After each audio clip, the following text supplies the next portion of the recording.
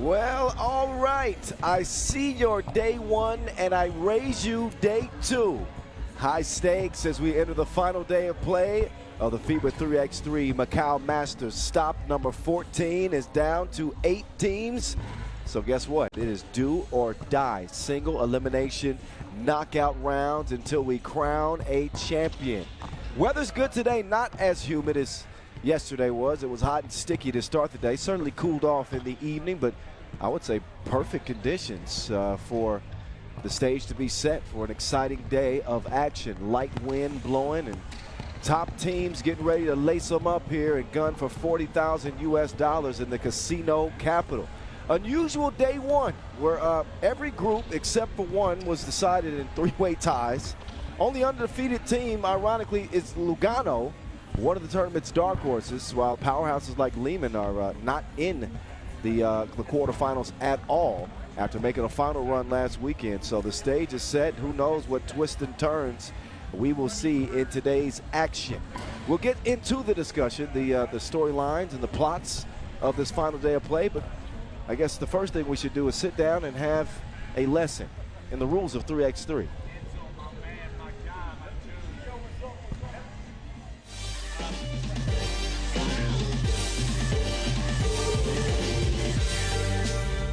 Yo, what's good? My name is Kyle Montgomery, aka the voice of 3x3, and if for some reason you still don't know the rules of 3x3, it is time to tap in. Class is officially in session. So on our half court, you've got 2 teams of 3 players with 1 additional substitute on the bench. Yo, what's up, sub? Can I check in?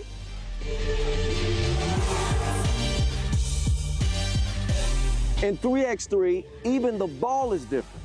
This is the official Wilson right here. Trust me, it's groovy, baby. This game is pedal to the metal. 10-minute game clocks, just 12-second shot clocks, and a first to 21 scoring format for the win. If a team doesn't score 21 points, all they have to do is outscore their opponent within 10 minutes. And you know we keep it street. In this game, we score by 1s and 2s. Anything inside the arc is worth 1. Anything outside of the arc is worth 2. Still got it. And this game is all gas, no brakes. Literally, after the opening check ball, play is continuous. Make or miss, offense turns to defense, just like that. This 10-minute sprint is just getting started. We'll see you at the top.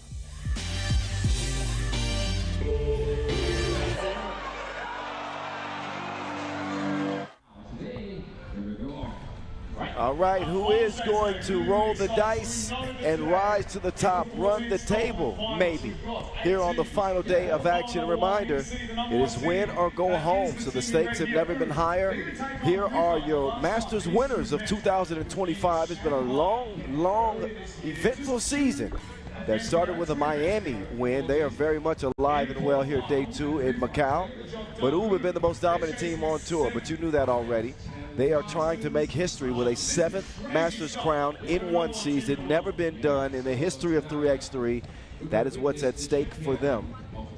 And our last winner, London, obviously not featured in this competition, but just a few Masters winners this year as the race to the final continues to heat up. Here are the teams that are in the mix. Some already locked in. You can pretty much count all the top 6 teams as World Tour final competitors.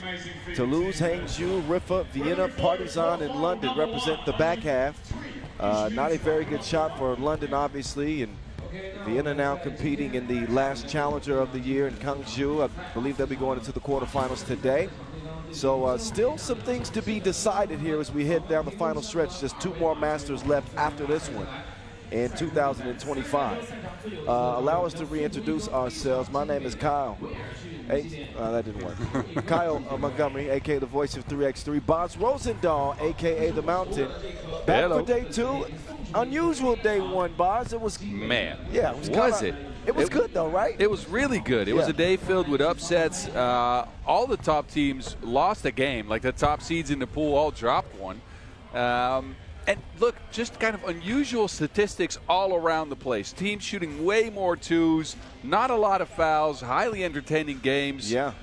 And also a lot of Jack-on-Hyde stuff. Oh, yeah. Which I enjoy. One game they look like world beaters, and the next game they completely fall off a cliff. It's odd. You just saw the quarterfinal brackets, by the way. Uleb and Riffa, Chong, Ming, Miami, Lugano, Bordeaux, Ulamatar, MMC Energy, and Kandava, Erlebe. Here are your top bucket getters. How about Stefan Stojacic, Mr. Robot rebooted here in 2025. 12-point game in a loss in game 2 for Uleb. And Dennis Donker is also going bonkers for his squad, Riffa. Those two are going to meet, in fact, for the first quarterfinal. It could be, man, a shootout between those two top guns, or maybe we'll see a more balanced effort from both teams. We know that the twos are going to go up because both have been shooting them pretty freely. Only a couple teams more than Uleb. As Boz mentioned earlier, 6 out of 10 possessions, they're putting twos up. That's what Stefan Stojacic brings to your team as you look at the numbers head-to-head. Yeah, man, and look, it's been interesting because Stefan Stojacic and Strahinja Stojacic have been knocking the twos down at a high clip. On the other end, Nerandzic and Barac have not knocked a single two-point shot down, and those guys are known to be at least competent shooters. They have been off the mark on the two-point arc. They have been off the mark on the free throw line as well because Uleb's free throw numbers not so good. Yeah. And in the case of Riffa, for me, I will talk about that, but how fatigued are they going to be after coming out of the qualifying draw? Right. From the QD into the quarterfinals here, you could certainly see some wear and tear on them as the day wore on yesterday, but credit to them. They battled as best as they could, ended up splitting their two pool play games. A 17-13 win over Lehman and an 18-19 loss over Ulamatar. But here is their opponents. The team that most teams don't want to see in the quarterfinals. But that is who Riffa's going to have to go through. If you want to be the best, you got to beat the best. Ooh, third place last weekend in Deching. They got the Stojacic bros. Strahinja and Stefan leading the way with the eliminator, Nenad Nerandzic and Nim Diesel. Nemanja Barac. Uleb with a 22-11 win over Marbella. Mr. Robot with 8 in that game, and a 1-point loss to Kandava Erlebe, who stole it. Come from behind victory. The Cooksey monster, the culprit in that one. So they don't come into this quarterfinal unscathed. And as I mentioned, neither does Riffa. But you know, as always, they just want to rock. Boz, they just want to rock. Body, yada, yada. That entry song just makes you want to start bouncing. Riffa, man, look, the fact that they had Dennis Donker still go off for 11 points in their last game yesterday, when they looked like they might be out of contention, they had to get to 18 points. Yes. Against Ulamatar MMC Energy. They were down like 19-12. They ended up fighting all the way to those 18 points and making it in here. But they played 4 games yesterday, and with the setup of the pools we have this year, so Pool D to start instead of Pool A to start like in the past. Yeah. It means if you come out of the qualifying draw, you are up right away. So you play 3 games in quick succession. Then you really don't get to leave the venue. You have to stick around and then play your last game. Yes. These guys must be super fatigued. They were in the venue yesterday for at least 10 hours. You know, I see it, and I think they are fatigued. But what's kind of confusing is the fact that normally when teams get fatigued, they start to settle for long-range shots a lot more. You don't have the legs.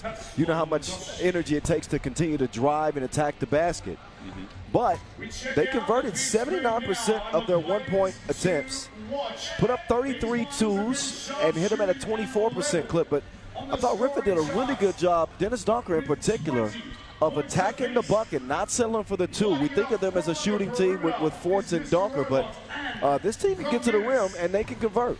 Yes, and that percentage is super high, and that is without Milos Antic scoring a single point. That's the usual suspect when it comes to hitting ones at a high clip for Riffa. He attempted 3 shots, missed all 3 of them. He did not score a single point. He's usually a walking 5-5. Well, these two guys are usually walking 5-5s. They've done a lot better than that. Dennis Docker has been a menace, living up to his nickname, 10 per. He's got a per-game player value of 13.1. Doc Strange has been operating too. He hasn't missed a single bucket from the field, 100%. 7 points a game, 3.5 rebounds per. Doc Strange is in a new well, not a new stratosphere. It's been old hat. He's been putting up numbers for years now. The consistency of Dr. Strange has been incredible. But picking it up a tick here as we race towards the final. It continues. Day 2. Here in Macau, the casino capital of the world. Let's see who has the luck on their side today. Ooh, we're gonna turn it over. It's been an issue for them this year. Over 5 a game, not very Oob-like. Gets Dr. Strange off his feet, and VVO will head to the line. So Van Oostervik contributing, or trying to contribute with scoring any way that he can. Riffa shooting just their 2nd free throw of the tournament. They've been living by the 2 this tournament. And you can tell, again, they're scoring their ones at a high clip. They've not been fouled a lot. Yeah, nothing makes sense. They've been driving to the bucket, but they haven't been getting much whistles.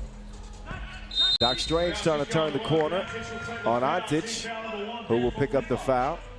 By the way, Riffa, 9th in the World Tour standings. Oob, as you know, number 1. It's been that way from the beginning. Well, after the World Tour opener, after the 3rd tournament of the season, it's been all Oob. And there's Mr. Robot rebooted. Stojacic, the tournament's leading scorer, tied with Docker. And this game has a chance to be tied up with a bump in the bucket by Antic. Good positioning on Antic here. Using his body, keeping Dr. Strange away. His first bucket of the whole tournament, and it's an and one. And the best thing about this guy, you never see any emotions from him. His face is stoic. Yes, his face of stone. A feathery, soft touch from the free throw line. Badac drops that big boulder shoulder, gets VVO out of the way, and puts Oob up 1. The menace, Dennis. Oh, man. He made a nice move on Mr. Robot. Doesn't come away with a bucket.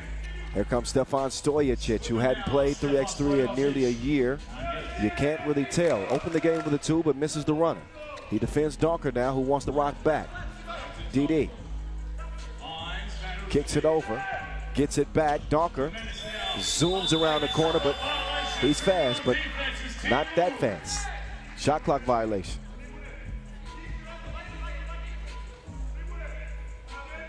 So Strahinja will get him going. Looking for some more from Naranjic and Badac today. Or do it yourself. Doesn't do it that time. The Eliminator cleaning up the mess on the inside. Look at this ball movement from Riffa. This is what you see from them when they're flowing, right? The first 3 or 4 actions are very quick. They swing the ball a couple times. This is what was missing for them in that last game yesterday, because their legs were just shot. They couldn't move the ball. They went into static pick and rolls. That's not their game. If they move like this, they're going to get an open shot. And you know, they're fun to watch when they play at that pace. Frenetic. I mean, that ball is just moving, popping all around, looking for gaps in the defense. Putting the Oob's defense to the test as VVO will come around. He's going to get it to Fortnite, and not that time. Antic, though, with a hustle play, can't save it for the boys in blue. 3 straight semifinal appearances for Riffa, picking up steam here at the tail end of the season and trying to give themselves a shot to play for the first final of the year with a win here over Oob in the quarters, if they can do it. Easier said than done. Oob lead this thing 4-2. Strahinja off target. Hadn't missed much. Almost 40% from beyond the 2-point arc. Oob as a team, 38% from 2. And again, shooting 60% of their possessions from beyond the 2-point arc. The menace doing his dance, trying to eliminate the eliminator. That's that great ain't gonna defense. work. That is great defense. Naranjic using his feet and his body to stay with Donkor and block the baseline so he couldn't go there again. That was, wow. For a big guy to move his feet like that. Impressive, I agree. 2-point lead for Ub. Stojicic's pass is broken up. Loose ball to the Menace. Dennis coming around. Forts now. Plenty of time on the shot clock. 8 to shoot. Donker is fouled. Yeah, this is again where they shine. It's a little off-ball screen to get Dennis just a sliver of space against a little bit of a slower defender. He can just use those legs of his just to get by him, get to the rack. He's got that hitch in his get up. That hezzy is a problem, and then he just lose you. You fall asleep on, oh, Dennis smoked it. But you can't fall asleep on him at all.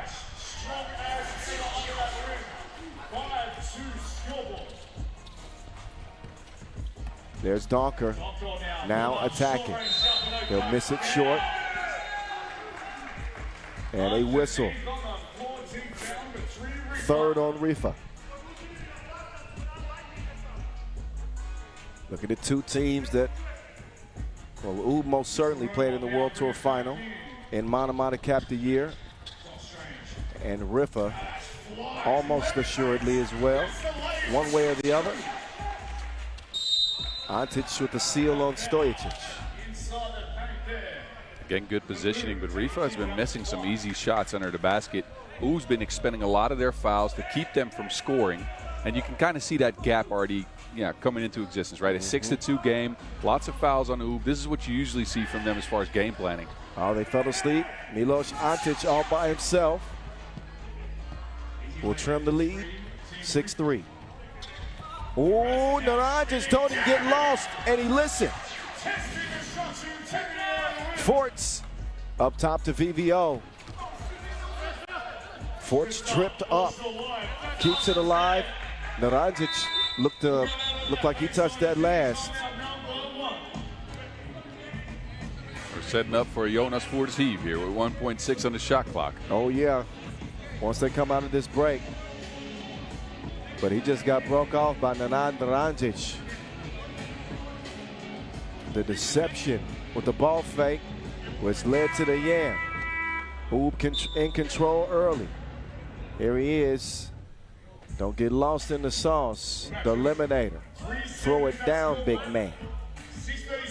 Here's how the scoring started for Ub. Two-piece combo for Mr. Robot. And it's 7-3 as we get back to it. Opening quarterfinal from Macau. Forts has to force it up. He felt like there was contact. I don't think a lot of calls are being made on last-second heaves like that, whether it be contact or not. Yeah, it's tough to blow the whistle with 1.6 left. A desperation shot. Badac, no good. That was one of the storylines of yesterday. Nemanja Badac 0 for 4 from 2, and wow. Oh my goodness. That was an incredible tip. Talking about the Midas touch. That was some gratuity for you. Dropped off meantime and flushed by Naranjic.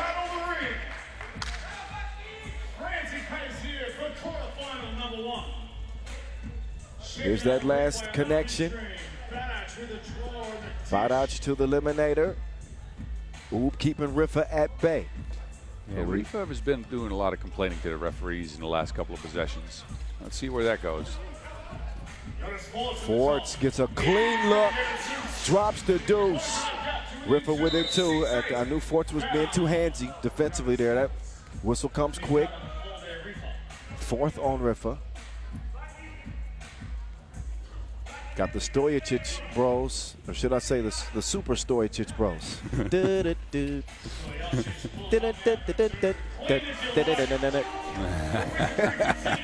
Dr. Strange with that last two-piece. Ooh! Forts with a nice move. VVO, two-piece, Payet. So Vic Fanuservic with 3. That wasn't cleared by Ub. They want a challenge. But when Riffa can get a two-piece from VVO like that, you know, most teams are willing to give him those shots. He could be the difference in them winning or losing if he can knock a couple of them down. That's a good sign for Riffa. The challenge is lost, and we're down to a one-possession game. Clearly a foot on the line when you see the replay, so not a good challenge, to be honest. And yeah, because they can't challenge for the rest of the game. Forts, you can't trick a wizard. Dr. Strange snuffs it out, and then Riffa pick up a ticky-tack fifth foul. I think the last two fouls that Riffa picked up could have been avoided. Agreed. But that's frustration fouls, right? They didn't get a couple of calls they wanted, and out of frustration, now they're being more handsy. Doc Strange, not that time. Fanuservic inside, Forts. Good contest there from Strange. Stojicic, Stefan, don't mind me. Places to go, buckets to get. Forts getting buckets too. Double shot from the left wing. It's 10-11. Naranjic getting dizzy with it, but misses the crib. Forts with the seal. Oh, but he could have evened the game up. Forts, frustration foul. Another one. 3 consecutive fouls like that on Riffa after a layup that should have been his. Forts with a stroke right here. Answered by the Stojicic layup. Riffa do have all the ingredients it takes to beat Oop, right? In the sense that you want a team to be able to shoot a lot of twos. You want to be able to have a team that has a high amount of movement in their system. Yep, speed them up. Yep. Mr. Robot! He's so hot his battery won't charge. Another 2 for Stefan Stojicic. Antic will miss the shorty. Finally gets it again. Riffa pull within 2. 13-11 with 4:25 and counting. First quarter final from Macau that was thrown away. But when you look at Stefan Stojicic, who hadn't played at a Masters since Neom of 2024, at 36 years old, continuing to shoot the nets off.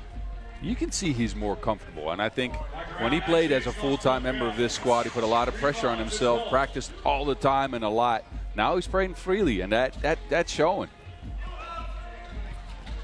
That one dropped off to Badac. What a beautiful pass by Stojicic. Docker reverses it. VVO will get it back to DD. The menace, flotation device. Stojicic open 2, won't go. Badac corrals the rebound. Tries to clear some space. He does enough to hit the hook. Man, I wouldn't want to catch an arm and an elbow from Badac like that. That looks like it hurts. And he's always seeking the contact on the rebound. He rarely just goes right back up. He's about that life. He sure is. But again, I think both teams have played well. The one thing I'm keeping an eye on, again, is both sides have had a lot of complaints to the referees. Now, you usually see Oog do that, right? They have a lot of discussions with the men in gray. Riffa, not so much. And that frustration, you can see that in a couple of fouls and a couple of easy misses under the basket. Yep. And as you know, in games against Oob, those typically cost you. Yes. Wide open layups and foul trouble. Oh, Donker won't get the layup to go. They got to find a remedy for Mr. Robot. He is powered up. It's bro to bro. The Stojicic just missed that time. Forts, oh, that's the look they want. Look at VVO. Beautiful display of passing, but not a beautiful shot. Donker rushed it and missed everything. Yeah, Donker might not quite have the legs after yesterday. He's not getting to the level he did in those 4 games. Yeah, but you can't expect him to just be electric every single game. This is where the supporting cast has really got to step it up. I think Forts is, he's shot it pretty well, knocked down a couple. Fanuservic chip it in, and Antic is on the board at least, but I think they need, they need a more from the others. Yeah, they do, and this is where the early foul trouble, the early ticky-tacks might cause him some trouble, although Barac has been off from the free throw stripe. He's 1 of 4 so far, 1 of 5, including this one. Yeah, Barac, even think back to last weekend, struggled at the stripe. Missed a couple of big ones in a game against London that they probably would have won had he connected on the free throw line. 16-13, Riffa ain't going nowhere. Donker stepping through, can't get it to go. Shot clock violation. Riffa in the penalty with 7 fouls, by the way. And Oob have 1 more to give. Oob with a 3-point lead, taken back over at the top, the eliminator, with Antic in his face. Doc Strange navigates. Doc Strange kicks it out. Barac gets a good look, and he finally buries one. Strahinja celebrated that 2-make like they won the game. Well, I can imagine why. They were. They're like, finally, brat. Finally. Oh, man, yeah, they needed that. Another look at the kick out. Barac, Dobroje. 5-point advantage. Ooh. Oh, nice fake. Ford's unselfish play. Beautiful action. Takes the layup. I like the no whistle there. Now the offensive foul is called on Ooh. It's been a while since we saw a foul call on Ooh. I think they were at 5 fouls with 7 minutes to go. With 2:20 now, they got their 6th. Well, they've done a good job staying out of foul trouble. 5.5 fouls a game is what Oob have averaged so far in the tournament. Donker, speed demon. They pull back within 3. Approaching 2 minutes to play. Naranjic with position, nothing that Donker could do.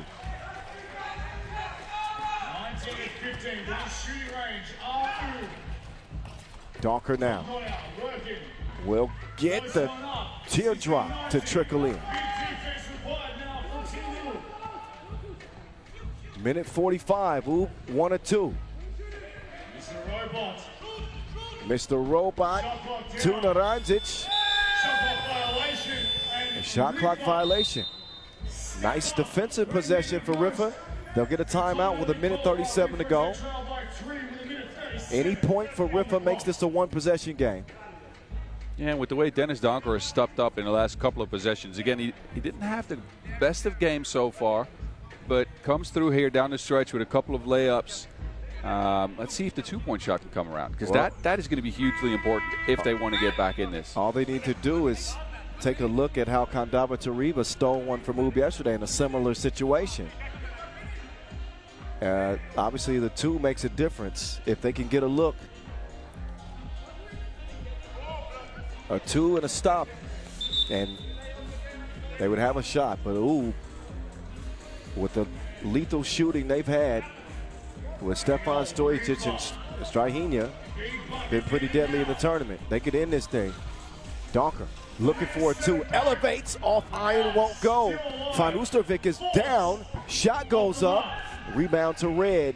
Oob and Doc Strange in particular looking to put this one away, but Donker, active hands in the paint, swung over. Van Oostervik to Fortnite. The Menace, Jonas in there. 19-17. Doc Strange says GG's. Pulls the plug on Riffa in the quarters. 21-17, Oob moving on to the semis. As again, they will try to win a 7th crown of the season.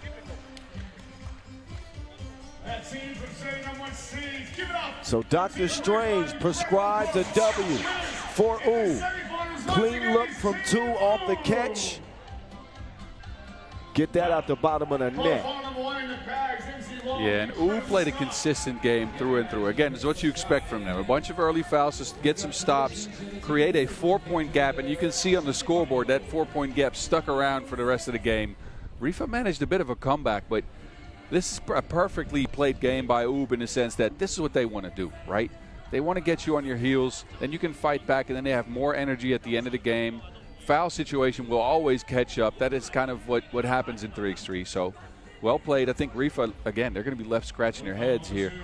There were some opportunities, but the frustration in the middle part of the game, a couple of foul calls they shouldn't have gotten, a couple of missed layups. Several missed layups. Yep. They got nobody to blame but themselves. And nobody to thank but themselves. Great effort for the best team in 3x3 to be moving on to the semifinals against a tough Riffa team. Great start for Stefan Stojic, who has been leading the way for Oud throughout the tournament. Finally got Bordeaux to knock down a two-piece, and a balanced performance for Oud, who advance. We find out who they play coming up next after the highlights. How about a little Chong, Ming in Miami? Quarterfinal number 2 from Macau coming at you.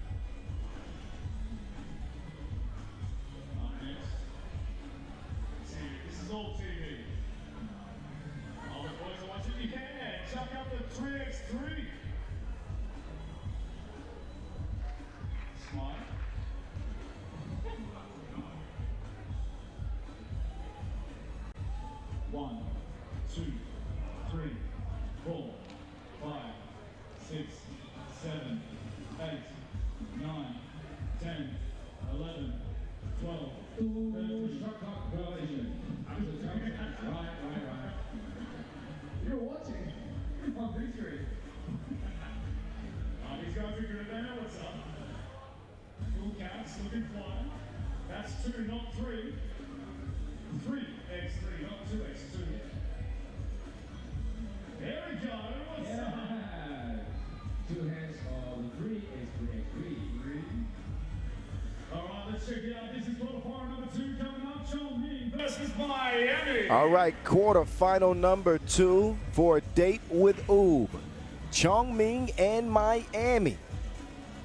So they get ready to take the court. We look at these two teams head-to-head by the numbers. Chong, Ming, the more efficient offensive team, but Miami's certainly the most efficient defensive team as they've given up the least amount of points in the tournament so far, to go with 18.5 points per game. Led by Mitch Han's 7.5 points per. And a roster update for Chong Ming, who will be playing without Diang Lang Zhang, their most dominant presence offensively and defensively. Apparently suffered a hamstring injury yesterday. And Chong Ming gonna have to play on with 3 against this Miami team. Yikes. I would say the odds are not in their favor. No, not at all. Look, Zhang's their best rebounder. They were not great rebounding without him. They barely got any. He's also their best scorer and their most consistent scorer in the paint. Yeah. Without him, they have no pick and roll target. And Miami is going to try to run them in this heat, in the conditions out here in Macau. That spells disaster. They are the professors of the pick and roll. Miami, who run some of that Princeton offense still, kind of in their DNA, especially when you think about Henry Caruso, who has been outstanding on the tournament. Mitch Han, 7 points, 3.5 rebounds a game. 67% from the floor. And the real dig, Dylan Travis, Team Miami, come into this Masters hot. Dongguan Challenger winners, Shanghai Masters winners the last time we saw them on the tour. Can they go 2 for 2? Or 2 in a row, I should say. Chong Ming coming out now. Undermanned for this one. But they do have Jinggrui Wu. Time to unlock his gifts. And with 3 players, this is where you just got to let it fly. I was going to say, look, we already saw him kind of have an uptick in offensive usage yesterday. Yep. I think they need to lean into that more. I think he's got the freshest legs, the most bounce, and maybe the most ability to pop outside of Las Manas. Yeah, Las Manas, the leading scorer for the team. Las Manas is actually playing really well this weekend. 7 points per, 54% from the floor, 2 of 6 from 2, and also collecting 4 rebounds a game. But we will see how they do, again, with no substitute against a Miami team that has been steamrolling people. Although Miami do come in with a 1-1 record, both teams, in fact. Miami with a 21-7 win over Diadema and a 16-18 loss to Lugano.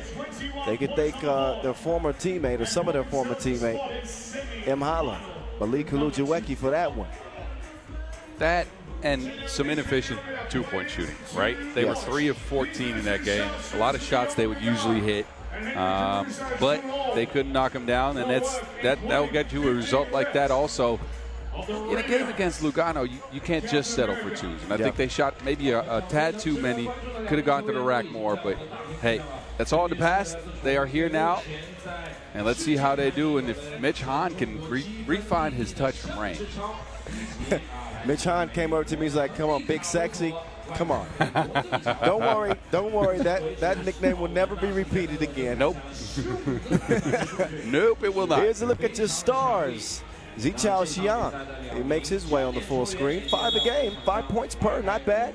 Caruso, you see the 4.5 points per game, but that's not really where he's most effective. How about 7.5 rebounds per game? Yes. Tournament's leading scorer. He's incredible. Leading rebounder. Yes, leading rebounder in the tournament.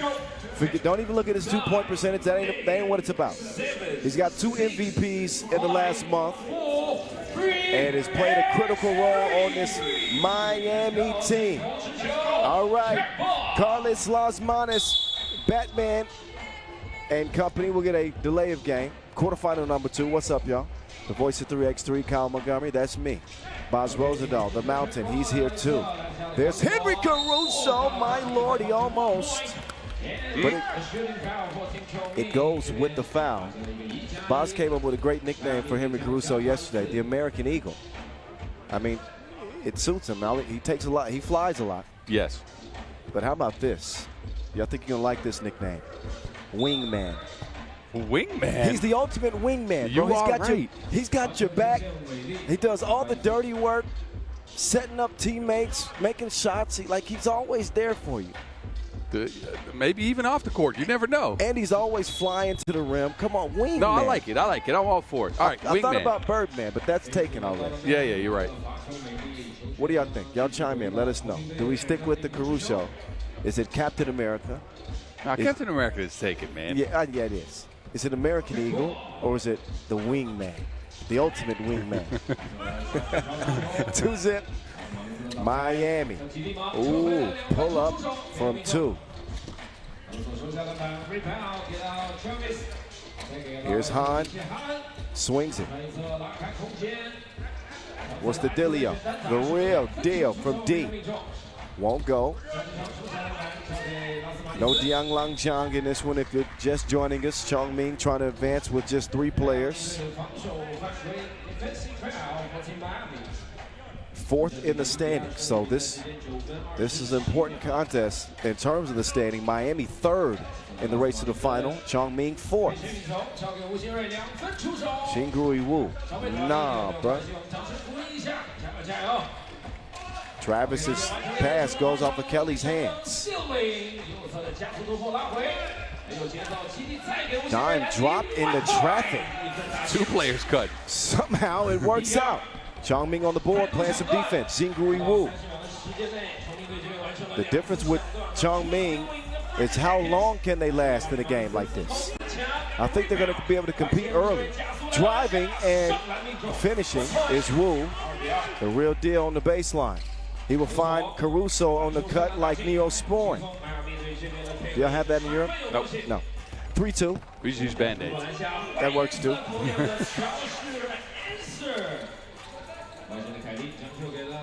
DT.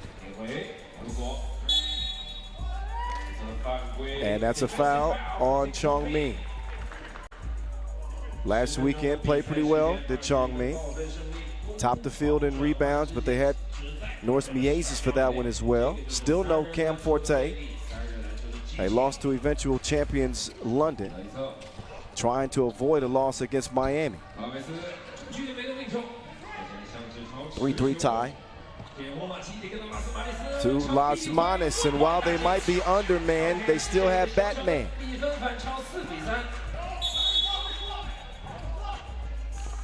That is an offensive foul. Miami, the stingiest defense in the tournament, giving up just 12.5 points per game. And also the most rebounds of any team. Yep, 20 per. Yeah, 20 a game. 14 offensive rebounds. Second chance opportunities, huge for Miami. But I think that's what you get if you set up a team with both Henry Caruso and Kelly. They are a great, sizable squad too, but they're gifted offensive rebounders. They're leapers as well. But I think if that is what you want to get, if you build your team in this way, right? Yeah.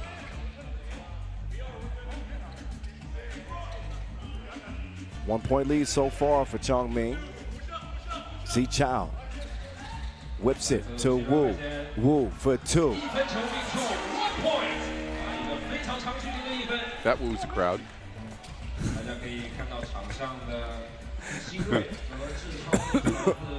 Dylan Travis with the 2-piece. All right, you got a leg up on me on the dad jokes today. I got one coming for you. I think you're going to like it. All right. Keep your ears peeled. Batman. Step back. No. Real deal. Over the wingman. Uh-oh, he's tripped up. Caruso to the deck he goes.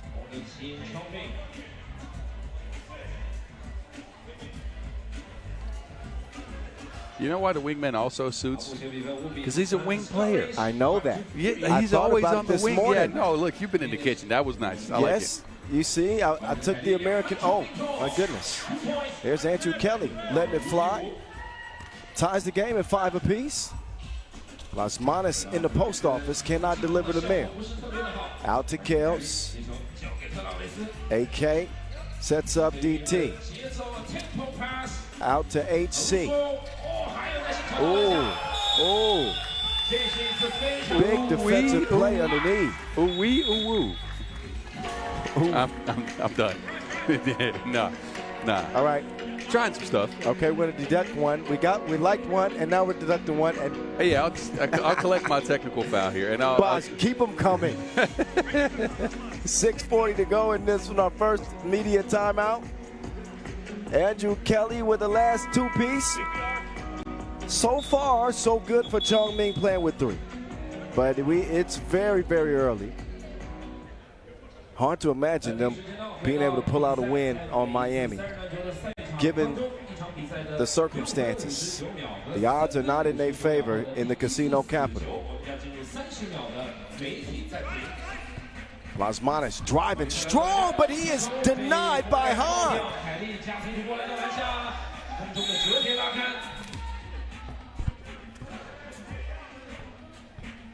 Las Manos felt like it was a goaltend. That was yeah. Yeah, it did. It touched the backboard. It did before touch it the got backboard. hit. Yeah, he had a legitimate case there. Yeah, on the replay you could see it, but they don't get the point. But Las Manos showing some maturity.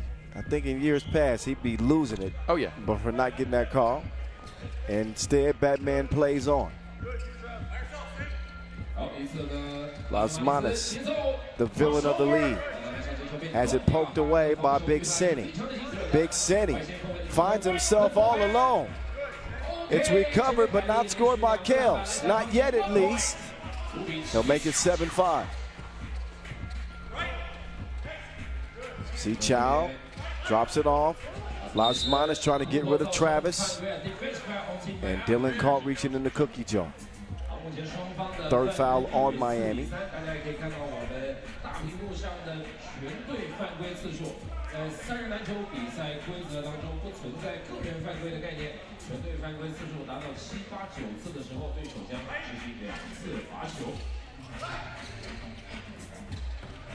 Shin Gui Wu, he will turn it over.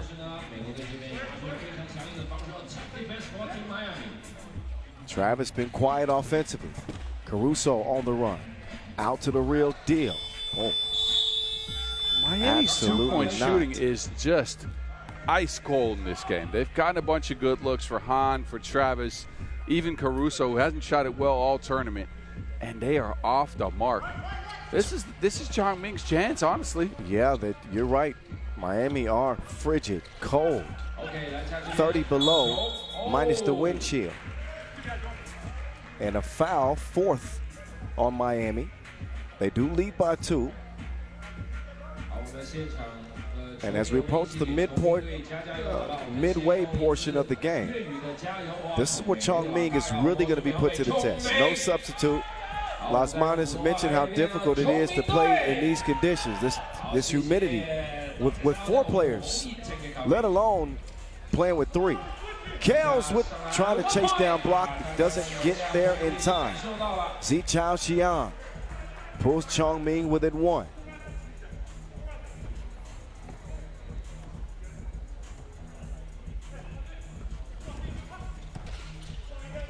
Han to Kels. Caruso lets it fly, but he too cannot find his stroke. And a quick foul on Miami brings him up to 5. So some frustration starting to show for the boys in blue. I would be frustrated too if my two-point shooting that is kind of your calling card, right? If it was that off, but still they can find a lot of room in the pick and roll. They can still run side to side and make Chong Ming tired, and I think that's where they're lacking right now. They're getting frustrated, but that is going at the cost of their movement. Well, I mean, middle of the pack two-point percentage in this tournament, 27%. So they weren't knocking it down crazily yesterday outside of Han. Miami pick up now a 6th foul. No James Parrott for this tournament. And Wu just takes Big City to the crib. Han with a chance to answer back. Han elevates. Oh, Las Manas took a shot in the face. And he is hurt. Las Manas is hurt. Yep, that is an elbow straight to the mouth. Yeah, you can see clearly on the replay. And Las Manas might be missing. Well, I don't want to take a guess. Okay, no, all of his teeth are there. How many teeth do adults have? 32? I don't know. Okay, I think all 32 are in there. But Las Manas, once he recovers, he gets up and he says, oh, okay, let's go. I don't know what that means. Me neither. If I was Big City, I'd be on the lookout. There are ways to, there were ways to interpret that. Let's just say that.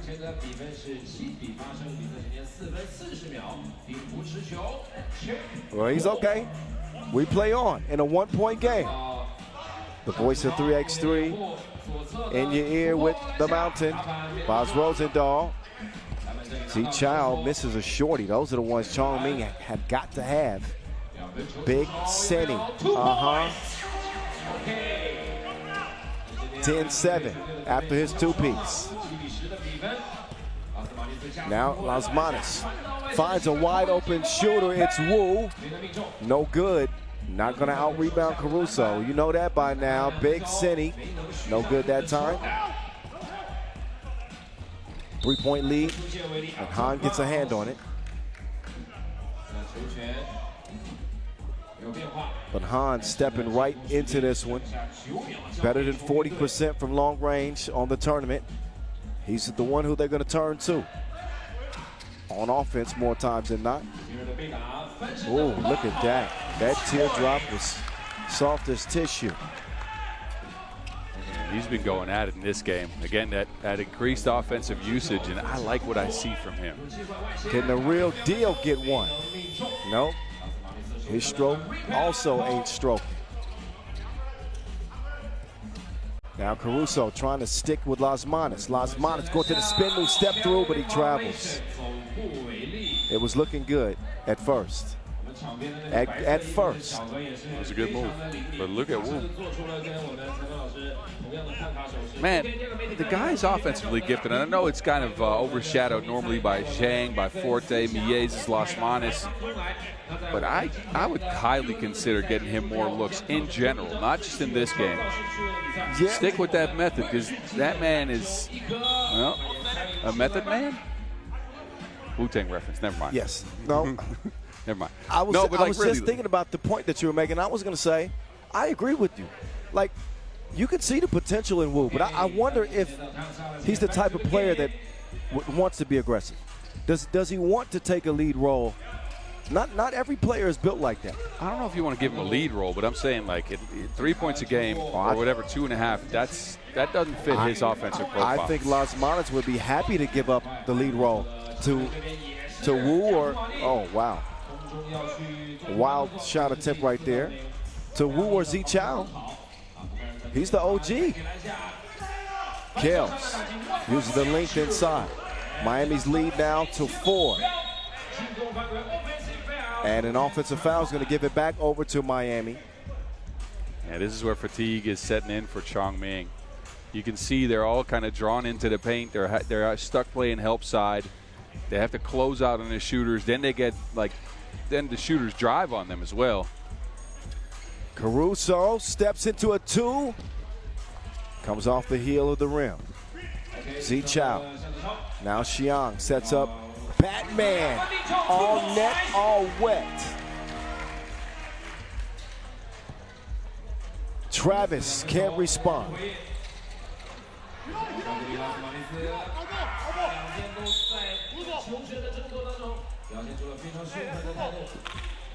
See what the officials decide here. I'm trying to read their lips. Miami's up top. I thought it is blue ball indeed. And a new shot clock for the Real Deal and Company, who lead it by 2 now after Batman's last deuce. 2.5 to go.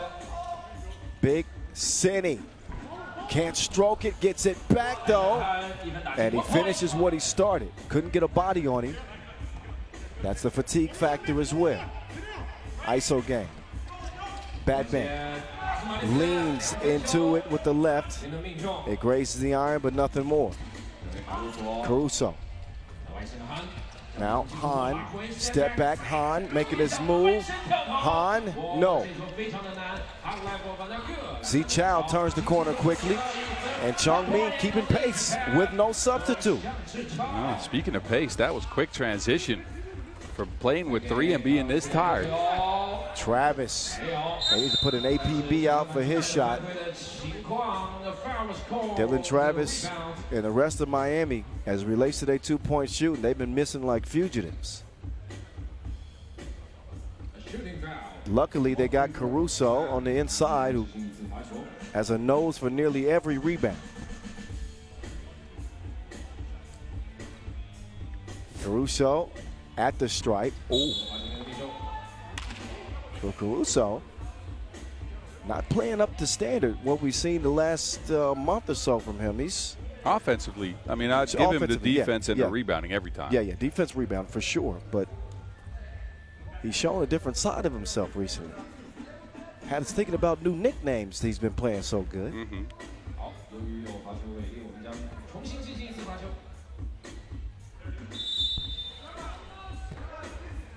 I think we got a lane violation. Oh, yeah, they do on Chong Ming. Well, look, that might be smart because this gives them at least 30 seconds of oxygen. At this point, you got to get a breather anytime you can get it. Yeah, but I wouldn't trade 30 seconds of oxygen for Caruso potentially adding another point, which is what he does. Makes it a 2-possession game instead of a 1-possession game. They say no twos, and that's what Batman, he attempts. Quick ball movement, back to the Real Deal. Hiding behind the Kelly screen. Kelly on his face! On his face! Oh. 15-12. Andrew Kelly just woke this place up.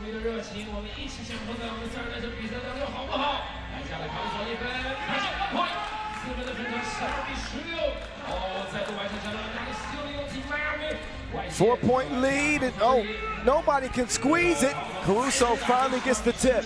Kicked out in the corner. 2 will go for Zichao Xiang. Chong Ming not out of this thing yet. The Real Deal delivers. A special delivery from Dylan Travis. And they want a timeout. Zichao need a timeout. He might need some counseling after this abuse. Left-handed spike on his forehead. Man, man, you were right. That we needed that. Oh, this game was, look, it was entertaining, but it was slow. Yeah. There was a lot of movement, but not a lot of made shots. But that woke the place up. Yes, sir. The left hand poke. Kales had a nice one yesterday, too, on the ooh. Oh, yeah. Yeah. He can do that. 45 seconds to go. Las Manes on the go. 2-possession lead. Miami could win this thing with a 2. Travis, no. Kales, skying, not coming away with the rebound. Chong Ming is going to look to get a 2. And they will get a good look, and it'll go. Chow Blau. 1917, Mitch Hahn. That is going to haunt Chong Ming, leaving him open. Big city. He will win it for Miami. And they prove who the real bad boys are. What you gonna do? What you gonna do when they come for you, bad boys? That's out of Miami. They're moving on to the semifinals. They get Oob. That might be the marquee matchup of the day. Yes, that it Oob Miami will. semifinal. We're gonna see it, obviously. I just want to give some credit to Chong Ming, though, for playing with 3. They were very competitive in this one. And it might have been because Miami couldn't find a 2-point stroke, but still, to stick around in a game like this while playing with 3 in these conditions, that deserves some credit, man. Yes, yeah. Hats off to Chong Ming playing with 3. But the credit really belongs to Miami. Deserving of a win. Fight through the conditions, the humidity, and a tough Chong Ming will put him to the test. Zichao Xiang with some big makes late. But Mitch Hahn is going to deliver the final shot to lift Miami to the semifinals. Next quarterfinal coming up, Lugano and Bordeaux. The Swiss against the French. This should be fun. Stick around. More quarterfinal action on the way.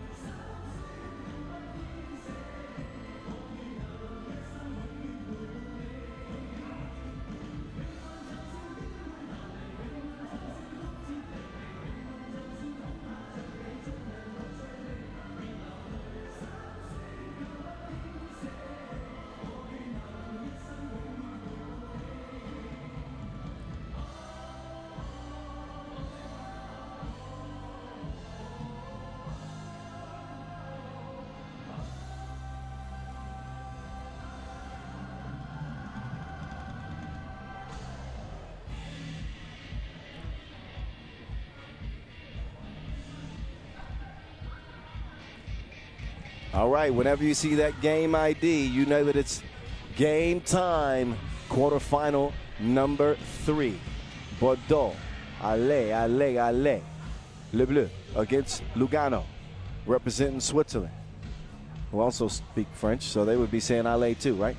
Okay. Well, the Swiss speak multiple languages. Okay, but primarily French? They got Italian, they got, I believe, some German in there as well. Okay, a melting pot. Yes. Anyway, they're represented well in this matchup. You saw the head-to-head numbers. Now here are the faces that you will get to see in competition.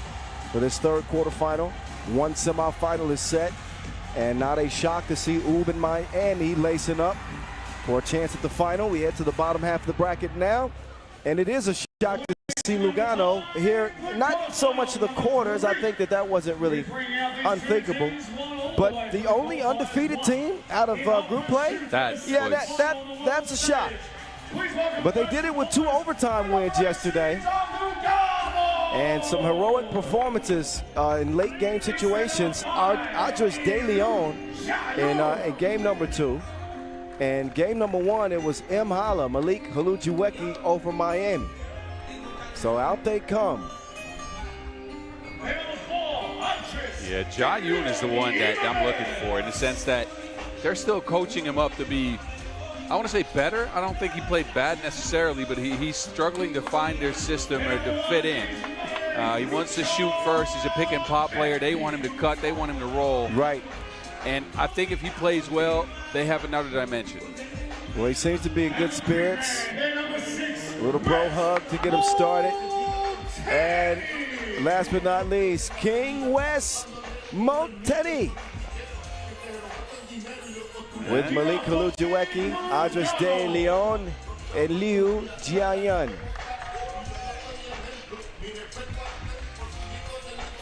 I think Lugano found ways to win yesterday, right? I think they are a team that, I don't think they're going to win a lot of games in a large fashion or pretty or anything, but they protect the paint. They try to force you to shoot contested 2s. They contest those very well. So they're going to be in low-scoring affairs. They struggle to score because their one-point percentage is not great. They shoot a high percentage of 2s, not low or high volume of 2s, low percentage. But with West underneath the basket, they are for sure to be protecting that one-point line. That man's the Swiss guard. You said, you said a high volume of 2s. 66, nearly 7 out of 10 possessions. They're putting a 2 up. Yep. And they don't even have Mike FFA out here. It's crazy to think that they're putting them up at that volume, but it has worked for Lugano. They've knocked down 31% of those 2 attempts and looking to keep the good times rolling against a Bordeaux team that they haven't won pretty. And I mean, they beat, they came out of the qualifying draw, first of all. Elsewhere they was undefeated. Lost to Chong Ming, but beat up on Basketball Telecom to come out of a 3-way tie in Pool D yesterday. And I don't know, I think it's fair to say that neither one of these teams play a particularly sexy brand of 3x3, right? No, you're right. You remember when we talked about this quarterfinal yesterday when we saw the brackets? I said that game has a chance to be either really good or really bad. Really bad, and I'll tell you why it can be really bad. Both teams don't take care of the ball. 5.5 turnovers per game per team, and that's not good. Outside the fact that the percentagers are a little bit messy. They have some streaky shooting. Yes. Not the most consistent 2-point shooters on the squad. Physical dudes that are kind of out of profile in De Leon and Steiner, who plays sometimes a ball handling role and sometimes he's a screener. Well, even you look at Monceau. Monceau plays a big man role for their team, but he's not a traditional big in any way. He sure isn't. It's a very unorthodox roster. Yes. I'll say this, though, for Bordeaux. I've been highly impressed with Paco de Mazo. He's been going to the rack. He knocked down a 2 yesterday as well, but I think it's his length and the fact that they trust him to get kind of that ball handling big role where you can hand off or try to take it yourself. He's been thrusting at that situation. Joining the team late, right? He's been with the team for like a month and a half or something. Yeah. And he's kind of shining that role. I don't mind him, especially in his first World Tour. I like his game. He's a wing player, lengthy, loves to get to the rim, young guy. with some skill, but two teams that are very businesslike in their approach. Not so electric offensively, but have found the ways to get wins, one way or the other. Ready to start? Wait, good. Okay, here we go. Almost. Gotcha. Ready. Bordeaux averaging 19 a game. Lugano 18 and a half. 9, 8, 7. Lugano giving up 16 and a half. And as Boss mentioned, turnovers have been an issue. Who's going to take care of the Wilson? The most precious possession as we enter this third quarter final. What's good people? The voice of 3x3 in your ear. Boss Rosendahl as well. He's the mountain. Hello. Quick whistle inside.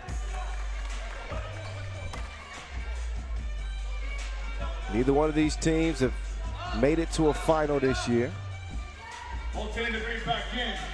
Lugano did come close, third in Lausanne. Steiner is down, and the ball is out.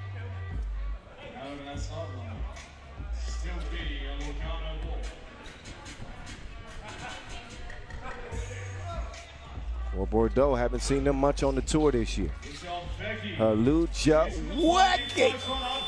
nearly hit it.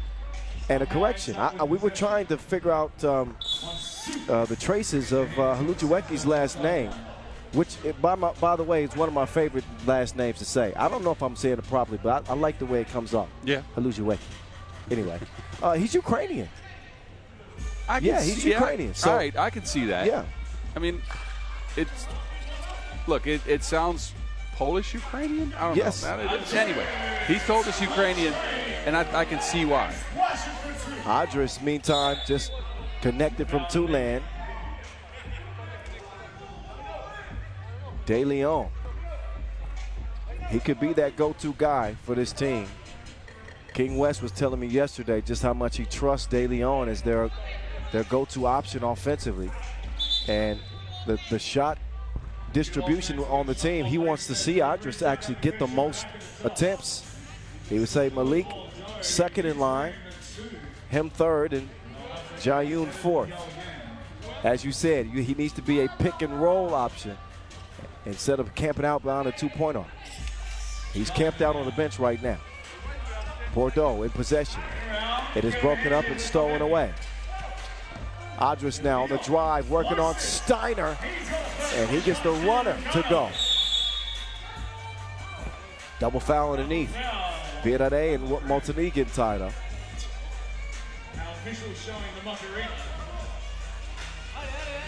That's gifted, man. To be able to stop like that mid-drive and throw up a floater with touch, all right. Adris De Leon, man. I hadn't seen that from him, though. No, he's got sneaky good game. See how he played at the Manila Challenger. Steiner with the slow Euro step.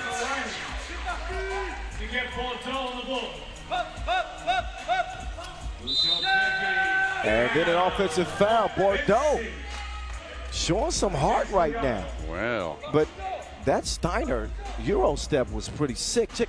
Watch him go in slow motion and put it off the glass. Steiner, to me, is one of the weirdest builds in 3x3 basketball in a good way. But man, he's way undersized, should be like a high-volume shooting guard. Instead, he drives to the rack, sometimes screens, and is like most physical guy on the team. A little scrappy, man. He is. He is just scrappy as they come. Ulamatar. He's going to draw the foul. Assist. There you go. Hala leading the team in scoring with 7 a game coming into this day. Recently celebrated his 29th birthday. Connected on 5 attempts yesterday. Also 2.5 rebounds a game. So Hala provided a nice spark for Lugano in the absence of Mike Efebera. Bad miss there from Ulamatar.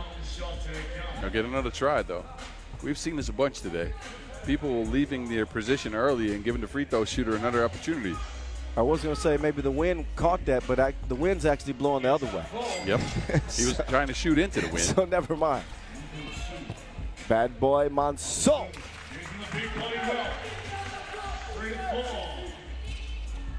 Andres De Leon, not that time. Oh, Demazou gets it back. 4-piece. Montigny wants to rock.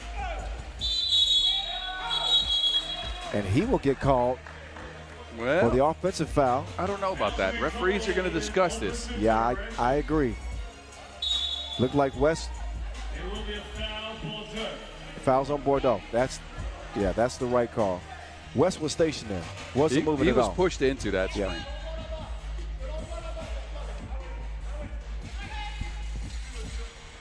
King West setting the off screen. They continue to give a heavy helping of Andres De Leon. He has been a movie so far. Andres Elba. Yes, I was waiting for that. M. Holla, not that time. Oh, look at Montigny keeping it alive. West at 38 years young. Never shy to sacrifice his body for a play, understanding that possessions are so precious in 3x3. Every game matters at this point in the season as well, with Lugano having an outside shot at qualifying to the World Tour Final. It's a big tournament for them. They need wins, so they can't get into the top 10, I believe, but they need wins on the board, right? I think they have this one in Abu Dhabi. The more wins they can rack up, the higher their chance that is. I think they're at 19 wins now. That performance slot, I think, is going to be decided at 21 to 22 wins. Andres with the up fake. Cannot sell the foul.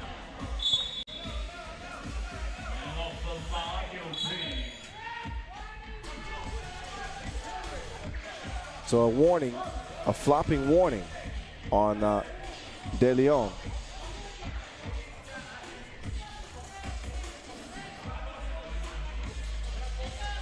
So no technical, but a warning.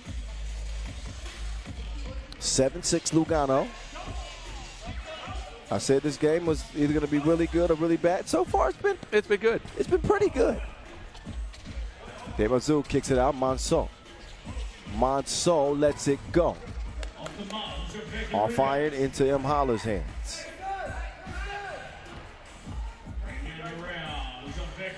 M. Holler says, holla at me. Pulled up on it.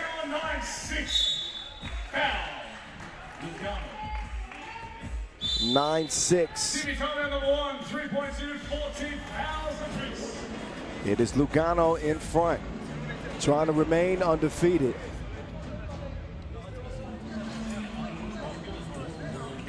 So I tried to scout both these teams yesterday after the games. Went back, watched some games, right? To go check them out to see the stats. Both these teams, and specifically Bordeaux, are so hard to gauge because they do play together, but there's not a lot of system there outside of handoffs and ball screens. There's a lot of one-on-ones, right? It's Villarreal going, Demazou going, Monso going. They only had 2 key assists in 2 games. That's not much. Then I looked at Lugano. They also had 2 key assists. They also play one-on-one. So, look, for me as an analyst, not much to analyze there. Yeah, that is well below the league average in terms of key assists. There's a key assist. A key bucket for Bordeaux, who pulled within 1 possession. Andres trying to get loose. Trying to get rid of Villarreal. Montigny late in the shot clock. The King can't hit it.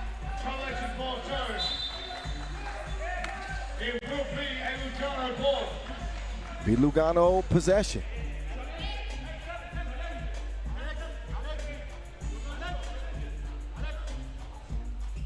Substitution being made as Villarreal comes out. Steiner in.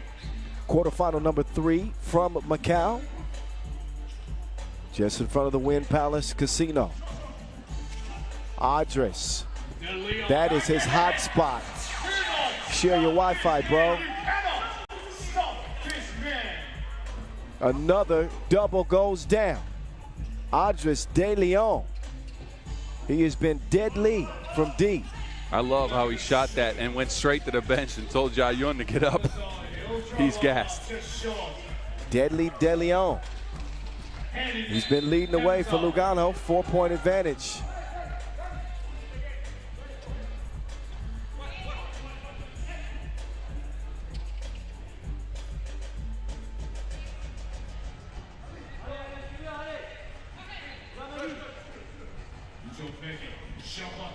Nice find and a beautiful move. Oh, Jai-Yoon. Jai-Yoon. 11-7. But that's, you know, that's where he can contribute. Wide open. He's getting some encouragement from Montigny. It's a great move, too. Good footwork. Got everybody away from him and then just blew the crib. I just said what everybody else was thinking. Yep.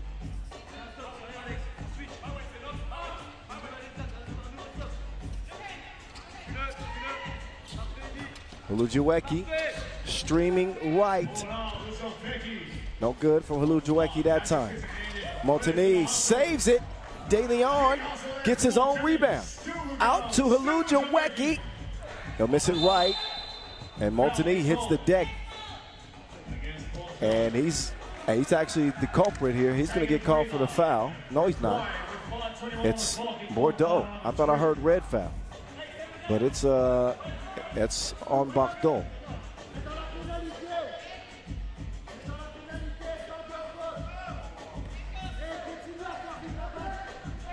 Already a cut. Monceau tangling with the king. Battling for position. I like that little fight in the post. Look what Monceau is doing. You rarely see a player get that low, but he's got to win that battle for the center of gravity, right? I don't think Monceau is afraid of anybody. He's always ready to attack, physical. He's always very active, man. I like his game a lot. 4-point contest. Fiarare. Montigny snuffed the pass out, got the steal. Hulujuweki down to one toe. He got it back now. Imhala steps inside the 2-point arc. Risky pass to Montigny. Jai-Yoon! That time, he converts. That pass from Montigny. How'd he squeeze that through? Well, we will see on the replay because I want to find out myself. Oh, King West passing the dish to the cutting Jai-Yoon through traffic. Oh, Monceau, all balance. Steiner can't get to it in time.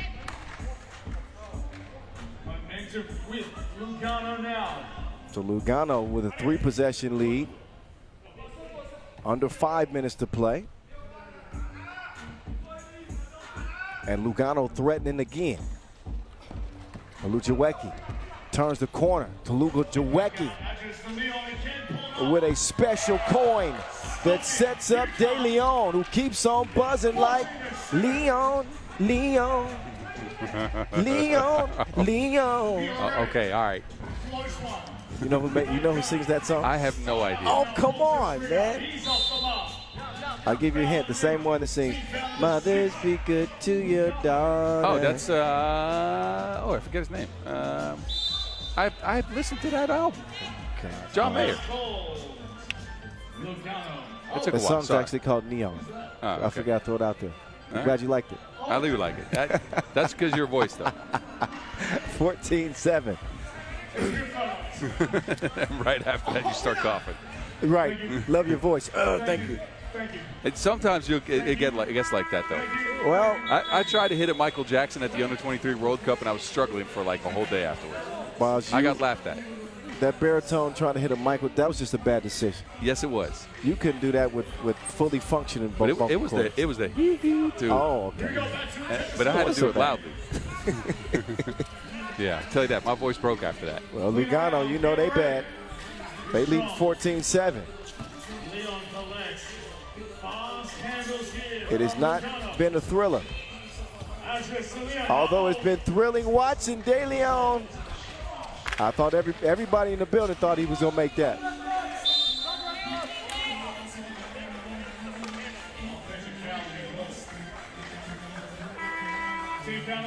but a sizable lead for Lugano. Bordeaux need to show some life. Maybe they'll come out of this TV timeout with a little bit more spark. I think they fought from behind pretty much in 3 out of 4 games they've played so far, and I include this one, that's 4 out of 5. But they've not been able to get anything going towards the rack. Paco's been quiet. Monceau's been a little bit quiet, let's be frank here. Villare's been invisible in this game. You don't expect scoring from Steiner anyways. Yeah. And so not a lot of hope or optimism for Bordeaux unless they turn things around in a complete way. They have to make a 180 offensively. Yeah, well, luckily for them, Adres, who thanks to David, let me know he's got 9 points of Lugano's 14. Appreciate that, D. Meantime, it's a foul on the, well, it didn't matter if it was on the shot or not. It's the 8th on Lugano in the penalty. Maybe the best place for Bordeaux to stop the bleeding is at the free throw line, where Villarreal will now go up to.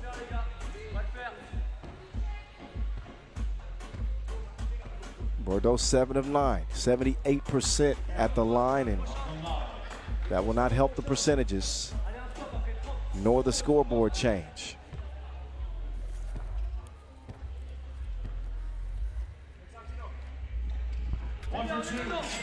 Splits a pair, still a 6-point advantage. Lujuecki forcing a 2. Oh my goodness. M. Holla 2 for $1.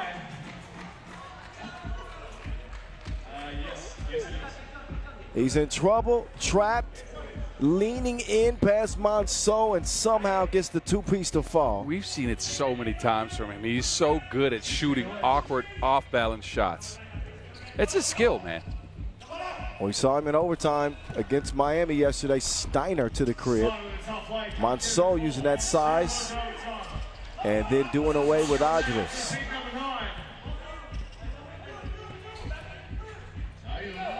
Oh, Adres is down. 2 goes up. Jiayun can't get, look at Montigny. Keeps it alive. King West.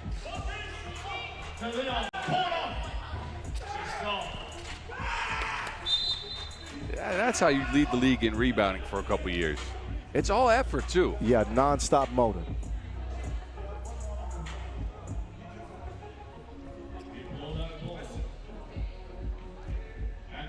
Seven-point lead. I don't know what the discussion is.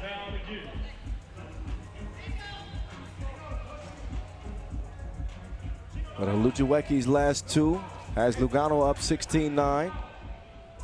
Matter of fact, M. Holla's all of his points in the game have come from beyond the 2-point arc. Couple of them. Villarreal drops it off. Demazou lost the handle on it.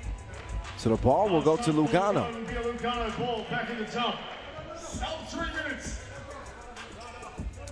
Think about Bordeaux, like, the pep in their step is kind of gone, but you almost forget they played 4 games yesterday. That is a lot. And again, 4 games, especially the first 2, they fought from behind to get into the main draw. Yeah. So not only does it take a toll on your body physically, mentally as well. Well, they look sharp. Even more impressive. What a pass from Monceau. 2.5 to go. Lujuecki now. Up fake. Midi is money. Lujuecki is hooping. It's his first 1-point score of the game. Monceau's running hook as a response. But Bordeaux not in the position to trade buckets with Lugano this late. They got to get a stop. And so far they have not been able to stop Adres de Leon.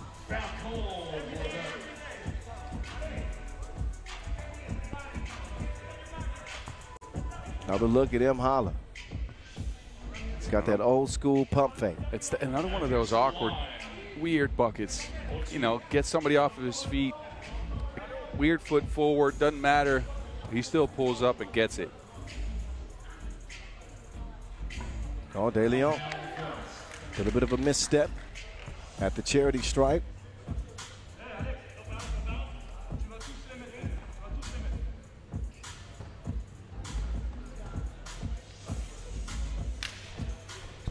Oh, 0 for 2. De Leon, who's been killing the entire game. He's going to get another chance, though, a lane violation. His free throw shooting's been the only blemish on his resume. I like the change in aggression from him from day 1 to day 2, right? Yesterday he was looking for his teammates, looking for his drive. Now he's just looking to shoot every time he gets it. De Leon, one more again. That one finds the bottom of the net. Erlebe with a bomb, nearly down, but it is out and in the hands of King West. Montagny will not get a shot attempt because Olujuweki will get called for the offensive foul. So while Lugano lead it by 7, they do have 9 fouls. Double penalty is what they're on the brink of with a defensive foul. See if Bordeaux can somehow exploit it. Bad foul situation for Lugano, but they need just 3 points to win it. We'll see. Erlebe. Crossover. Kick out. Steiner. No. Erlebe will make it count. De Leon. They're trying to coach Jiayan during the game. Everybody's yelling at the man. How can he concentrate? Number 1 with De Leon doing stuff like that. Too strong. Last touch.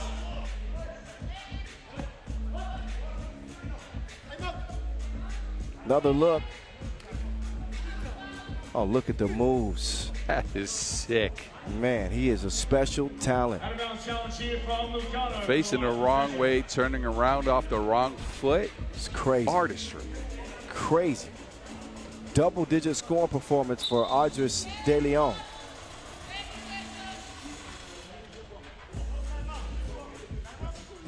Challenge lost and will be our ball, third ball.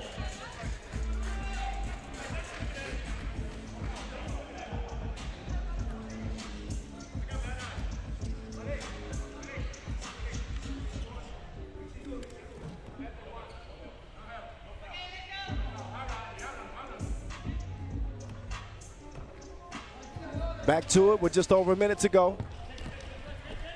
Oh, what a recovery block from West. He gets called for the foul. Must have been some contact. But Montagny telling Demazou no, but Ooh, that looks clean from this angle. That looks clean. well, I wouldn't argue with you there. Yeah. Yeah, I wouldn't argue with you there on the replay. Got to give it to the young fella, though. That should be on West's highlight reel. Yeah, but you got to give it to the young fella trying to punch on the king.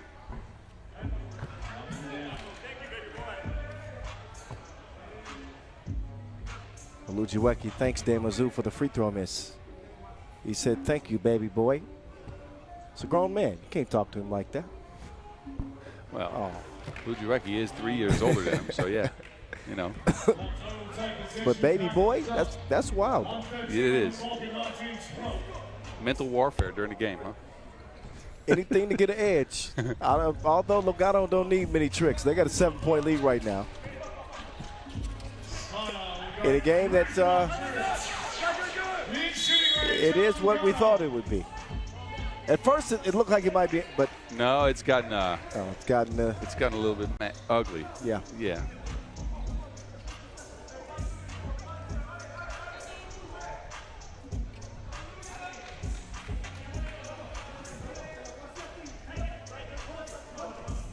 .103. 12-second shot clock.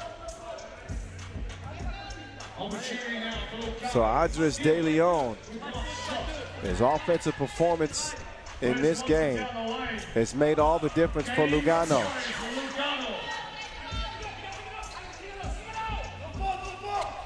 Erlebe, 2-piece goes. That makes it 20-15.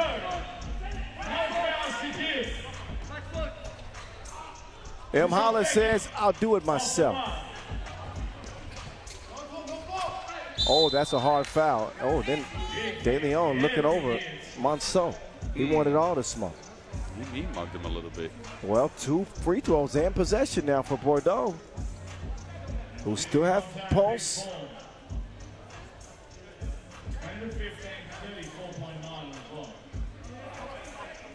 And a little bit of bickering going on Lugano's team. Oh, Monceau is. Yeah, he got hit in the knee pretty badly there, right in that muscle above your knee. That's going to sting.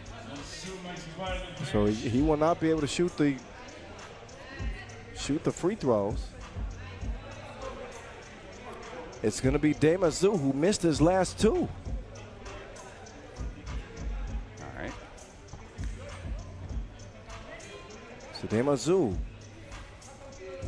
he says he's ready. For Bordeaux' sake, they hope so, because he can make a difference here late. Oh.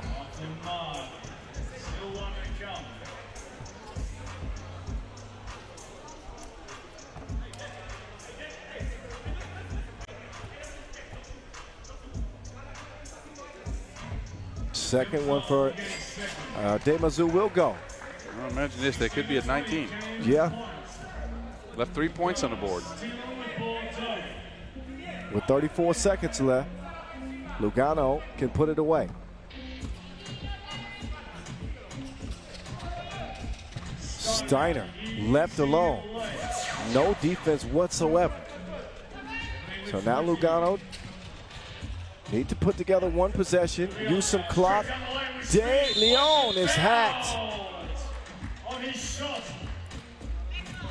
And now since the Leon Jimenez will head to the line, shooting for the game. Yeah, got touched on the forearm there on the release of that floater. So the man that got him started has got a chance to end it. Andres De Leon, explosive quarterfinal performance for him. If he can just connect on a free throw and get rid of pesky Bordeaux. He's got 2 opportunities if he needs them, but he only needs 1. Lugano continue their undefeated campaign. The dark horse is full stride into the semifinals. Who would have thought it?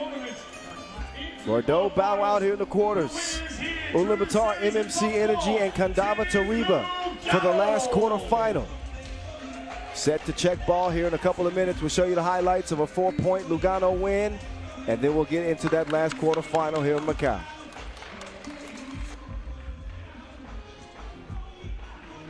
Let's go.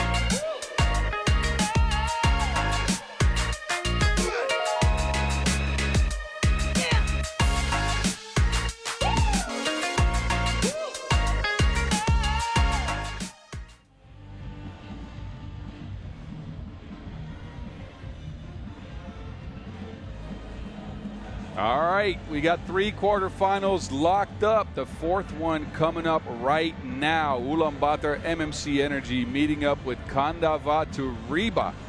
It's your 7th seed meeting up with your 9th seed. Both teams have been pretty good offensively, I'd have to say, although Kandava struggled a bit from range, and that is their calling card. What do you think, Kyle? I was going to say, Kandava's two-point shooting has definitely left something to be desired. 24%, third worst out of the field yesterday. Shocking with the Cooksey monster, but his two-point struggles yesterday were well documented. I think he's going to come in locked and loaded in this one, but you know what I think of this game? I think this is going to be a dogfight. It's going to be the most physical quarterfinal of all four of them. So who's going to win a fight between the Mongolians and the Latvians? I think I'd give if it's a low-scoring game, if Ulamatar can dictate the pace, I think Ulamatar win this game. If the Cooksey monster gets loose and hits 2 or 3 twos, it's Kandava to me. Well, look, there's some twists to that. Actually, Ulamatar's only shot 62% from one, first of all. That's lower than their usual percentages. And they hit their twos at such a high rate, especially that second game. They went 5 for 13. Talk has stepped up. Look, this could go any which way because this is not an Ulamatar team that we're used to. Again, they usually go by ones. They slow you down. Yesterday, they tried to speed up Riffa. Yes. And shot a ton of twos.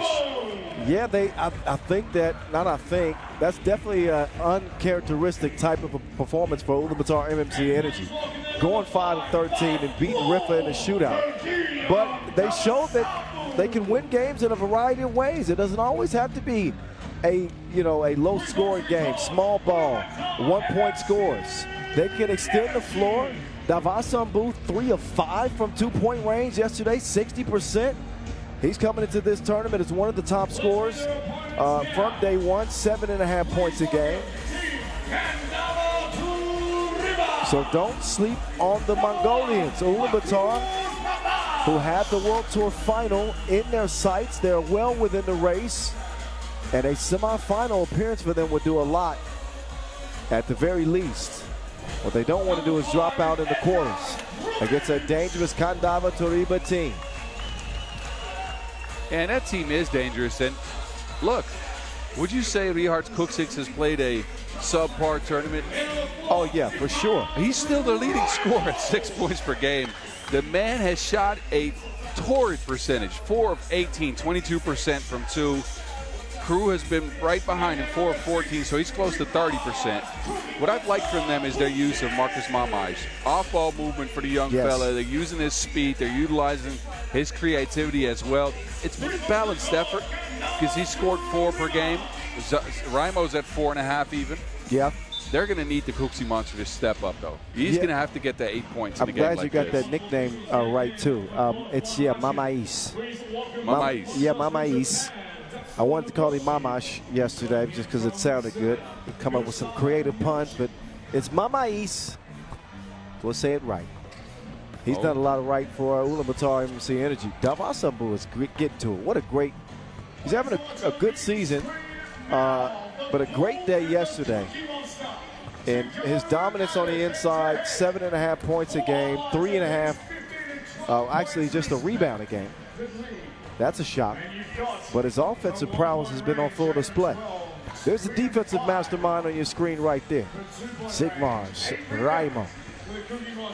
That's one of the most physical and the most gifted defenders in the league in my book. He's got the leg speed to stick with anybody. He'll go through your chest on a couple of occasions. I've got a new nickname for him as well.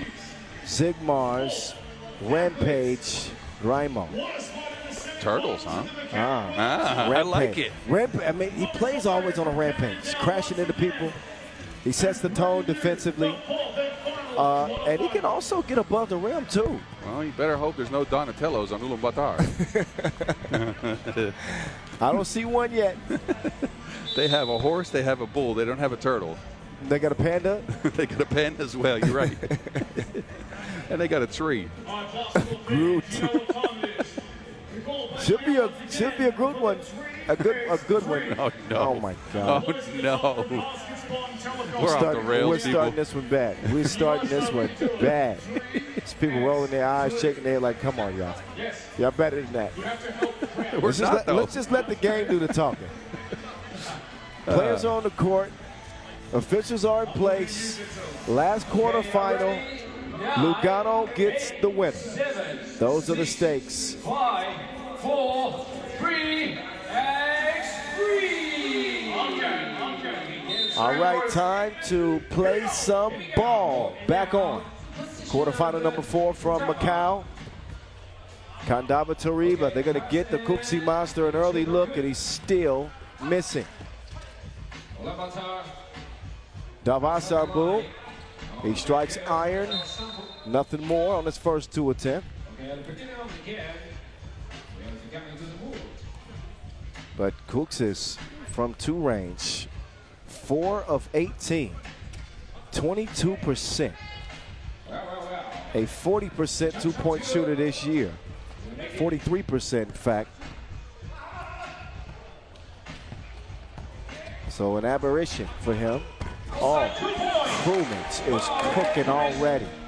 Edgar's Krumins. Ulamatar will answer back. But the Ultimate Warrior, not only with that quick release from the corner, contact after the shot, falls out of bounds, and bounces right back up like nothing happened. Rampage on the run. Mama East to the crib.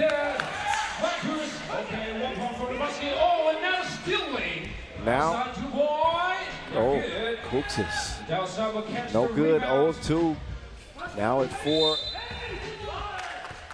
Let's see, 4 of 20 on the tournament.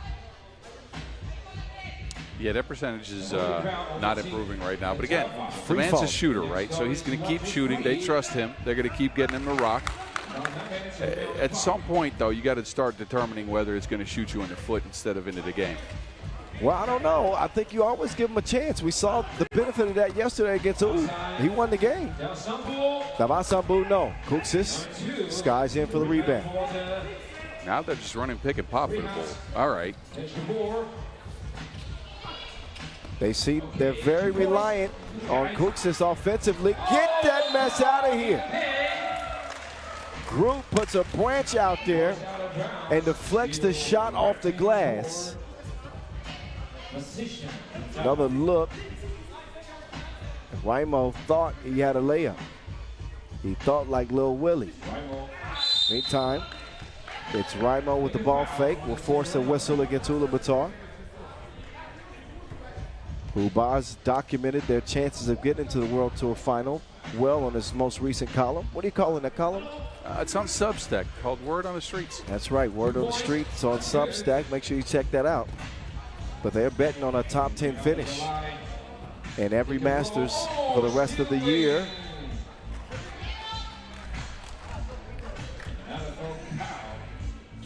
What do you think of Aryan Bowl so far? What I saw yesterday is that he's trying to attack the rack, and I think that's a good start to a game, but he can get aloof in games a little bit sometimes. Lose the rock, lose his handle. I like the high pick and roll with Inquatar and Ulamatar, though. I saw that a bunch. I always enjoy that. I think it was a balanced effort for him. Yeah, 4.5 points a game. Mama East, meantime, with the moves. Absolutely not. Raimo airmails that one into the hands of Panda. Odgojagal to the Archer. The Archer setting up the bull. Oh, he had positioning on Mama. It took him a while to get it to him, but that's the man you want to feed in a mismatch. Now, but going back on the Archer, right? I think I don't want to say he's miscast as a star player. I think the star players has left him for a little bit, and they need to get him in rhythm as a functional part of the team before he can build into what we all think he can be, right? Which is a gunner, like a high-level offensive hub. So you think he got his flowers too soon? Maybe. He's hit some big shots, so I don't want to take it away from him, but he hasn't shown that star quality in quite some time outside of a single game here and there. We've seen a decline, not a steep decline, but it's certainly been trending downwards since, say, 2023. Yes. He won Most Spectacular Player, I believe, that season. He's playing great, around 7 a game that year. That's when the Archer, the nickname, was born. A few years back, and I think he started to settle into the idea that he was just a shooter. And the percentages decline. Well, yes, and then the pre-Olympic stuff happened. Like, there's a lot of things we can attribute to the fact that he's not playing up to what we think he can do. But I like the fact that he's settling into a role. Oh, my goodness. Groot. Wow, that got me off track. Wasn't expecting that. But look at the timing from Ikbatar on no Batar.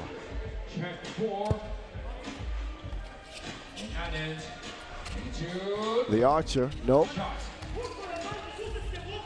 3-2 game, low score through almost 3 minutes. Mamais, cross-court pass to behind Kuksis. Off iron yet again. Rampage trying to split the defense. That's not going to work out for him. And look, Mais, one hand.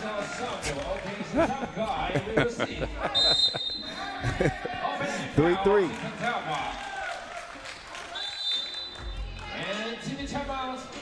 Time for our first media timeout. A low-scoring affair, which, like we said, coming to the game, that plays more in Ulamatar's favor. You are right, but with a guy like Rihards Kuksix on the team, at the other end, you don't want it to be a too close a game. If it's within a point, watch for that man's heroics. We'll see. Eggers Krumans, the most veteran of the Kandava team, trying to rally the troops, get them focused into this game. He understands that Ulamatar can win this and that they're playing an Ulamatar style of game. The Archer takes a bump from Mamais. It's on the floor. Mamais will come out. Kuksis is back in.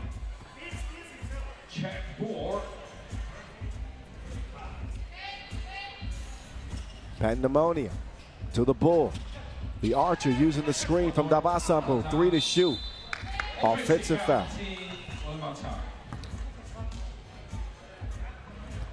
So disjointed offenses for different reasons. Ulamatar turning it over. Both teams with 5 fouls. Kandava Tariba looking for the 2 a little bit too much. And it has not been kind to anybody outside of Krumans. Kuksis will fire another one. And another one goes amiss. Kicked out to Ogonjagal. Stalk cannot get it to go. And out of bounds, it will fall. So 0 of 5 is Kuksis in this one. And Ulamatar cannot repeat their performance from range also, right? They shot it well yesterday. Chalk actually at the forefront of that, hitting 3 of 4. Maybe Kuksis should consider not shooting it for a while. Well, this is what I said. Like, at some point, it's going to start shooting you in the foot, and it's going to start taking energy from your team when they keep giving you the rock and you can't get one to go. Well, they could be losing confidence in the man, because he's certainly not shooting with confidence, and you can even see that waning. But, you know, you've had those days. I think every ball player has had those days where you just cannot make a shot. But you got to find a different way to be effective, right? Whether it be through passing, driving. Like, look, if I didn't have it in the post back in the days, I'd try to get my teammates involved.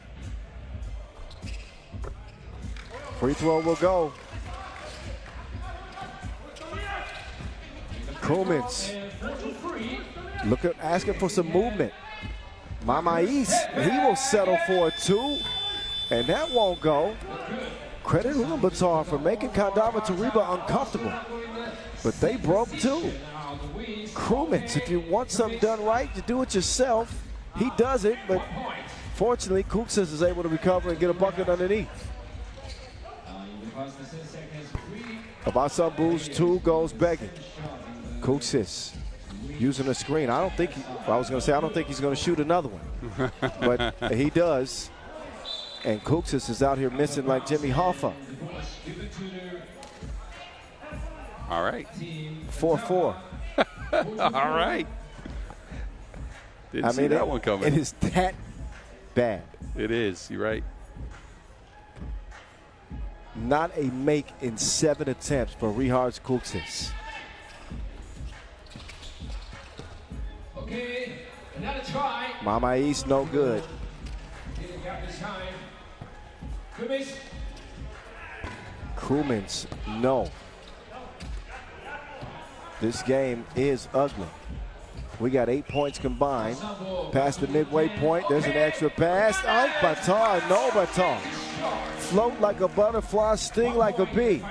Rampage on the run on the baseline. Gonjagal is claiming that he didn't think that it was cleared.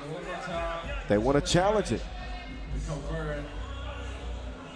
Ball clearing challenge. Oh yeah, it's clear. It looked like it was clear from that angle.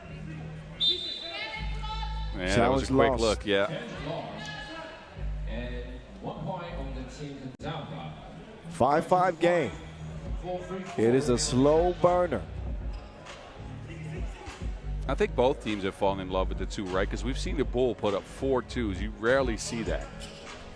Well, that's a one-sided relationship. They love shooting the two, but the two don't love them back. The Archer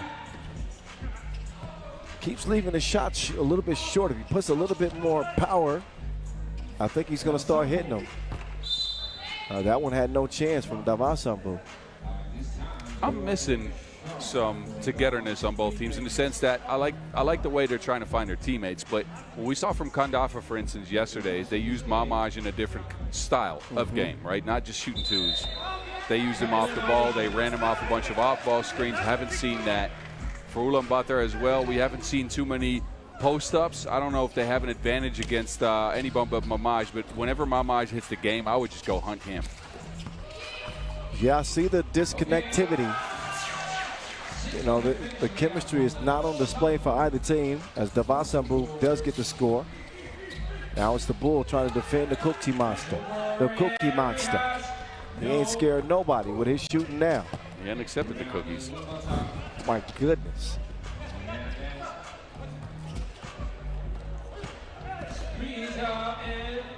Ariabo won't get that to go. 6-5 it'll stay. 3.5 left. Oh, you know it's bad when they leave Kuxis like that. They're that just was leaving him now. Just daring them to shoot it. Oh, Ariabo finally finds the mark, the Archer. And Raimo will find the floaty. The Archer now trying to get loose. Ariabo stepping back. Cannot get it to the Bull cleanly. Ariabo holding his elbow. Davasambu laid at the horn, can't get it to go. Raimo to the corner. Mamais in and out. Rampage collects it and scores. 1 point lead, Ulamatar. Davasambu has it poked away. Mamais keeps it alive. Rampage now on the run. Kuxis. Oh my goodness, that was ill. The Cooksy Monster behind the back espionage move on Pandemonium. Yes, nice move from Ulamatar. That was some move. We got it. In and out. Oh. This is one of the worst shooting performances that we've seen in a while. Yes. But one of the best moves we've seen all day from Kuxis. So Kuxis is going to send Panda sightseeing. Ain't nothing over there for you. Man, to me, look, if teams don't change their approach here in this timeout, it's just going to have to come down to whoever hits one shot, right? If they can't figure out a way to gain an advantage, and again, I think for Ulamatar it's pretty clear. As soon as Marcus Mamaj hits the court, post him up. That's where you can find offense. For Kandava, I don't know. Maybe run him off a screen instead of just shooting. They got some things to figure out. A close game, though. Ulamatar with only a 1 point lead, make that a 2 point lead. Ulamatar has bought that life on the inside. Mamais, runner, off the glass. 10-9. 10-9. The Archer, unselfish play. Oh yeah, Raimo, certainly a foul there. That's a smart move, because with Mamaj on the court, Kandava is playing a drop coverage on ball screens. Enkbatar holds the screen, then rushes to the cup. Good contest from Raimo, but a little bit too much arm. That's the way to outplay, instead of pick and pop, by the way. That's the way to outplay a drop coverage. Enkbatar, good on the line.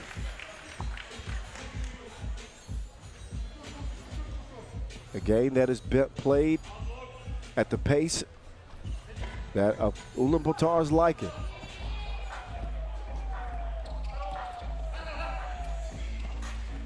Now Kuksis deciding to drive. He must have been listening to Boz's coaching. Find ways to be effective without shooting twos. It has abandoned you. Enkbatar, a no-Batar runner. He's quietly having a hell of a game. Yes, he is. Clemens, no good. They're going to get it to Davasambu with 8 to work with. Make that 6. Enkbatar, no Batar. Batman. Wow. Oh. I was going to say the only piece that's working for Kandava is Raimo, but, well, not on that possession. Yeah, he is. Just mishandles it. And a 4-point lead for Ulamatar feels a lot bigger than what it actually is on the scoreboard because of the way this game is played. A slow cooker, a low-scoring affair where buckets are few and far between. But Ulamatar trying to keep the pedal to the metal. And I believe their last 4 points come at the hands of Enkbatar and Obatar, who stepped this game up. And he got him in various ways, right? Out of a pick and roll, pick and pop, and a drive to the basket. Ooh. Ironbolt is going to draw the foul. He was getting in his bag on that drive. Nearly converts the layup, but you see him seeping through the cracks, takes the bump by Raimo and heads to the line to shoot 2 with Kandava Tariba in the penalty. Ironbolt. Ooh, wow, shooters roll. Archers roll.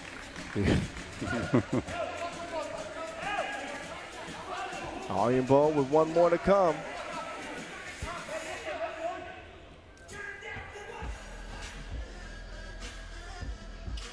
And a 6-point lead. Hard to imagine that Kandava Tariba could get back in this game with Kuksis shooting the way that he is in this game. Raimo with attack and throw it down with 2. Ulamatar will try to use some clock. They won't turn this one into any points because it's thrown away.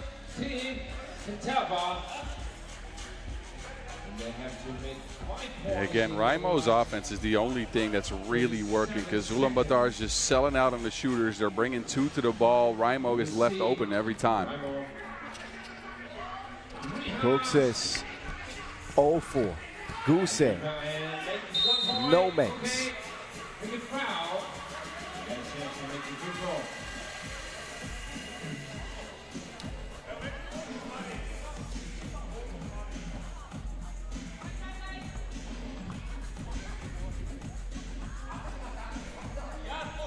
Take Mars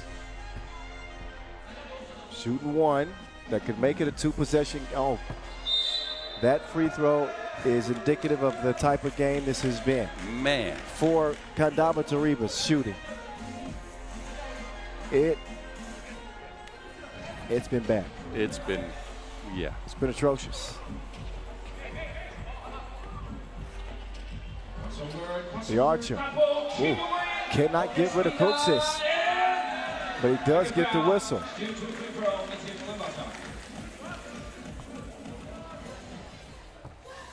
Frustrating game for Kandava Tariba. Ulamatar with more at stake too. So this is going to be a big win for the Mongolians.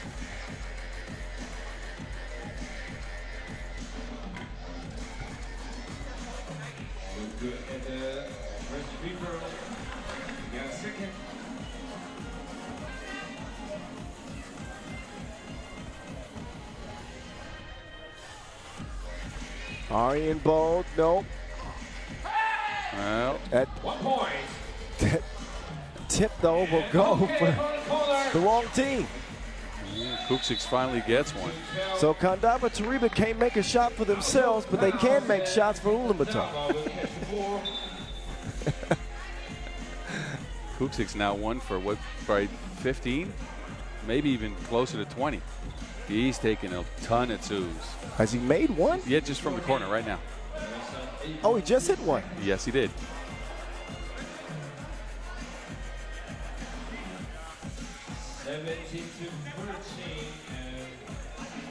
Talk about too little, too late. That I don't think is going to give him enough time, especially with the foul situation as it is and the clock standing like this. 8 seconds left. Winner gets Lugano. That's going to be Ulamatar, which is probably going to be another very physical game. You were going to say not pretty, but look. Well, we'll find out. But the rest of this game is a formality. It's going to be a Ulamatar win.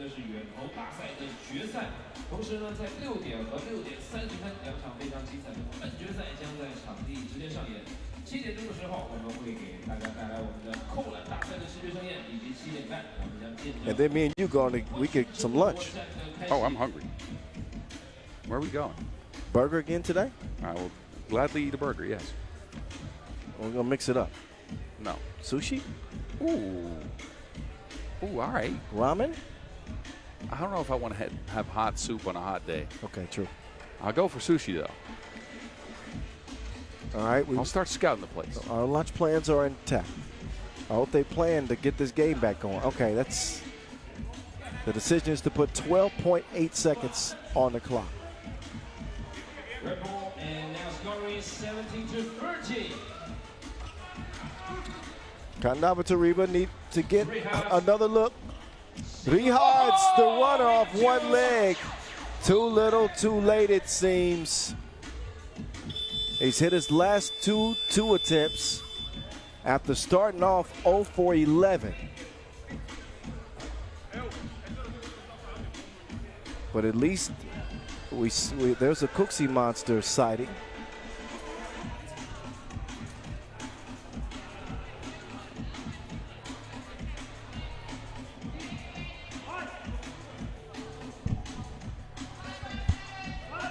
But Kandava Tariba,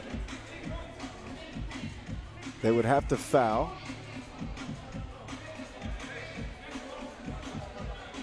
And it would be their 10th when they do. They are down by 2 points. They would hope for a steal, which they won't get. Quick foul. They were trying to go for the steal. I don't get the foul. They were trying to bring Chu to the ball and force it on with his back to the basket.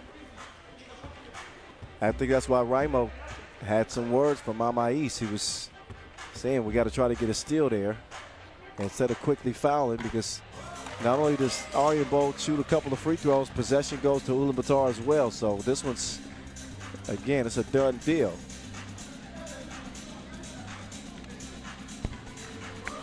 Arjen Bold making sure of it. Connects at the line.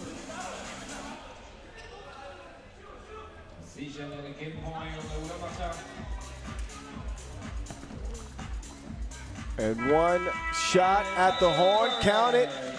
2015 Ulamatar over Kandava Tariba.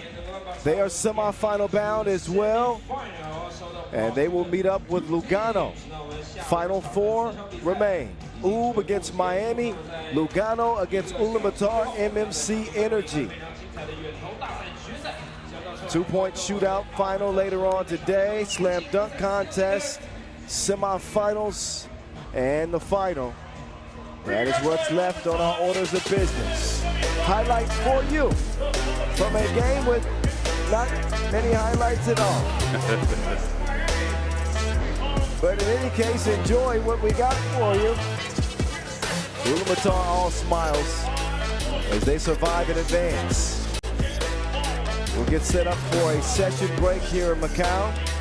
that will have us off the court until about 6 o'clock local time. 90 minutes away from getting restarted with the semifinal, with the shootout finals into the semifinals. So 5:40, why don't you join us then? 5:40, a little over an hour from now for our two-point shootout final, and we'll keep it going here in Macau.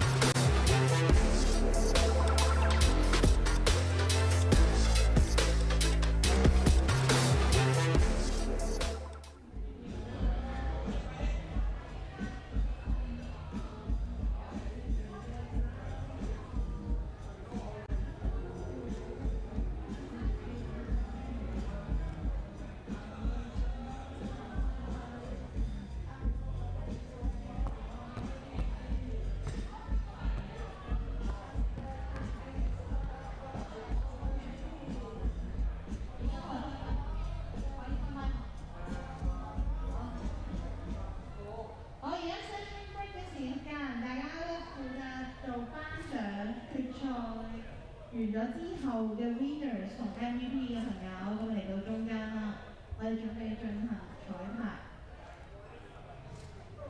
我講個流程啦，都係會。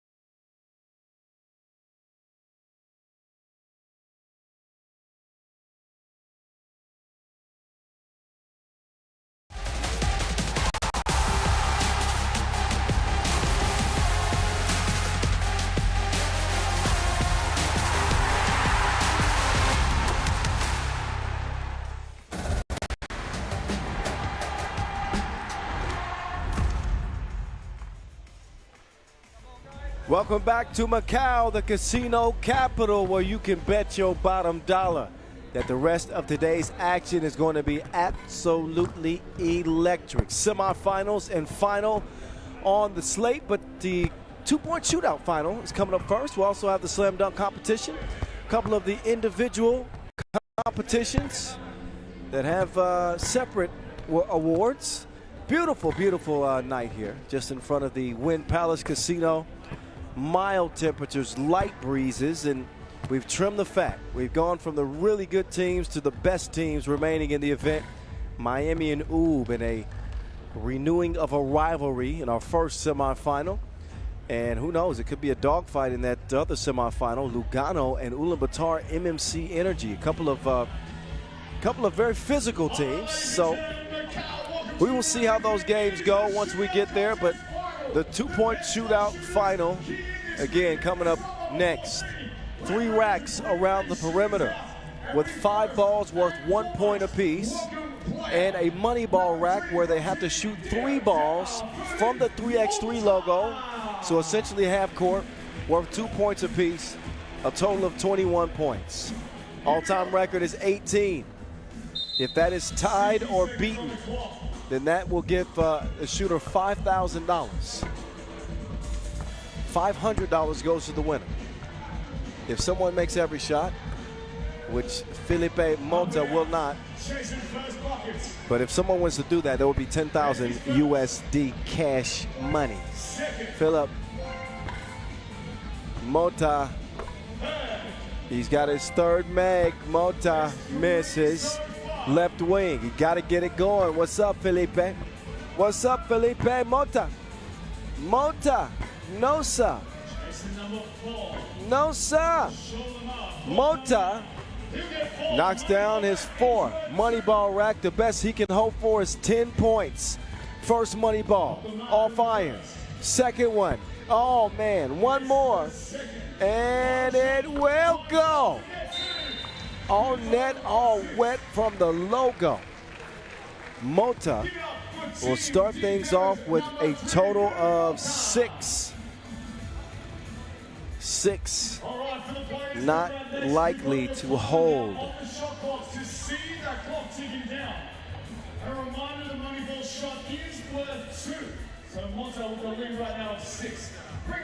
Three more shooters to come. The next is Alex Villarreal.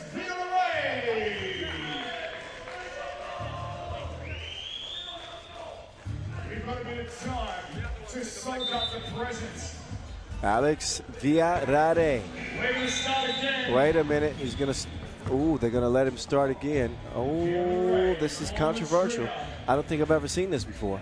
He started early? Here's the funny thing, but he missed his first 2 shots. Villarreal misses his first 2 shots, but they didn't start the clock, apparently. Whoops. So a score table error or a shot clock error will give Villarreal a fresh set of balls. Balls. Yep. You know what I mean by that. He's got a new rack. Yep. All right.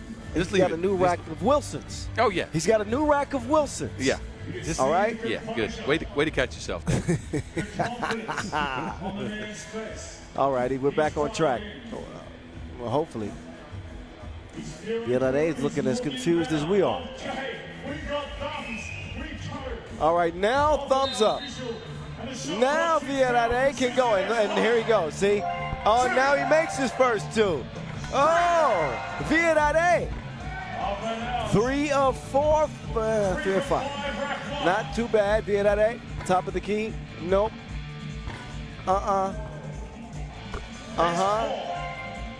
Okay.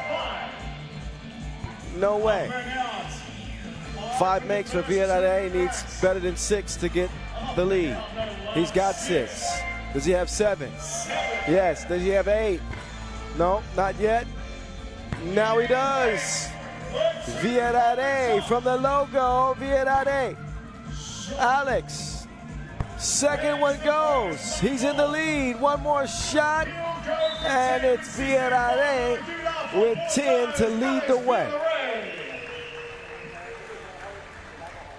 10 points on the board, 16.59 with his time remaining. He's your current So that leader. sets a new bar. Number 3.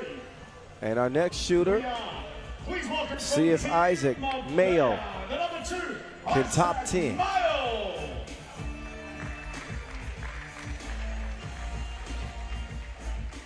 Here we go. 10 is the score to beat. That's all the Goshi gets things underway. There's 1. 2. All right, Mayo with his unique release. Good start. Look at that form. There's 4. 5. It's working. That is a set shot if I ever seen one. 6. On his tippy toes. He's up to 6. Sauce.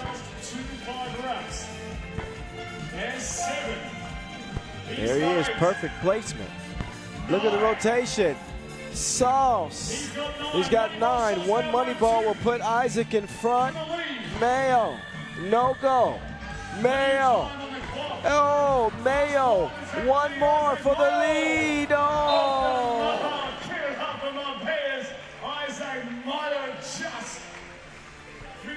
Well, he had his chance, and he blew it. The sharpest shooter from the qualification tournament. The number 4 from Shout out Vince Shane. Vince don't miss nothing on the broadcast. He catches all the pauses. Records 18. 10 is the score to beat. Underway. All right, First one. Mitch Hahn. Second. He's one of those shooters that could maybe challenge the record. There's 3. Big Senny. There's Big 4. Senny. Big Senny. There's 5. Oh, the shot is looking good. 6. It's handsome. Yes. He's got Mitch 7. Hahn. Mitch Oh. got 8. Mitch up to 9. Almost certainly gonna take the lead. Finding 11. Oh, he's got 11. Big City says, let's freaking go. Misses the first. Hahn, second On a second. money ball. One more go at it. Big City. No. I missed all the money balls. Ain't that a Mitch? Well, it's pretty good. Pretty good. It was enough to take the lead, but ain't that a Mitch? He misses all the money balls. That is the shootout contest final done. Oh, that was 4 shooters. That went by quick. Yes, it did. Okay, well, we know who the winner is going to be. It is Mitch Hahn, who was the last shooter. It's funny how that always works. Typically, the last shooter ends up winning. They know which bar to beat, and he just barely cleared it with 11. Big City, your 2-point shootout final winner here in Macau 2025. Here's a look at the stroke. Got off to a hot start, cooled off at the end. Looked like he might challenge the record for a bit, but he didn't do it. So now he's going to get his own personal award ceremony. Mitchell Hahn of Team Miami getting ready to go into the semifinals against maybe certainly one of the best rivalries in the last couple of years.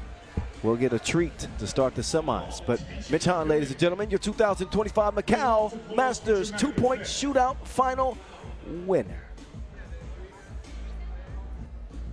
Okay, ladies and gentlemen, make as much noise as you can for the shootout contest final winner from Team Miami. Give it up for Mitch Hahn!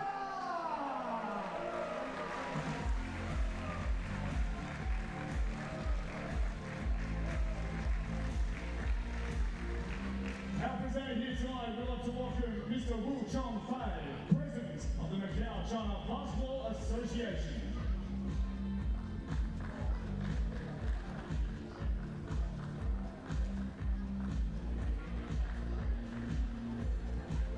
Our shootout contest Production Limited.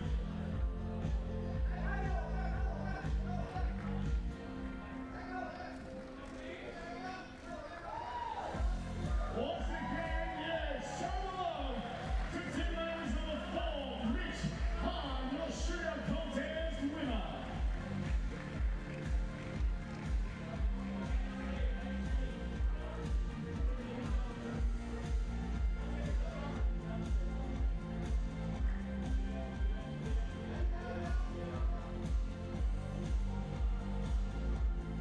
With the cheesiest grin and smile possible, he's gonna walk off with his kidney step. He's up first in semi-final 1, give it one more time from Rich Han of Team Miami. Semi-final action not too far away. I hope you are ready, Macau, because we are about to light up your Sunday night for final time on the Figure 2 Shoot World Tour.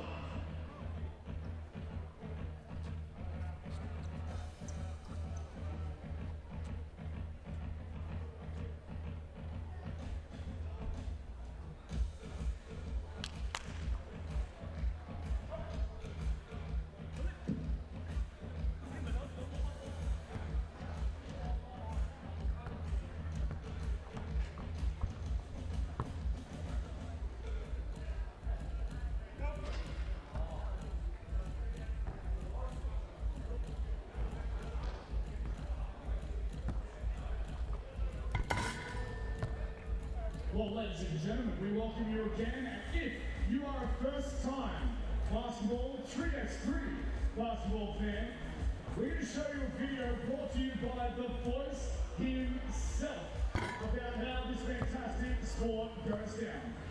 如果我们现场的各位澳洲球迷们有第一次观看现场的3人篮球比赛，我们将为您播放一段规则介绍视频，让我们一起跟着这个视频学习一下3人篮球的比赛规则。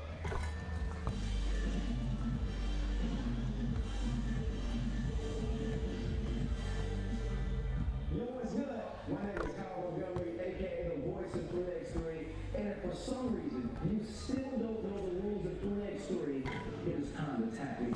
Class is officially in session. So on our half court, we've got 2 teams of 3 players. OK， One additional 比 substitute. 赛将会有2个队伍在上车，3个上场队员，1个替补。在我们的规则标识中看很清楚。 3x3, even the ball is different. This is the official Wilson right here. 这次用的这个是威尔逊给我们提供的官方比赛规则。 This game is pedal to the metal. 10-minute game clocks. Just 12-second shot clocks. 10分钟的比赛时间有12秒的进攻时间。我们一旦一支队伍在场队时间内获得21分，就会获分胜利。 With their opponent within 10 minutes. And you know we keep it street. In this game, we score by 1s and 2s. Anything inside the arc is worth 1. 在我们 Outside 无 the 限 arc. 内得分将会被计算成1分球，而在2分线外的远投将会被计算成2分球。这也是方便大家去理解一个分时的关键。 Literally, after the opening check ball, play is continuous. Make or miss, offense turns to defense, just like that.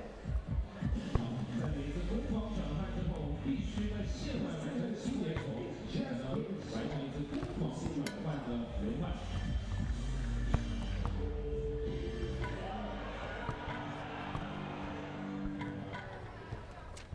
好，谢谢各位的观看，我们的比赛已经开始。首场对阵将迈阿密对阵乌布队，两个队伍分别是世界排名第1的身穿红色衣服的乌布队和世界排名第2的身穿蓝色衣服的迈阿密队之间的精彩较量。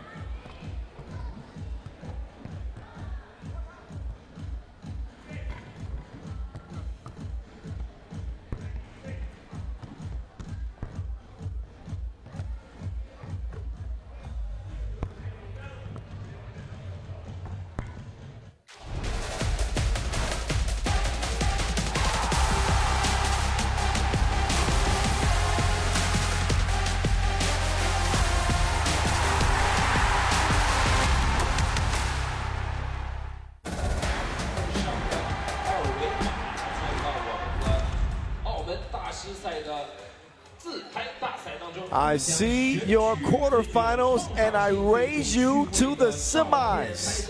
Final 4 remain here in Macau, stop number 14 of this 2025 FIBA 3x3 World Tour. You can see us at the bottom of your screen now. Wave at them, boss. It's too late. It's too late. Nah, come They took on. us off screen. Kyle Montgomery, a.k.a. the voice of 3x3, that's me. Boz Rosendahl, a.k.a. the Mountain. He's here as well. We've made it to the semifinals. And I guess it stayed true to the trend of this tournament, which has been it's been unpredictable. It's been a roll of the dice. It's been a roll of the dice here in the casino capital. My God, that's perfect.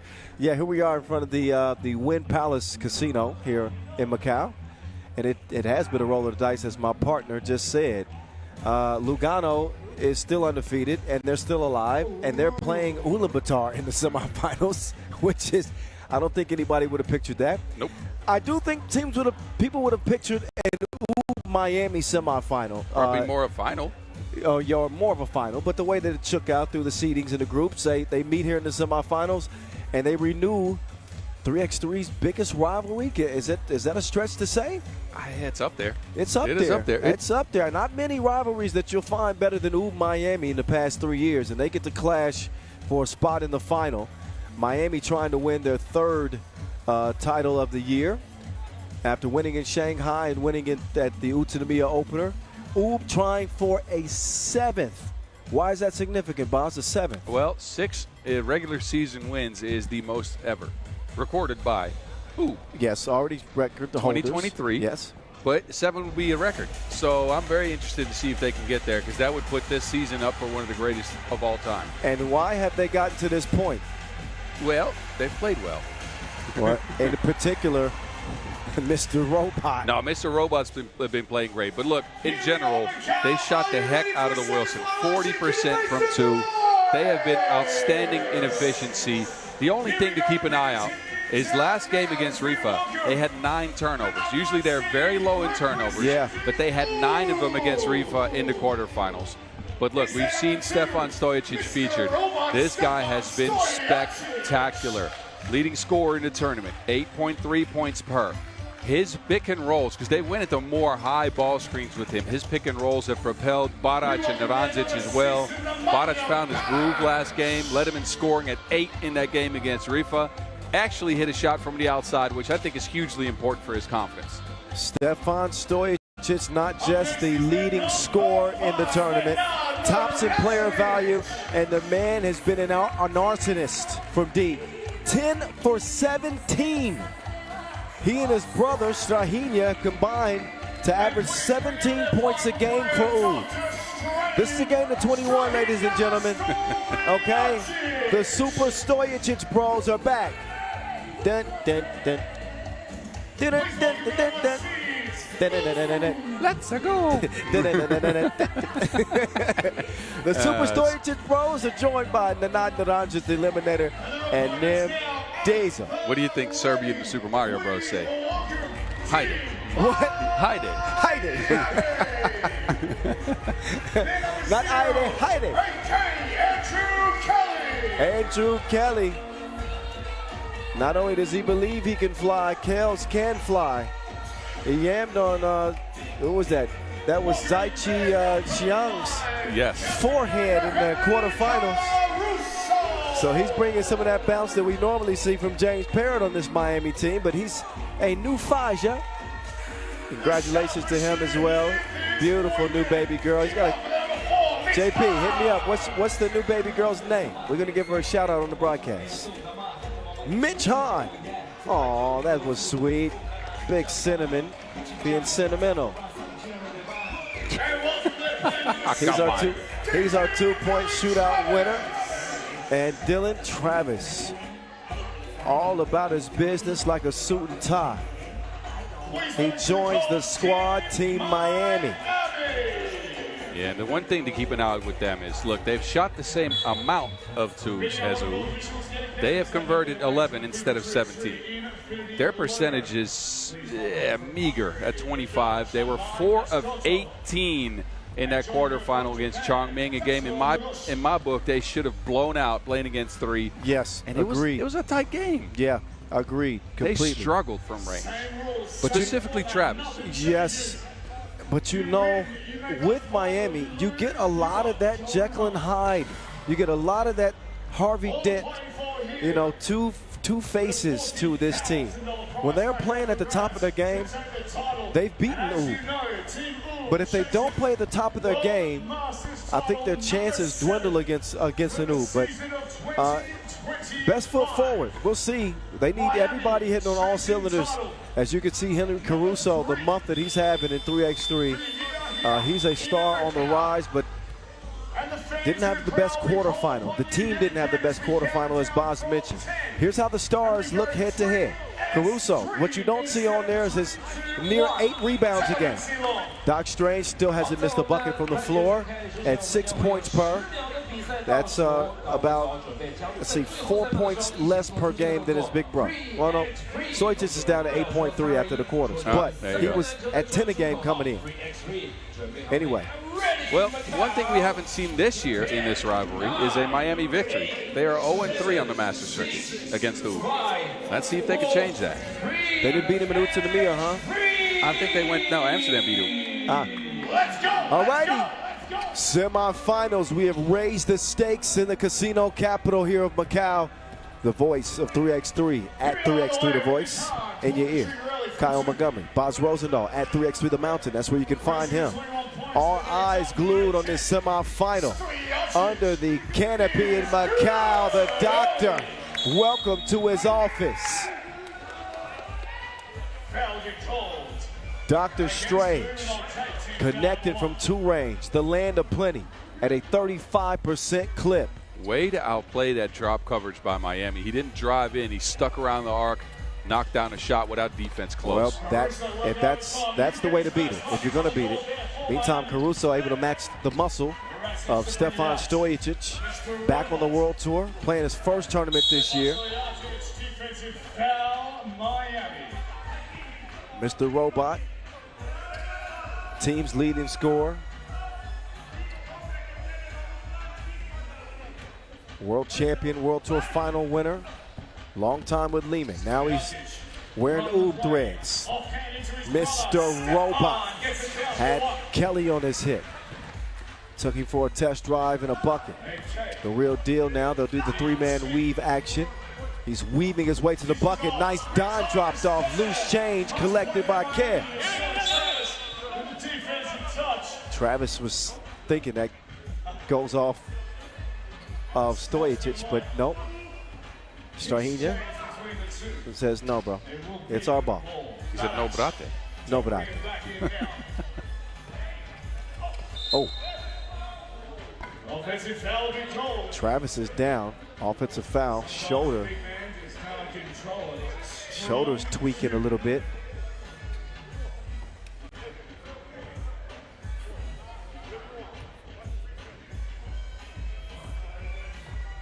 One-point advantage, from the elbow. Kels sets the screen. Hahn down low to Kels. That's the type of action, finding easy offense that Miami want to utilize. Badac, Hezzy cross from Nim Diesel.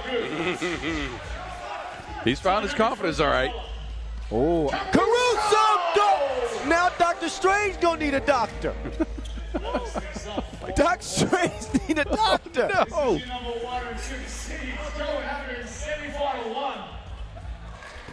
4-5 game.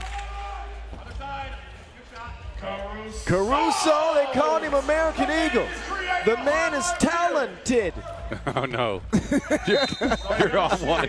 Oh, my goodness. Get it? Talented? Never mind. Look at this highlight again. Caruso pulling up from Tulane. The last time he did Dr. Strange like that. He gave the doctor a case of his own medicine. Oh, man. It was a chase down attempt. I usually like them better chest. Chest to chest are better, but that's going to look good on the gram. It That's sure going to look will. good on the gram. 6 apiece. DT. Dime delivery. Sets up Caruso. Plenty of iron in his diet. Another throwdown for Henry Caruso. The Eagle is flying. Man, his off-ball cutting is something else. He is so aware of where his defender is looking. He is the wingman. Mr. Robot. Leaning. Missing. Naranjic inside. It'll go. A frenetic start to this semifinal, 7 apiece. Real deal. Being pestered by Mr. Robot. You know how I didn't give him the nickname Mr. Robot, by the way. You know how he got that nickname? Because he used to be in robotics. Yes, an engineer. I know. So that's how he got the nickname Mr. Robot. For those. Lehman back in the days had 2 robots as mascots. Also, his brother, Dr. Strange, I didn't give him that nickname from the movie. It's because his game was strange. I thought he was going to be a doctor. No. No. You thought like Lil Willie. Ate some dog poo, thought it was chili. Strange, lay some. Han now. Behind the screen. Tick, tick. Oh, couldn't get it up. Strahinja straight on. No, won't go. Travis now gets it cleared, the Olympian. Drops it off, Kales, oh yeah. Yeah, that's a foul on the floor. They don't get whistled for a clear path. Well, that was close.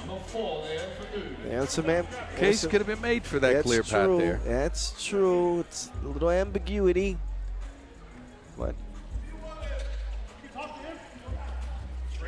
real deal, right wing. Ball screen set by Caruso. Caruso faded. Drops it off. Look at the effort from Miami early. Matching the tempo, matching the pace of Oob. That's the battle Miami can win, right? They are the best rebounding team left in the field. And Oob hasn't rebounded badly, just not as good as Miami. Well, Oob stepped slow on that defensive possession, but they don't come away with it. Would you say that Miami are setting the tone? Have they dictated They're setting the pace? Yes, they are setting the pace. But I think, again, they know very well what is needed to beat Oob. They need to be able to run, set the pace, create from movement, not from static stuff, because that's what Oob does, and that's what they practice against. Remind you, these teams practice a ton, right? Maybe Oob not at this phase of the season because they've been here in China for a month, but normally they practice against their own guys. That means they're used to that static ball screen type stuff, and Miami, their high movement is something they don't see a ton. That's where their advantage lies. That is a good point, and Oob have got to be worn down. You think about the 2 challengers they played in the last month in 4 events. That's 6 events in 4 weeks. Yeah, which is crazy. Ridiculous. The wear and tear. And they continue to find themselves in battles. At this stage, though, you're going up against the best. The world #1. At the line, Dr. Strange. That one will rattle off the iron. Give Miami a chance to clear and begin their attack. Han out to the real deal.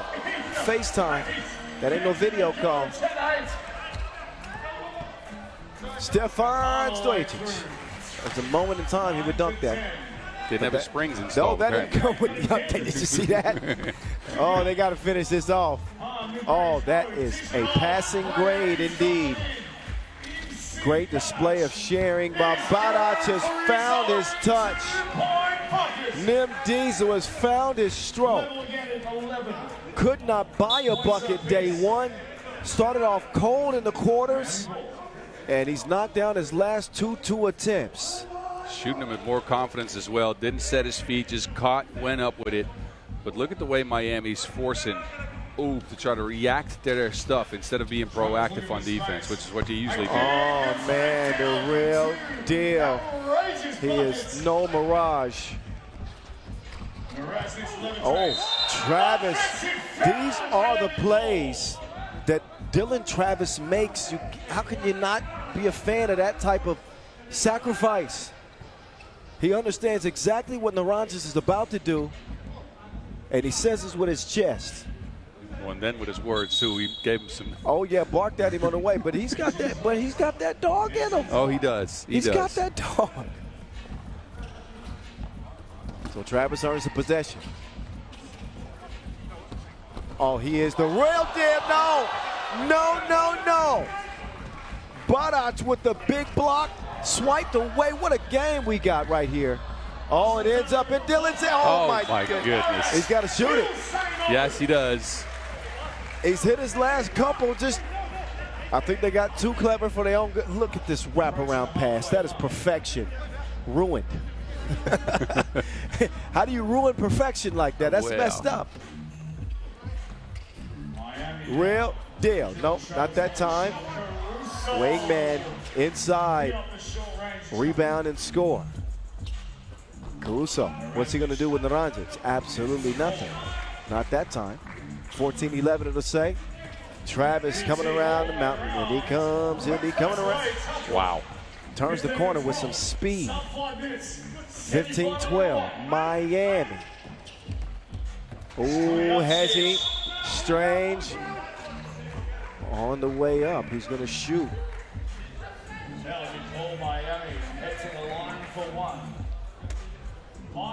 Strahinja.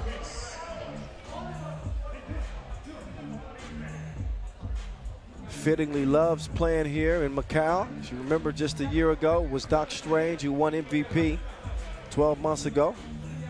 Leads the league in player value, key assist, highlights. Averaging 6 points a game this year, 68% at the free throw line, which is a little bit down from his career numbers. He's got one coming right now.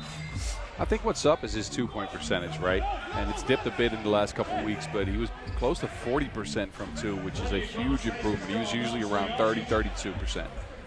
And I think that's due to him having some knick-knack injuries, having to opt to go for that shot more often, and he works at his craft, so he's improved tremendously there. Yeah, without a doubt. His numbers on par with his MVP season of 23. Oh, I like your cut, G. Dime time. The real deal is out here dealing. Dealing Travis. Uh-oh, Naranjic tweaks a leg or something on in his baseline defense.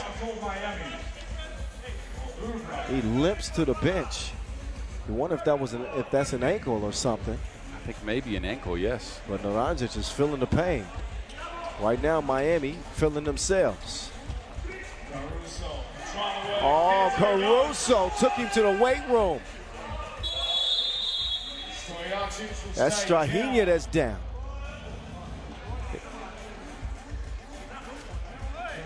Miami mean business.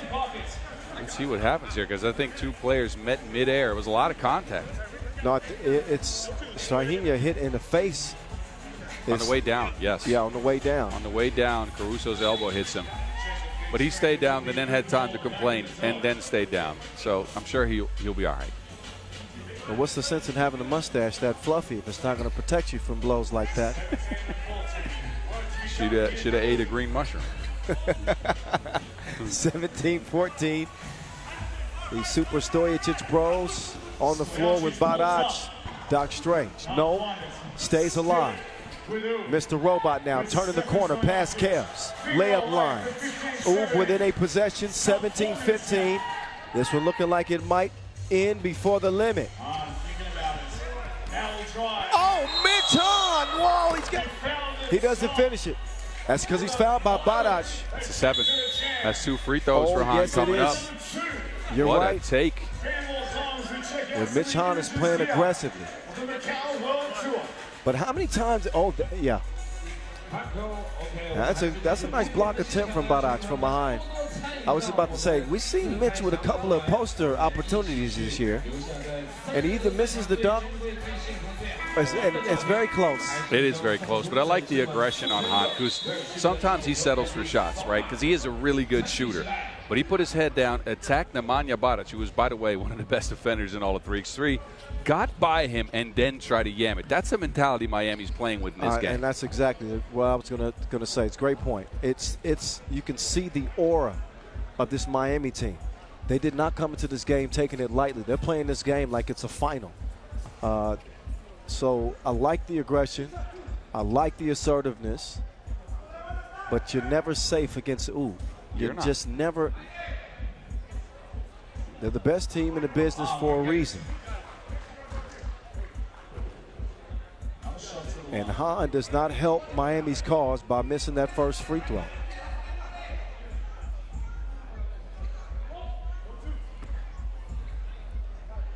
Han gets another chance.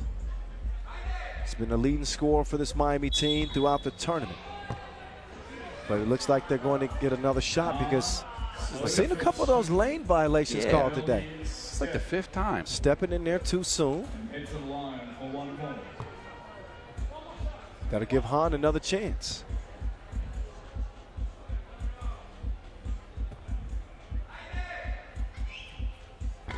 And that one will find the bottom of the bucket.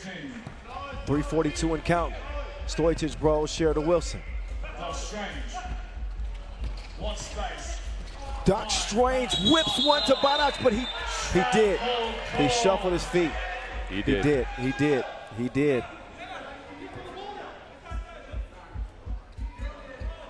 And now I think they're going to discuss the fact that Badac, when he punched that ball. Yeah, that's a reaction that the refs don't like. No, well, Miami, they brought it to the officials' attention. Warning. It's a warning. I like that. That's good. Yeah, I like that. Instead of escalating it directly to a technical, it's a warning for behavior. Obviously, Badac is upset. That's good officiating. Yes.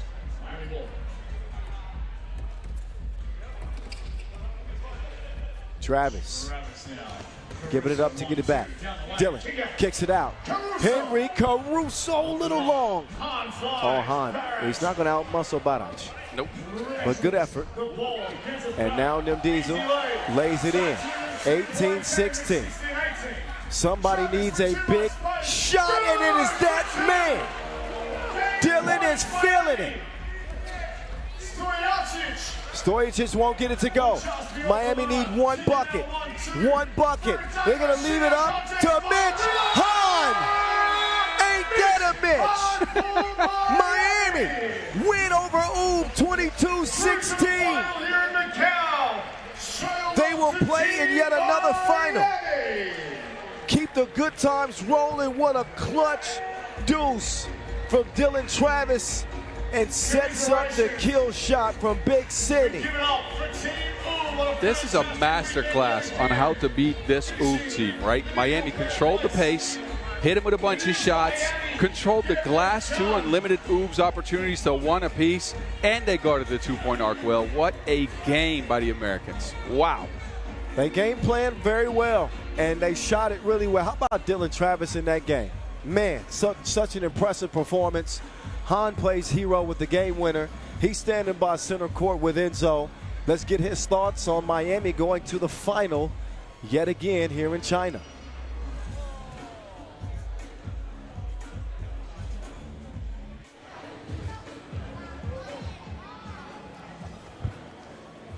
I'm with Mitch Han of Team Miami. Game winner, shootout contest winner, 22-16 over Ulamatar. This is the first time you've beaten them this season in 2025 in the pro circuit. How'd you guys do it? How's it feel? Yeah, it feels great. You know, they've only lost, I think, Straina said 9 times before today. So, you know, we know teams that hit the 2-ball are the ones that beat them. You know, you can't beat them on an inside game. So we really honed in on the 2-ball. And, I mean, when you got guys like DT and Henry hitting those, I mean, it's going to be a long game for anybody. You guys already won in Utsunomiya. You guys won in Shanghai a few weeks ago. You have a chance to win your 3rd World Tour in the next game. What would it take for you guys to actually do that, and how hungry are you to win your 3rd? Yeah, I mean, it'll take our all for sure, because there's no team that you can take lightly, and if you do, you get beat. So we have to come out with full 100% intensity and do what we've been talking about the whole season, and just make sure we stick together on the court, and we'll have a favorable result. Congratulations, Mitch. Good luck in the next game. Mitch Han of Team Miami. That is Big Mitch energy. Big City with the winning. Shout out to Vince Tang for that one. Highlights for you to enjoy. What a semifinal. I told you, it always turns up when it's Ulamatar in Miami. It never fails, never disappoints. And they put out on a show. Miami the ones to advance. As Zoom will bow out in the semifinals. Not a bad finish for them. After all, they do have the one spot locked up already. They just want to stay healthy. But Miami, they got their eye on moving up the standings. Keep your eye on the highlights, because after that, we're going to get to our next semifinal. Take your picks. Who you got? Lugano, Ulamatar, MMC Energy. On the way from Macau.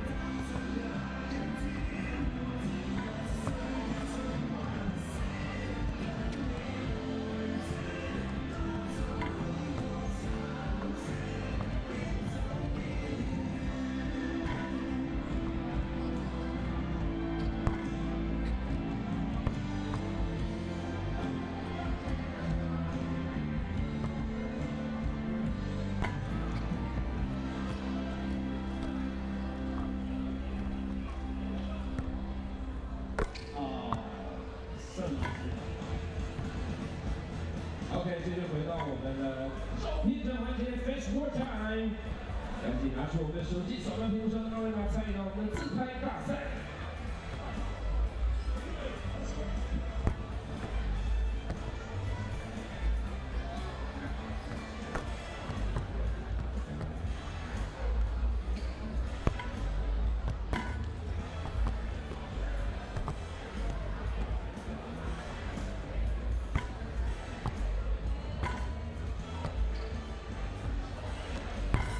OK， Jackie， welcome Jackie。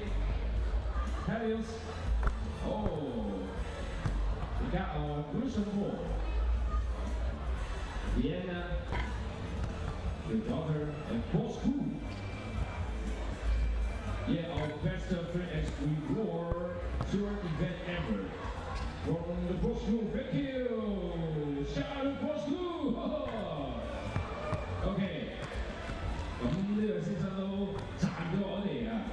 國際男女3人籃球嘅大師賽項目之係 Best 3x3 World Tour Event Ever。咁我哋嘅周邊我會送俾你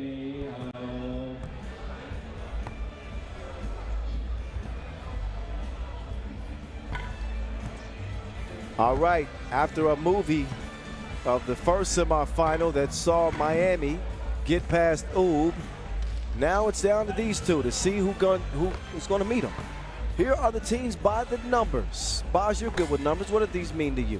These mean they're pretty equal in almost every statistical category we have on screen. The ones that keep an eye out on that aren't shown, that's the rebounding department. Lugano is at almost 17 rebounds per game. Ulamatar, uncharacteristically, I might say, at 12 rebounds per. It's not a lot. No. Lugano also leads the field in offensive rebounds. So I think the rebounding battle is going to be hugely important. I think that guarding the two-point arc is also hugely important, as Lugano has shot 63% of their shots from range. And Ulamatar kept the Kuxi monster and Kandava in that quarterfinal win to 3 for 22 from range. They sold out on shooters. Let's see how Lugano deals with that. They came with a good game plan, and that is the reason why they still are here and threatening to go even further. It's been quite some time since Ulamatar MMC won a Masters. I have to think back. They won in Shanghai a couple of years ago. Yeah, got called that one. And I think that's it. Yeah, that was it. So this year for Ulamatar, trying to, again, make their way into the World Tour final. Their best finish, third place in Ulamatar. Got a chance to top that here in Macau. Andres De Leon, straight up bucket getter for this team. De Leon with a 12-piece. Did you hear me right? A 12-piece, including 4 of 8 from distance in that quarterfinal win over Bordeaux. You can see why King West is willing to give De Leon the keys. Yeah, he was hitting from all range of the court too. He hit us with a floaty, somewhat of a hook shot, a bunch of shots from two, created his own shot mainly, because that game featured only 3 key assists. So it's all De Leon creating his own thing. To get 12 points out of that, A, is really good. Where's their fourth player? Okay, I didn't mean to cut you off. Where the heck is Malik Halujiweki? Wait a minute. They were pointing over to the tunnel. Was he making some kind of grand entrance or something? I think that Malik is back in the hotel picking up his shirt. Somebody need to holler at him, holler. Where is he at? We'll keep our eye on it, but the game is going to be starting here momentarily. Ulamatar MMC Energy with a full contingent of players. Gonja Gol talked. Ik Batar or no Batar.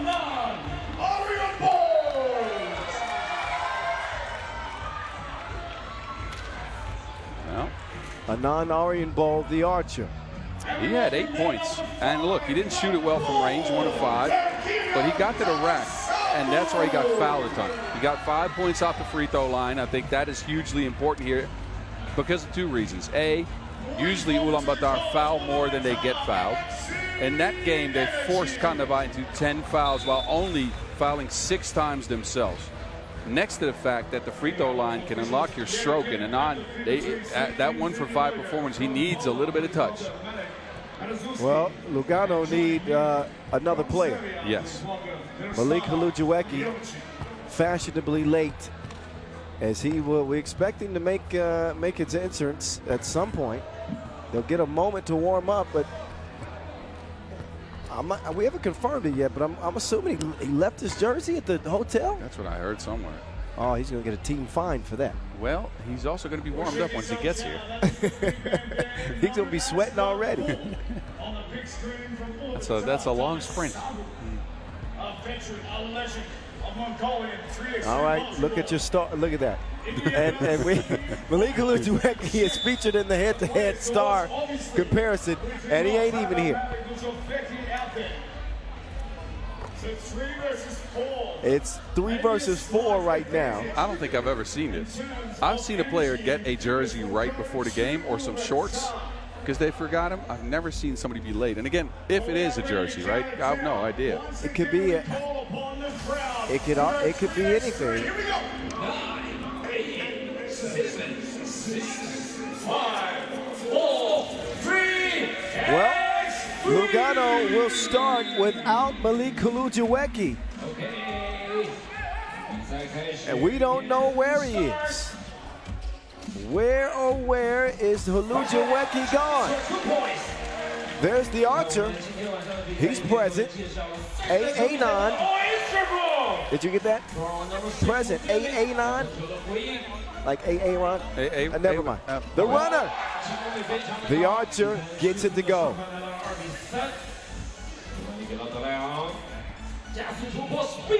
Andres De Leon won't get it to go.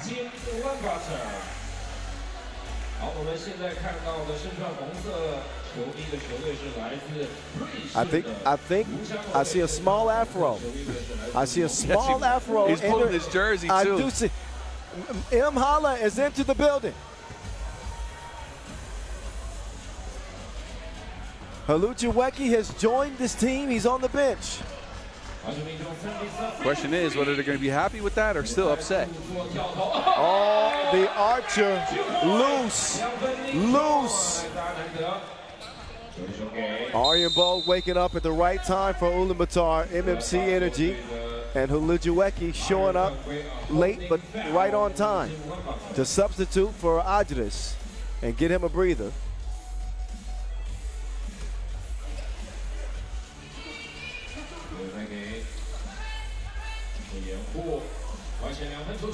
Ulujuweki misses the first 2 attempts. Contact underneath, loose ball.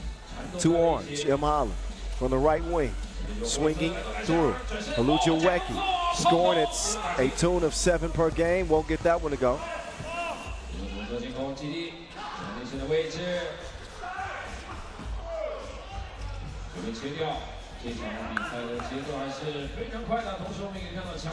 M. Holland hands it off. Jayu, 2 won't go.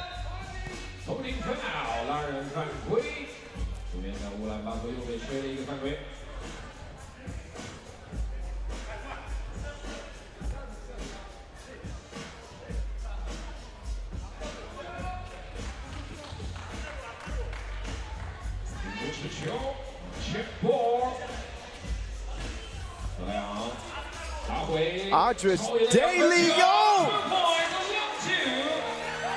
Deep sea fishing. 5-5 game. Andres De Leon is climbing the charts. Celine De Leon. He is steadily climbing the charts with hit after hit. Somebody sing a Celine De Leon song for me. I got none. My Heart Will Go On from the Titanic? I can't sing. Oh, come on. I'm not going to do it. I can't hit the high notes. 7-6. He's definitely hitting the high notes. Aryan Bolt off to a hell of a start.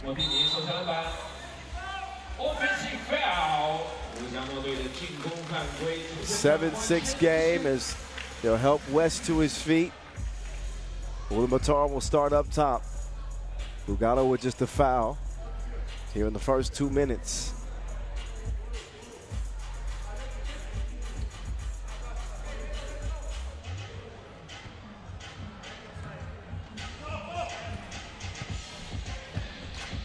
The archer inside to the bull. 7 apiece. Right when you thought this game might be a low score. M. Holland can't touch that. If he does, he's going to get whistled. So he knew that was coming. What's interesting to me in the department of play calling is usually you'll see a lot of action from Ulamatar. They'll have some creative stuff. With the archer on the floor, all they do is go into a pick and roll. Oh, the archer in his bag, can't finish it, but Davasambu finishes the leftover.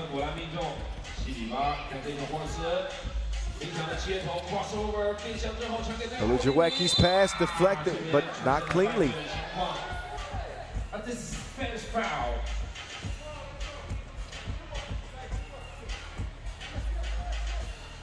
Four fouls on Ulamatar. Kyle Montgomery at 3x3 the voice in your ear. Boz Rosendahl at 3x3 the mountain. Rocking with you as well. Rocking the suburbs, not that time as De Leon. The archer, that time touches nothing.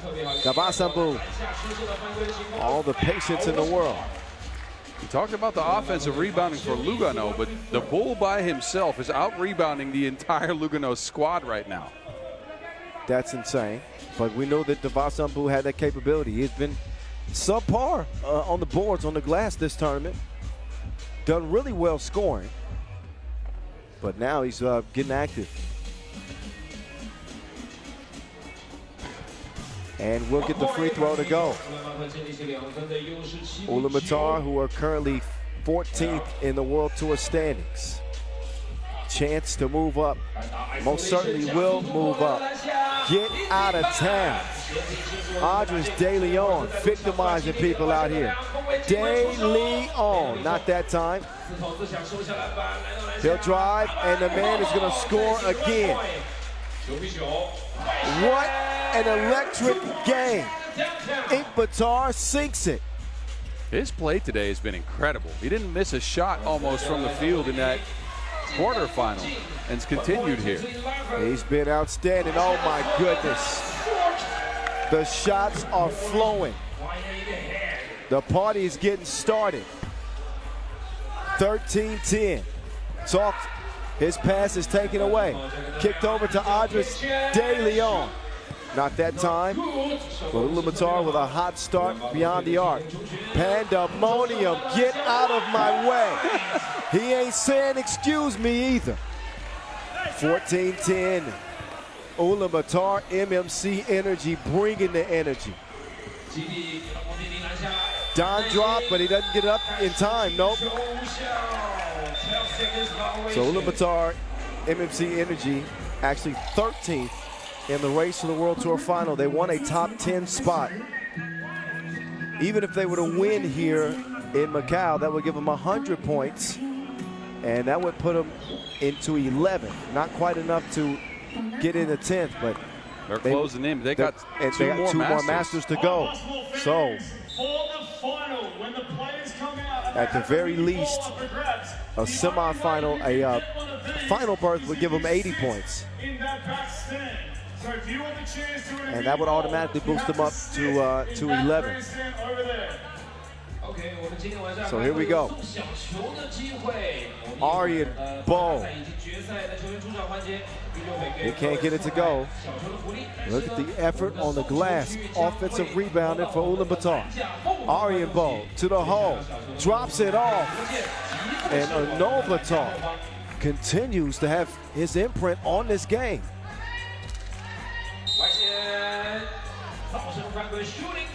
That's not a smart reach in there. Bull extended his arm. Malik recognizing it. Look here. That arm extension, yep. Pulls the ball right up. Try to get a shot up. He'll get 2 free throws. First of 2 does go.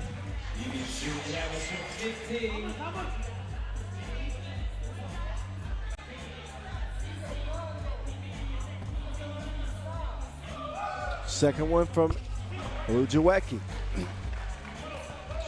Makes it a 3-point contest. Ulamatar in front. The archer navigating through traffic. Pulls up midi. 16-12 the result. This type of game from the archer is why we can all see the superstar potential with the guy.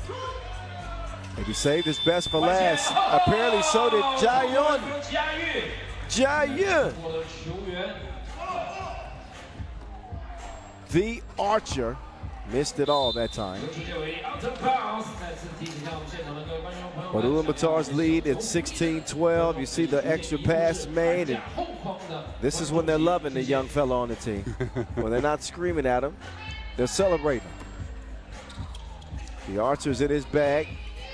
Right now resting up, recharging the battery by Adris De Leon. Attacks, sets up, Multini, the Kings landing. 16-16, 16平。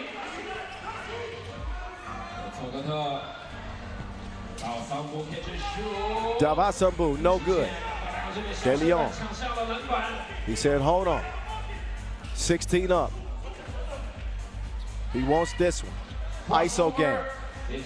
Uh-oh, you can't do pandemonium like that. Adris De Leon.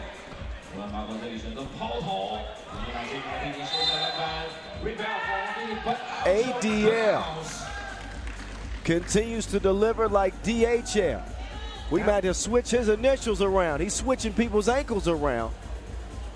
That was some good defense on Talked as well. Better offense. Nothing you can do. Better offense. De Leon with 12 in the quarters. He's brought it to the semis as well. It's a huge run here for Lugano. Oh, man, It was like 16-11, remember? Yes. Inkbatar has been automatic in this game. He leaves his feet. And holla, too strong. Long rebound to the archer. He wants to take some time with 3:40 on the game clock. Lugano leading 18-17. Aryan Bowl can't contort his way to a score. De Leon is not the dude you want to lead. De Leon taking all his time. Ooh, he misses it. He wants it back. Olujuweki. Yes, they're going to get reset now. ISO. Ulamatar defending Olujuweki. De Leon. Not that time, Adris. Oh, that's easy. Nobody got a body on him. He might be in trouble now. Olujuweki with a fatigue foul. I think both teams could appreciate that one. And a flopping technical warning given to one of the teams. Jian Yun. How about that? Jian Yun pulling Multini away from the officials to stop him from. Now he's the team leader. Yeah, but think about the spree that De Leon went on here. It was 16-11, 16-12 as I remember, and it's 19-17. That's a 7-1 run for Lugano. That is insane. De Leon is insane.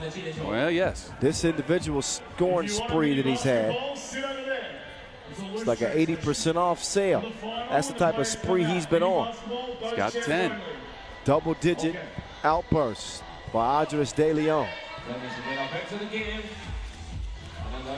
Aribo, why? They had plenty of time in the shot clock. Lucky to get an offensive rebound.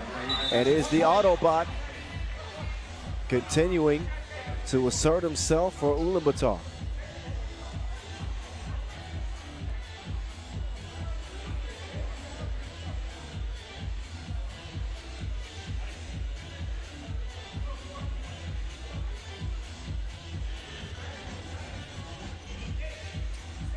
Talked about the fact that this game could either be highly entertaining or slow and grindy.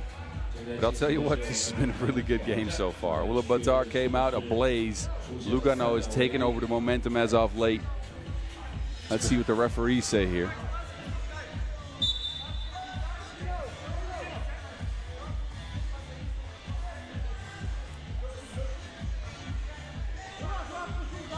Outstanding game. Coming down to the wire.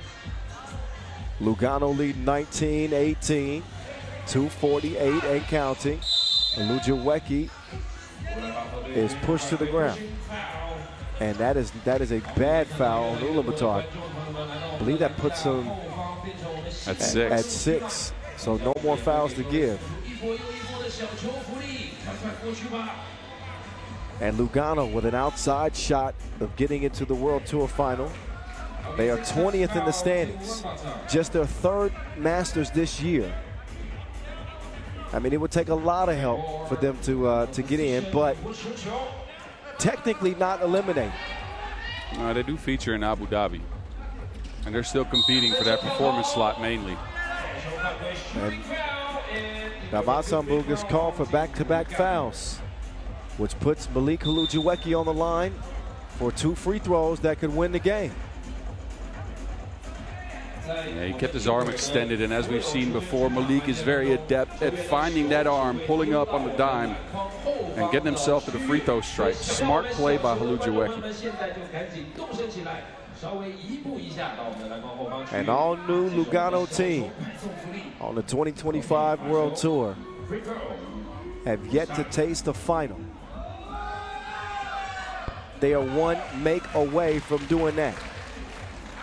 1 point, 20 to 18.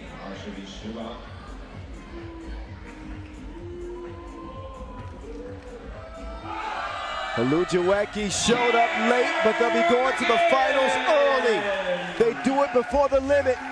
21-18 Lugano in their first final of the year, as they will lace up against Hulujiweki's former teammates of Miami in a rematch of the pool phase game that Lugano won. Uh-oh.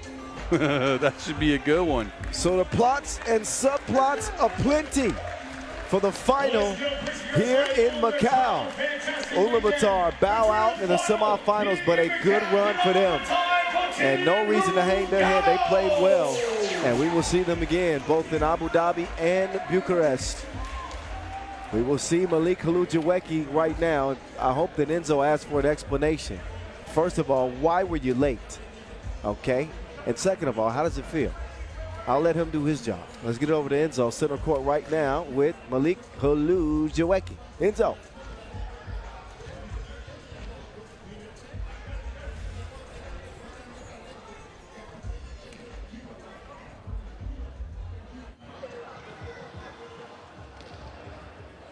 What a huge win for Team Lugano to make it your first final in the World Tour this season. I'm with Malik Hulujiweki, who came running to start the game for Team Lugano. This is actually your first time to beat Ulamatar this season, I think.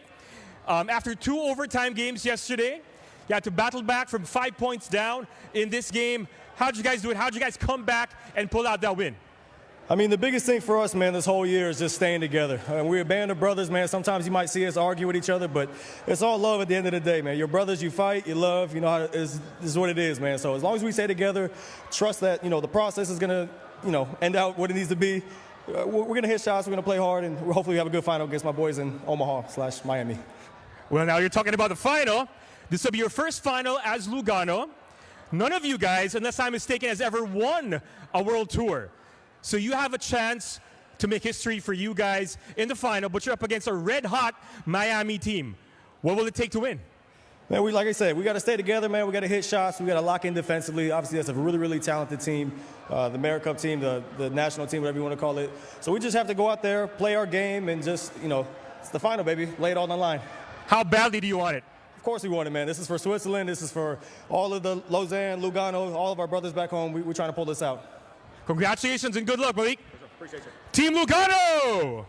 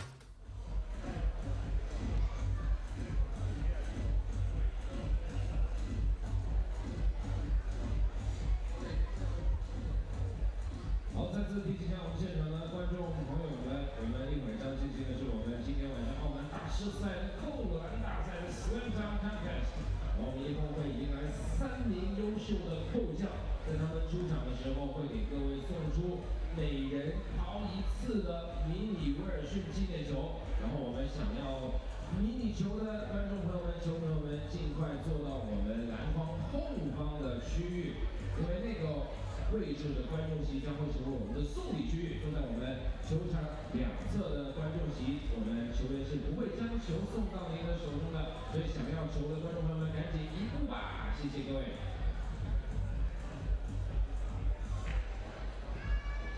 It's not yet, not yet. The balls aren't coming yet. We have a dunk contest first. Not yet. You can take a seat, you can relax.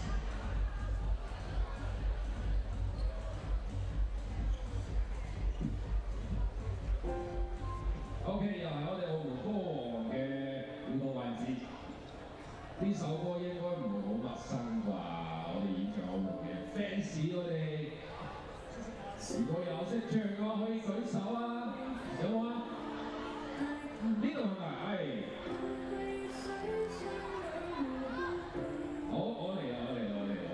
哇！歌詞都俾你打好咗喺我哋 screen 上邊先啊 ！OK， 賣俾你，掌聲！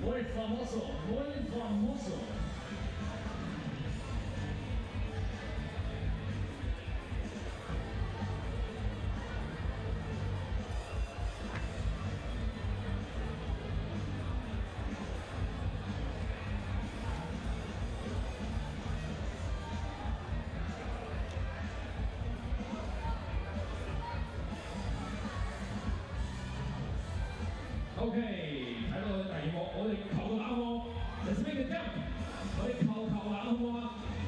哦，well，OK，好，我哋陣間啊上到我哋第二幕嘅朋友都完成一次球籃，好，小靚仔睇到自己未？誒，球籃啦，嚟，我哋做一次球籃動作好冇 ？OK， 呢個白色衫嘅小妹妹，哦，你手入邊啱好有個波喎，我哋可唔可以投入去啊？哦，你投得。Let's done，OK。哦 ，well done。OK， 到你啦，我唔想靠籃啊。好，係咪移咗身啊？誒，移咗身㗎你，我哋球籃對住我哋勁球入邊嘅籃筐，誒，係啦 ，well done，非常之好。誒，到你啦，啊 ，OK， 哦，原來你一隻投籃啊，唔係投籃啊，哦，都可以，OK， 哦 ，between the legs， 一次跨下投籃喎，誒，你有啲大聲喎，係咪 ？Hello，OK， cross cool，let's go，I'm ready，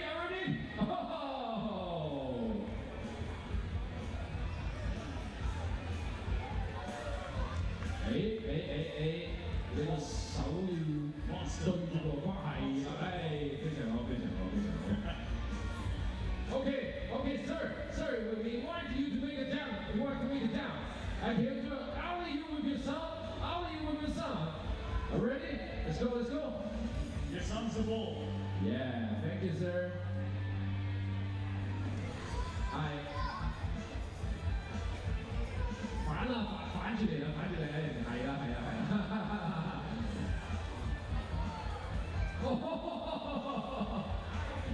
哇，好透得喎！誒，到你啦。OK， 哦。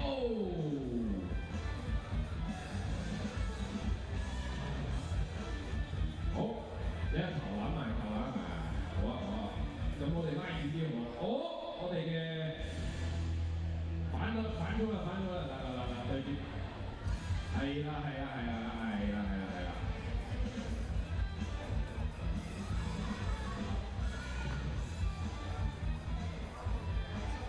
OK， 哦，呢位着住 3X3 衫嘅先生 ，OK。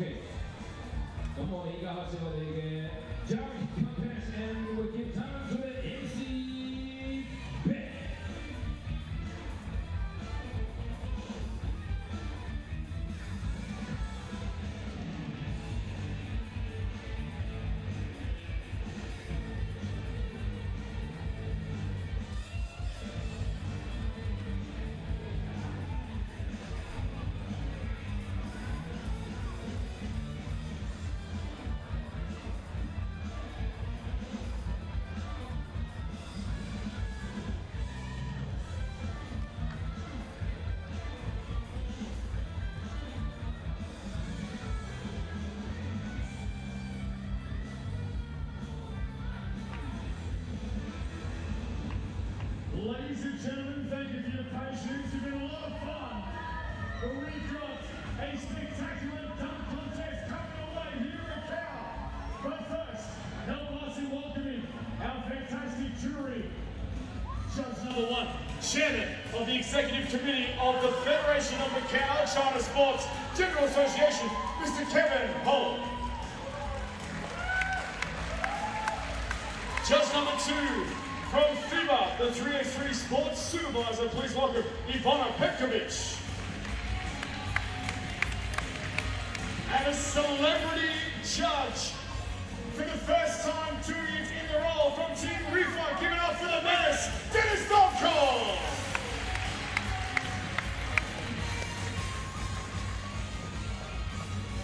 Okay, judges, fair call.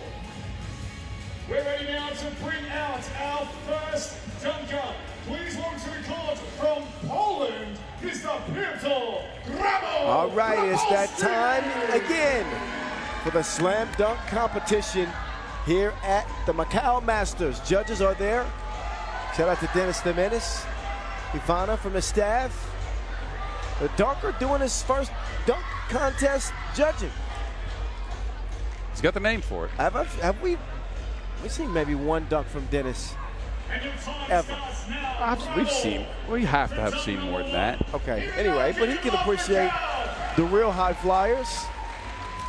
Any competition that Peter Grabowski is in, look out. I'm not sure I've seen him lose yet. And you can see why. That is zero gravity. He don't know nothing about no second attempt. What is that? Man. First time's the only time he needs. Well, that and then bring that power, right? Because he always brings the power. You can hear the ball go through the net and his hand hitting the rim. Did you hear? Yes. That's you vicious. hear that dunk. It's like I don't know what it is. Confirmation there from Grabowski with a 27 to start. Just about ready to bring out dunker number 2. Red Bull sponsored dunker. Let's bring him out now. Please welcome Dunking is taking him to so many heights at his young age in Grabo's dunk career. And then always a fan favorite, Big Ruff. That's right.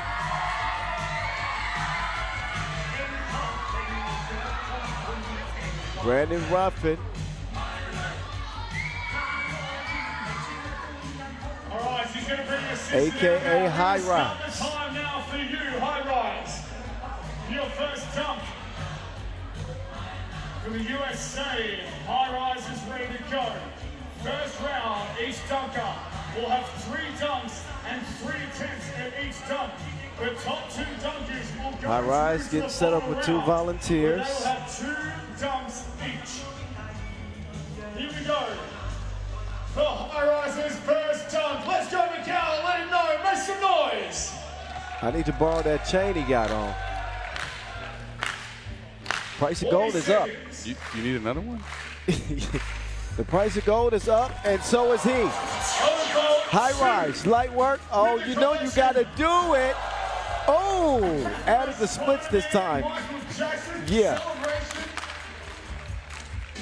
Double pump, reverse.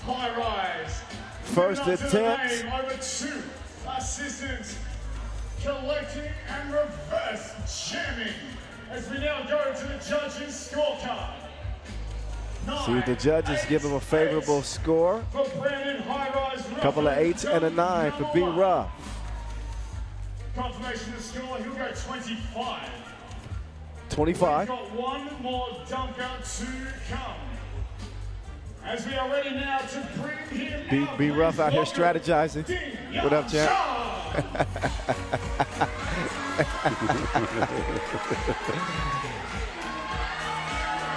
And Ding Yang Zhang, 2023 Beijing Big 3 Slam Dunk champion. And he's wearing his glasses. It's a bit odd. This is a first. I've never seen this. He's seen everything. This time, he's going up, not down. I'm wearing glasses, bro. You better watch out with them glass I'm jokes. just saying. What do you call those? Oh, I call those hops. Going down. Out here looking like Clark Kent. His first dunk. He never took the cuticles off. How did them things stay on his head? That's the better question. They never moved. What does that mean? I don't know. Someone explain it to us. Thoroughly confused at everything. Although I did like the dunk. Referees did too. Chong.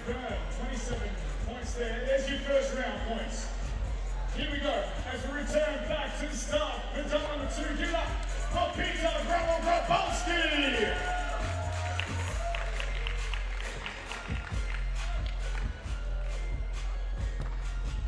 Grabo over foe in a windmill. Finish. Oh, it's around the world indeed as he brings his talents to Macau. Self-oop, perfect time, Volunteers. and perfect takeoff on the finish. Peter Grabowski. The sky hook jam. Judges scorecard. We've got 9, 8, 9. For Grabo in dunk number 2. 26 is his scorecard for dunk number 2 as we welcome back for his second dunk for the USA. B. Ruff back out for his second dunk. They're just going to keep bringing out more dudes, aren't they? We've gotten 1, then we had 2, then we had 4. Well, we are in the B-Ruff's casino got capital, 5. right, boss? Casino capital, you got to up the ante. They're upping the ante. B. Ruff. He's created a human pyramid. I don't think I've seen this, at least this formation of volunteers before. I'm interested. B. Ruff, I'm interested. Still setting. 3 attempts.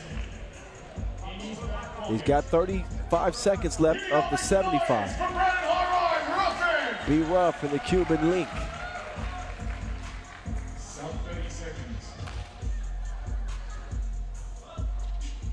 B. Ruff, first attempt.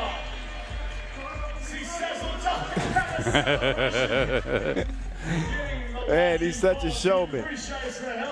Show us the dunk again. He just extends and reaches the rim.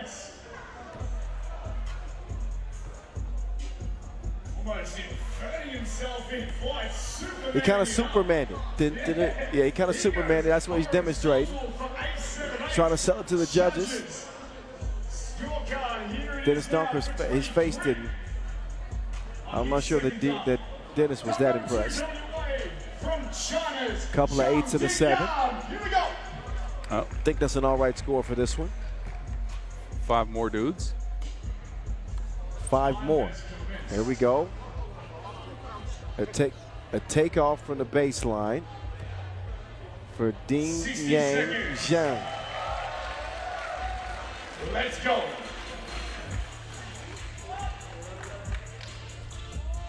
Ding Yang.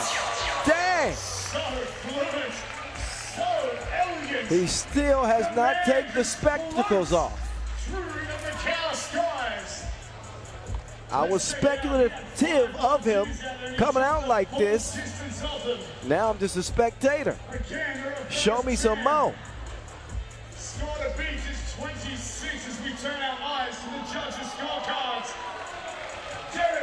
I like the glasses, man. It's like an added thing. I do. It's a new little phone. I like Comes it. out looking like he's about to enter math class, and then he jumps over 5 dudes.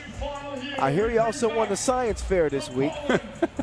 And he went from the science fair now to the dunk contest. So he's multi-talented. Grabo didn't like the takeoff. He says, no. Let me get reset. Grabo enlisting no help. He is just fine by himself. Grabo, please. Oh my goodness. On a round trip behind the back, off the bounce. I can't even describe everything he did in the dunk. He's unbelievable. Grabowski, if that ain't a 10, I don't know what is. Who did that? A 9? Quite stingy. I'm sure it was just meant as a tribute to Esteban Gonzalez. Yeah, that was a very Esteban-like scorecard. We miss you, Esteban. Where you at, man? We need you back judging the dunk contest. Esteban would have gave that a 6.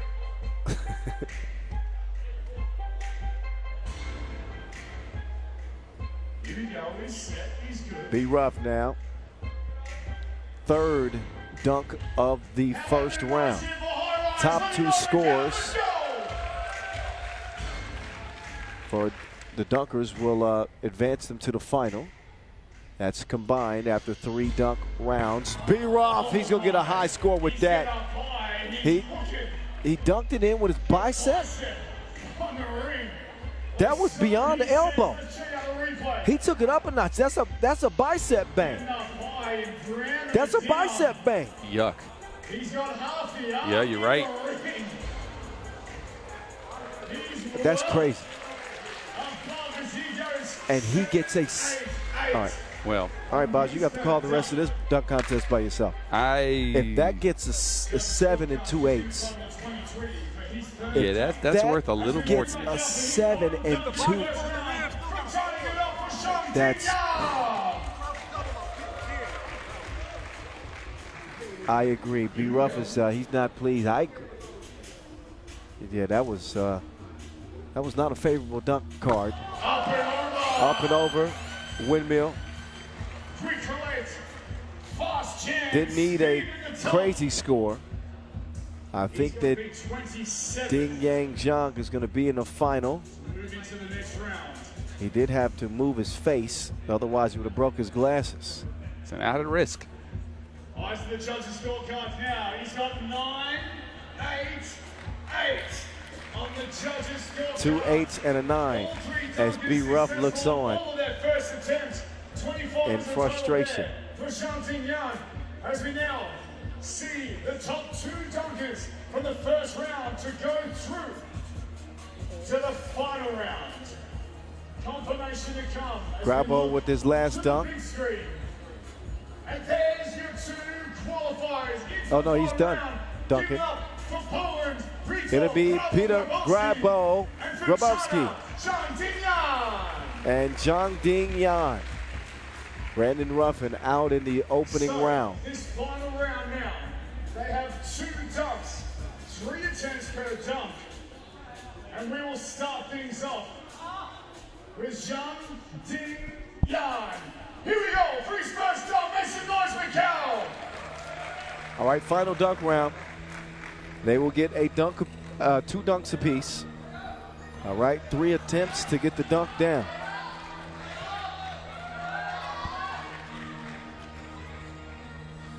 Zhang in the spectacles he didn't even need to see.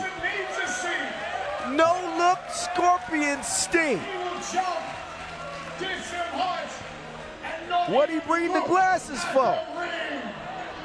If he's not even going to look at the rim,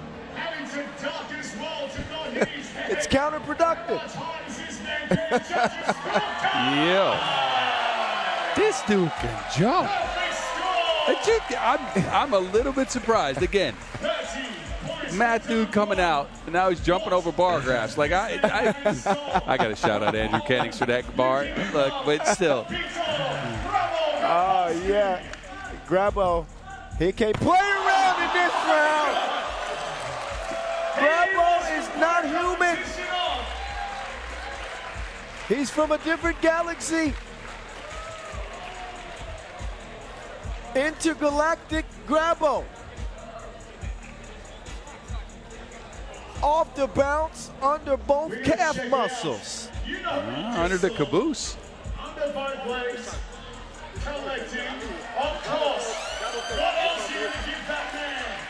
As he goes a perfect score with 30 as well. Grabo, that's a perfect score right there. Grab. I'm at a loss of words for Grabo when he's doing stuff like that. It's going to be hard for Ding Yang. Zhang Ding Yang, come on.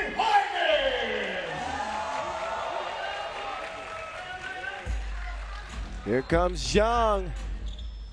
Oh, he tries to go over 2 through the legs. 3. My math wasn't math. I'll leave the math up to him. Yeah, but he's got you. Until a first successful attempt.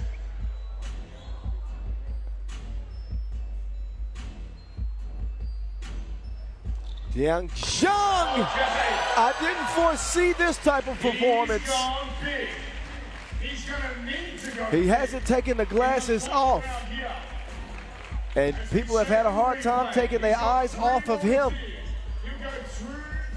Swing the legs over 3. But with Grabo getting a perfect score on his opening dunk. 10 and 2 nines. But now he's got to sit here and watch what Grabo does next. And this could pretty much... Yeah, and the 28's left the door slightly open, right? Yes. We know Grabo's only going to get better with every dunk. Well, what is he going to do now? What is Grabo about to do now? Oh, no. He's bringing out a chair. Grabo, what are you doing? Grabo.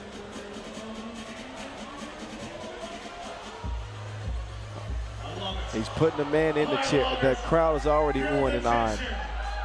Grabo, you don't have to do this. Reconsider, Grabo. This is dangerous. Grabo, he's not listening to me. That chair's not that stable. Standing on the cushions. Grabo has upped the stakes for his final dunk. What is he going to do with this one? Peter, Grabo, Grabowski. Let's go home, ladies and gentlemen! Oh, no. Let's go home! All right, I'm done. I'm really going. I'm going home. Yeah, you see it. That's stupid. Stupid dog doo-doo dumb. That'll be a perfect score. It has to. Yes, there you go. Has to be. Forget it. I think dude on the chair might be taller than me. In the sense Probably that so. Him and the chair together. That's, man, I ain't got nothing to say. Peter Grabowski, yet again, winning another dunk contest on the FIBA 3x3 World Tour. It's innumerable now. Can't count him. He does it again here in Macau. Mind-blowing. Grabowski is mind-blowing.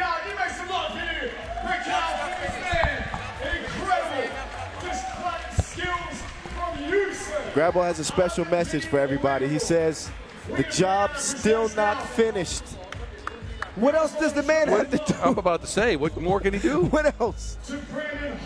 I mean, he's trying to just destroy the whole dunking world. All right, you want to look at his resume?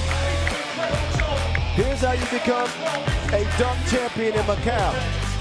His first dunk, oh, that's just light work. Wait till you see what he starts doing after this. This was already nice enough. But then the 10s would start to come out. Like a beauty pageant. He goes over 4, windmill, first attempt, no problems on the takeoff or landing. And then he started this type of stuff. Oh, no. Oh, no.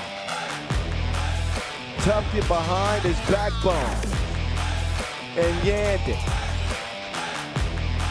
And it only got more vicious after that. Self-bounce under his ankles. This was complete stupidity. His hops are dumber than Kelly Bundy, Phoebe, Patrick. Is mayonnaise an instrument? It makes no sense what the man is doing. He caps it off over a dude in a chair between the legs. Peter Grabowski. My goodness gracious. The time for his award ceremony. Congratulations to him. He will enjoy it. And then we will get into the final. Lugano, yes, Lugano and Miami on deck from Macau.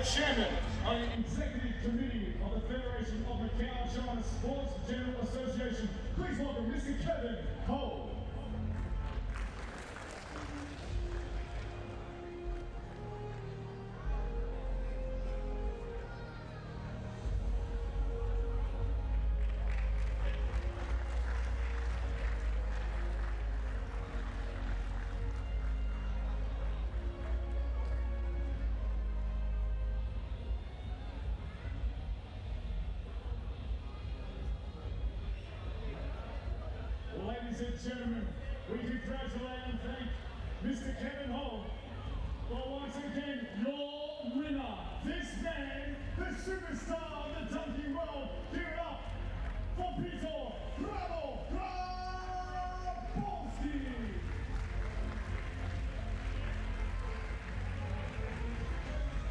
Apparently, so all the donkeys out there as well. You can tell them. You can tell them.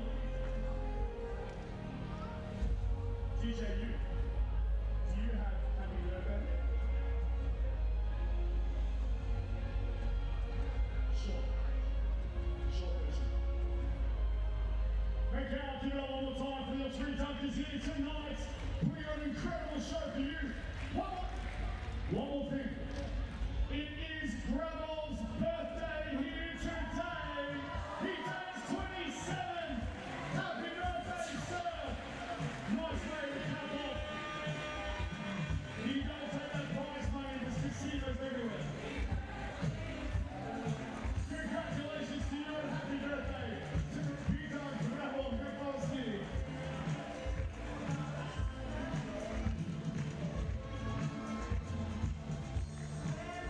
Up next, it is the final. Up next, we bring to you the best here in Macau. Strap yourselves in. It is Miami versus Lugano.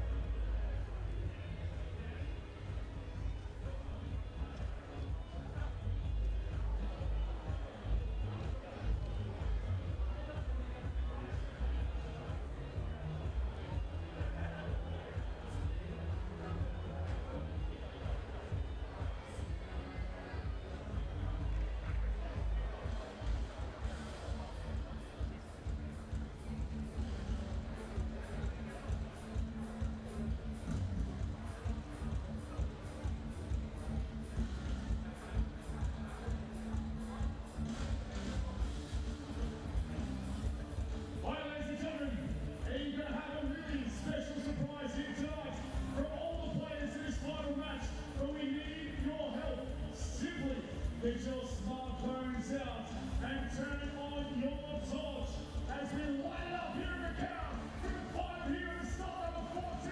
Victory to World Tour. Lights up Macau, let's go!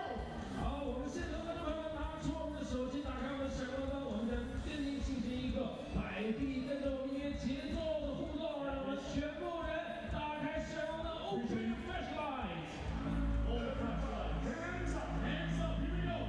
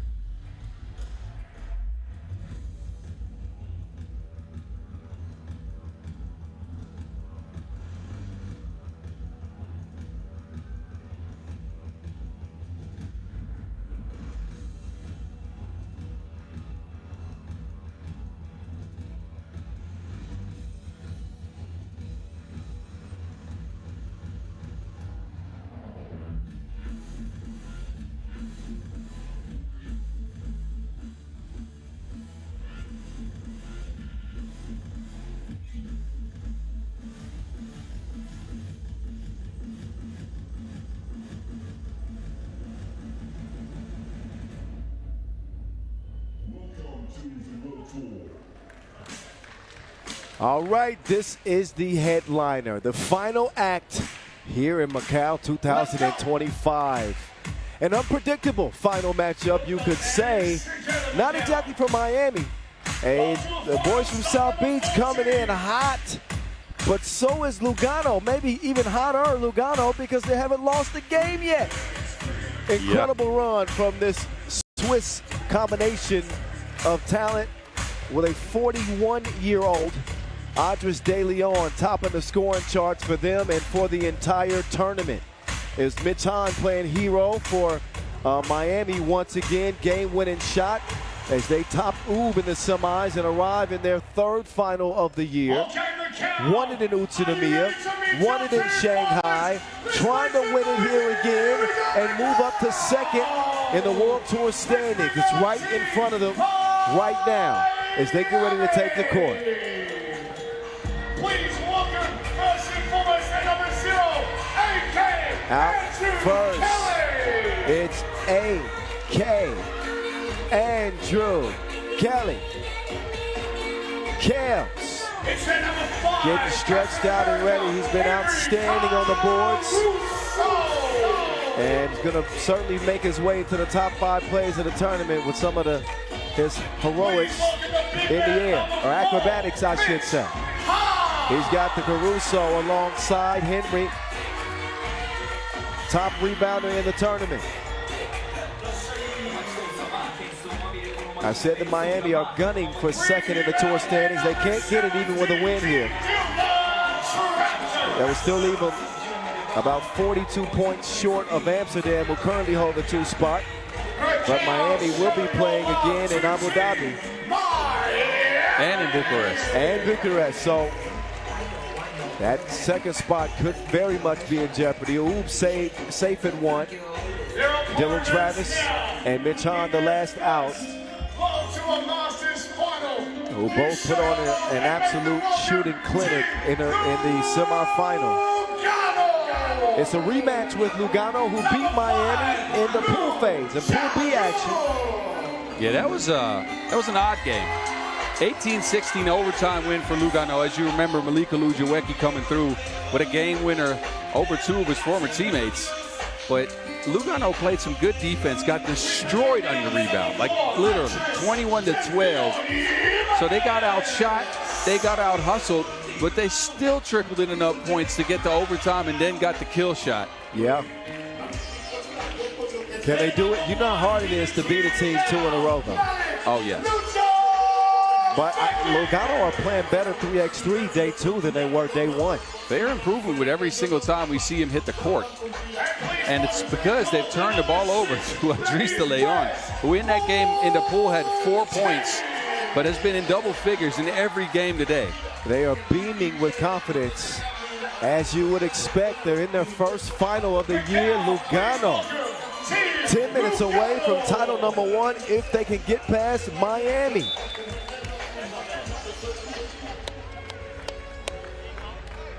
Two officials in place for this one. The crowd is anxious on the edge of their seats. Tatsuo Nagoshi and Marek Marashevsky with the whistles around their neck for this final. Congrats to them on the nomination, and congrats to both of these teams for battling their way to this $40,000 game. Henry Caruso, the ultimate wingman for Miami. He's had a couple of MVPs in the last month. Took it in Shanghai. That was the beginning of a long stretch of Masters in China, from Shanghai to Shenzhen to Beijing and now to Macau. Yes. So he started the Chinese trip with an MVP. Will he end the Chinese trip with an MVP? We'll see. Here's how they stack up. Caruso and Lujawecki. M. Holla at 6.3 points per game. He's had a heck of a tournament. If only he could show up with his jersey, then he's going to be all right. Showed up late to the semifinal a little bit because he left his jersey at the hotel. He had some spaghetti sauce on it or something. That's what I'm hearing. He's rushing through lunch. He's good now. Yes. We're going to see how good against Miami. Well, let's see. He played his best game of the tournament against Miami. And, of course, it's a special game for him because he used to be on the team with a couple of these fellas, and Dylan Travis and Mitch Hahn, when they were still Omaha 3 ball, as you remember. You're right.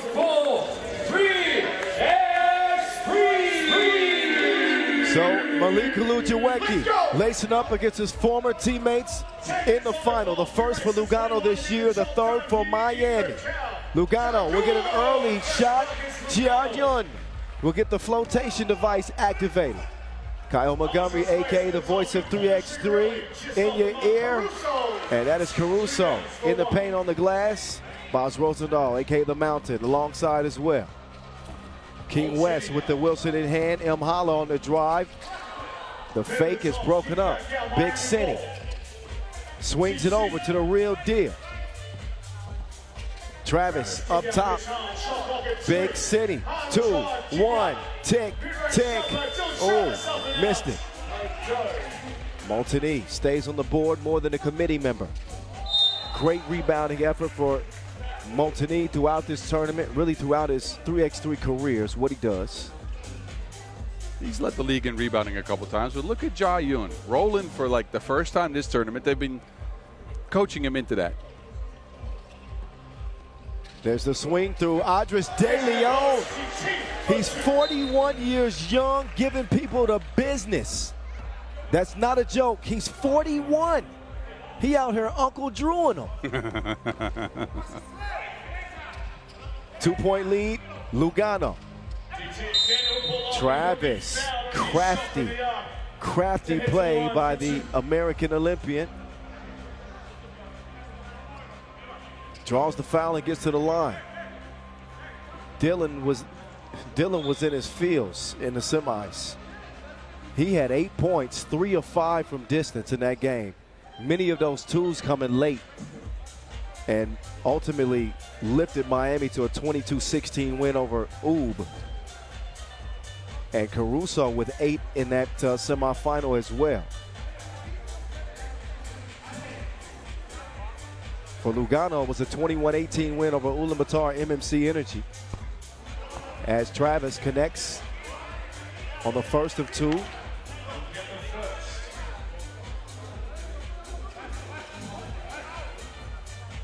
A critical cog in the machine that is Miami. Dylan Travis. Yes, indeed. Now it's down to the body shop. Montani was trying to work on Travis. Dylan will get called for Miami's second foul.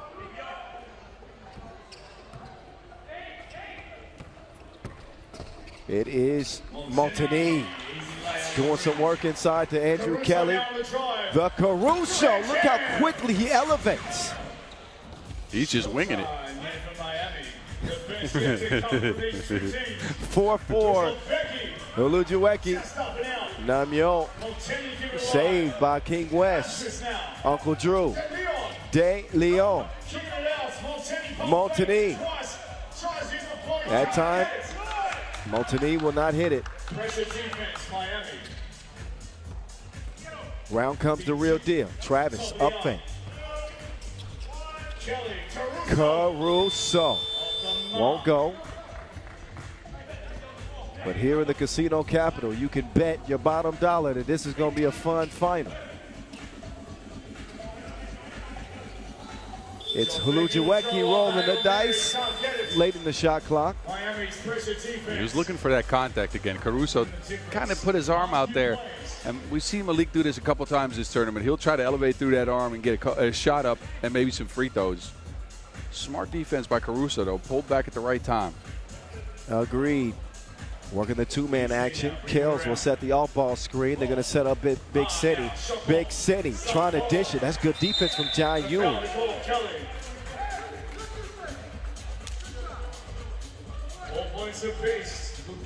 Remember, back to the pool phase game that these two teams played in yesterday. Lugano forced overtime with Miami where Ulujuweki hit a two-piece to win it. De Leon. Man, he going to get a speeding ticket. De Leon turning on the burners as he hit the corner, and nothing Kells could do about it.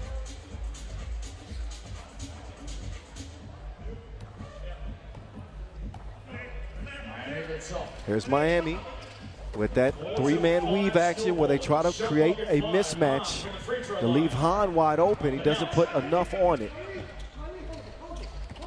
Olujuweki now penetrating. Olujuweki, take that, former teammate. Oh yeah, that's hard foul. Olujuweki. No ill intent in that foul. Caruso's got that look in his eyes as he steps up to the line. Henry Caruso tied for the team lead in scoring per game with Hahn at just shy of 6, but Henry's impact has been felt on the glass at 6 rebounds per. Leads the field in that category. Man, think about it. He even had a subpar rebounding game against the Hoop. He only had 2. They needed 5 rebounds to get Hoop off. And yeah, still has 5 more than the next closest, and that's Montigny. Man, that's ridiculous, though. Imagine this. There were 18 total or 13 total rebounds in that semifinal matchup with Hoop. That's how efficient the game was. Get that up out of here. Hahn with the swat.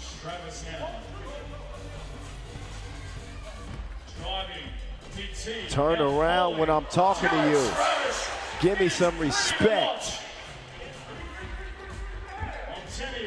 Montigny muscles it up past Travis. Now Caruso will drive. Out to Travis. Can't drain it from Tulane. 3.5 minutes in, and Hahn gets called for the foul. The only thing this matchup is missing is James Parent, who was also one of the members of Omaha 3-ball. Well, Clay Rowe, maybe. Oh, yeah, Clay Rowe. Oh, man. Yeah, that team had some hoopers. Without a doubt. Bardsley, of course. Oh, yeah, Trigger Trey. Yep. Yep, Trey Bardsley. Clay Rowe, the musket. The musket? I think I called him the garbage man. But Yeah, I was waiting for that one. No, we agreed to call him the musket. Okay, because he was an old gun? Did you ever see the shot? His shot? No, I have, but I don't have a mental picture. It took 2 days to load up. Anyway, shout out to him. 7-6 game, Lugano. Andres De Leon, he's got Big City on an island. He tells him, Mitch, please. Got to step your D up. Pumps. If Mitch sees De Leon, you know what it is. Mitch's get stitches. Now De Leon picking on Caruso. Not that time. Gets it down to Jia Yun. Loses his footing. Holla. 2 for $1. Olujuweki connects. Lugano leading 10-7.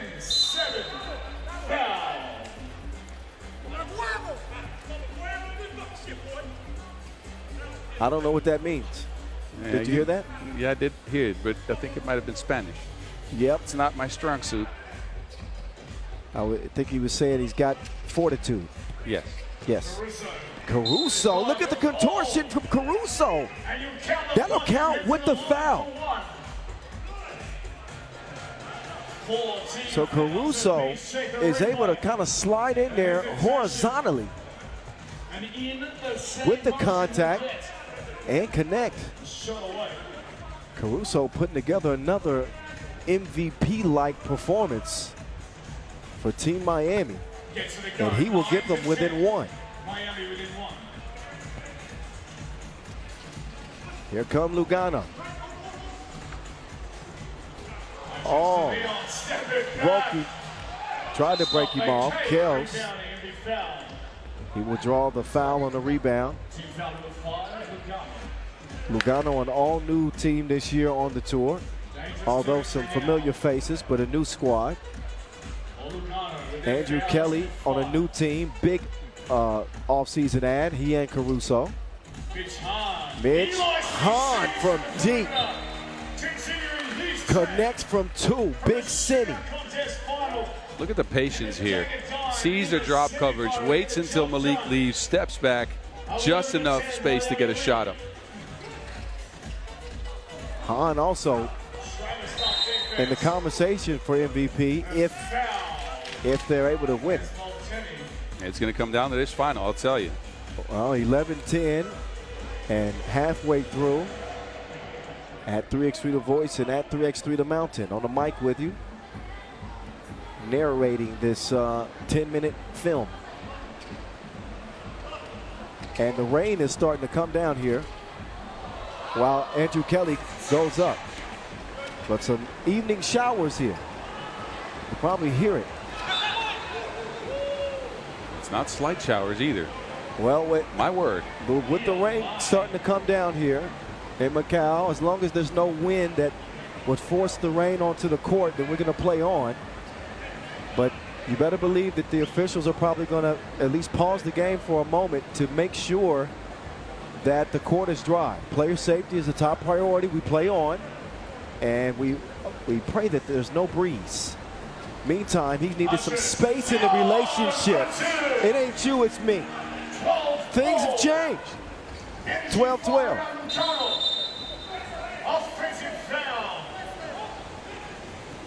The separation De Leon can get. Look at this. Attacks the lead foot. A 6 step back, and then to touch to finish it off. That is filthy. Oh, that is a great defensive play by Han. Pull the chip. Oh, but they fell asleep on M. Holla. He was late to the semis. They're late in defending him. Dropped off. Oh, what a save, Caruso. Man. Never gives up on a play.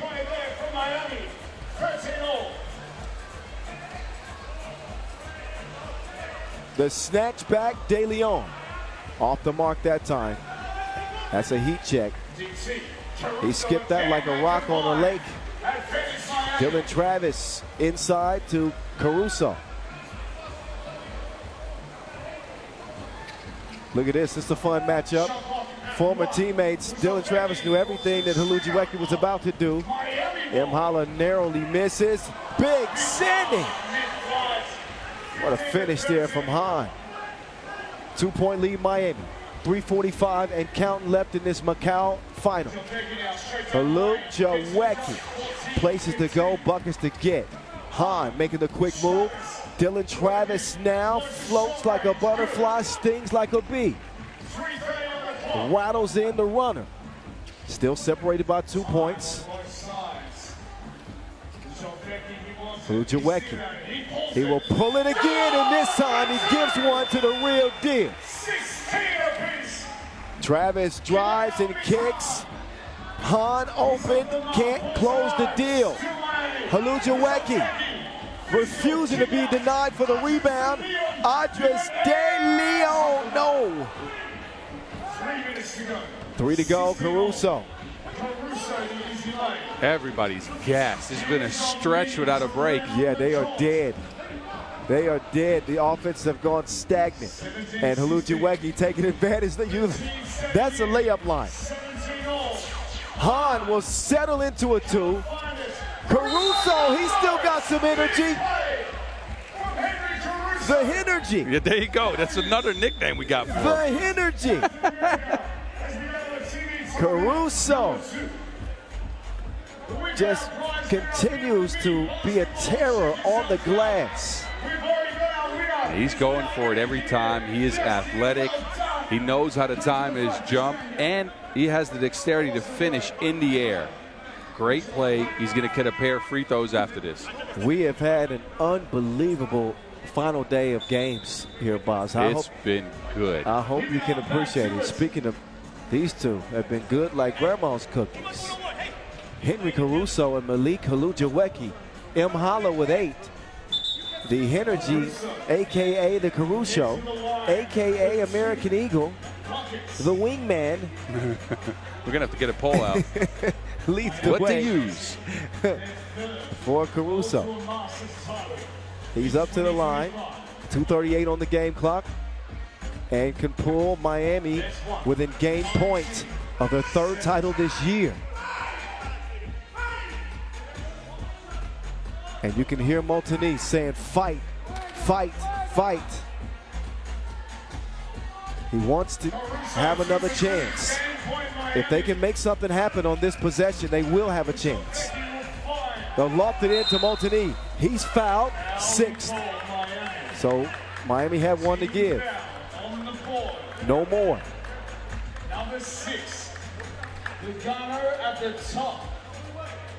How many times have we seen Montigny in his long 3x3 career get to finals and be unable to close the door? He's always been right there and has not captured that Masters crown yet.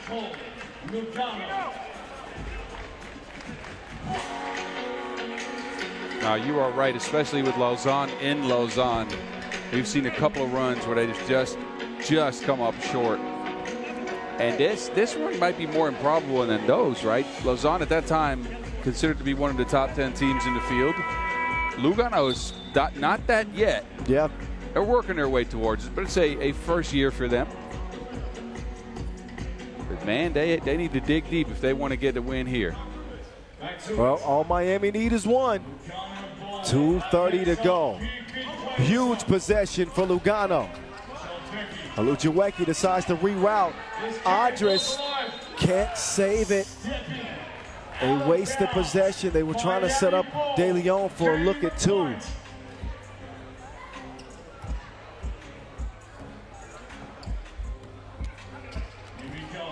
Here we go, Miami.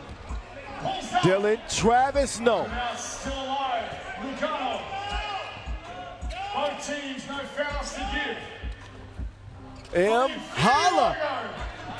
Nearly gets it to go. Off iron instead. The real deal. Looking to close this thing out. Adris with the steal. Olujuweki now driving. Is he going to take a one this time? He will. That makes it a one-possession game. But they can't foul and they can't let Dylan Travis get free looks like that. They dodge a bullet. Holla. De Leon. He will take advantage with the hezzy drive. Now, do they have a stop, Lugano? Does Miami have a bucket? Caruso saves it. Dylan Travis, no! Uh-oh! Here we go! The fans are on their feet. De Leon, Holla. Olujuweki, no! Tracks it down. We'll try again from the corner. Also a miss. But Montigny is going to even the game up, boss. Oh, boy. Here we go. Next point wins here in Macau. Caruso.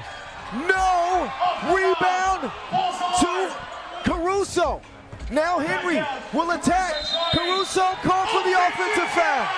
Oh, boy. Right when it looked like Miami had this game in the bag, it is anybody's contest to win. I'll tell you what, the last three offensive possessions for Miami have been disjointed.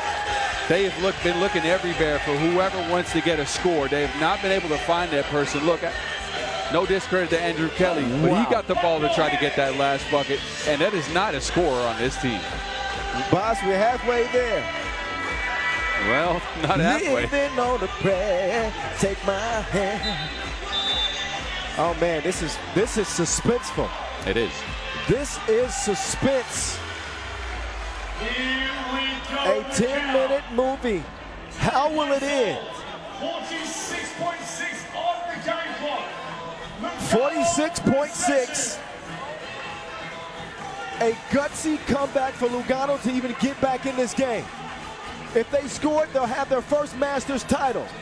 Adris De Leon. Game is over! In the casino capital. They win it. Big winners, Lugano. Montigny has won his first World Tour Masters in year 11. Here is the final shot delivered by Adris De Leon. Olujuweki and company will celebrate. An emotional Montigny sitting on the floor, winning it 21-20 over Miami. Lugano rolled the dice in the casino capital, and they have never won this big. You could feel it brewing when Miami was unsure who to give the ball for that last shot. Wow. 3-4 possessions, they went searching instead of going for determined action, and that left the door open. Lugano winning in Macau. Lugano? Yes. Lugano? Yes. Lugano. Get used to the name. Malika Lujueki, who celebrated a 29th birthday this week. There's no better birthday present than this. Wow. We've had two improbable winners in back-to-back weeks. My goodness. Think about last week, London. Yes. And now this week, Lugano. Just wild. Just wild. And this is going to spice up the race for that final as well. We're going to get into that in a bit. Let's get it center court. Enzo standing by with Montini, who's getting an early shower. Wet and wild in Macau. World Tour title #1 for Team Lugano. I am with Wes Montini. First of all, Wes, I want to talk about your teammate, Adris De Leon. He's hit step backs, he's hit pull-ups, he's hit buzzer beaters, game winners, title clinchers. Can you talk to us about him? How big is his heart? How big is his shot? I mean, Adris is incredible. We played together in 2012 in Dominican Republic. Since then, I always tell him, bro, you're going to be really good in 3x3. Because he got a heart, he's small, but he play like a big. He got no weird, you know.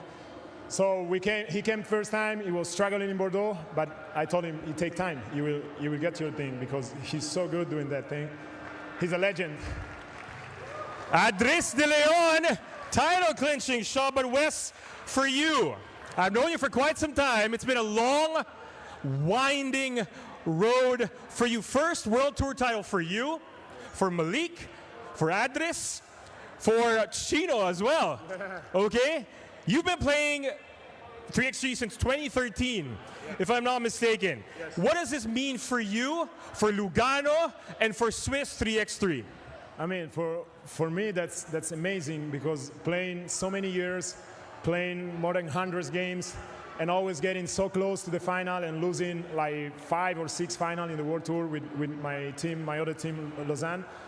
So I really wanted one. Before I stop, I said I need to get one. That's why in the court you see me like yelling on every single detail. And I know it's not easy for my teammates, but I say it's 10 minutes. If we don't correct the detail during the game, I don't want to be in the video and say, you see, you could have given 100% on that rebound and maybe we win. We need to do it to give everything on the court, and that's what we're trying to do. Last question, what's your message to all the Swiss 3x3 fans out there? I mean, we have a lot of support from all Switzerland, even because Lugano and Lausanne are still is together. I didn't quit Lausanne as an organization. And we have many people that are loving 3x3. They always follow us from everywhere in Switzerland. They support, they watch the games. And allez les gars!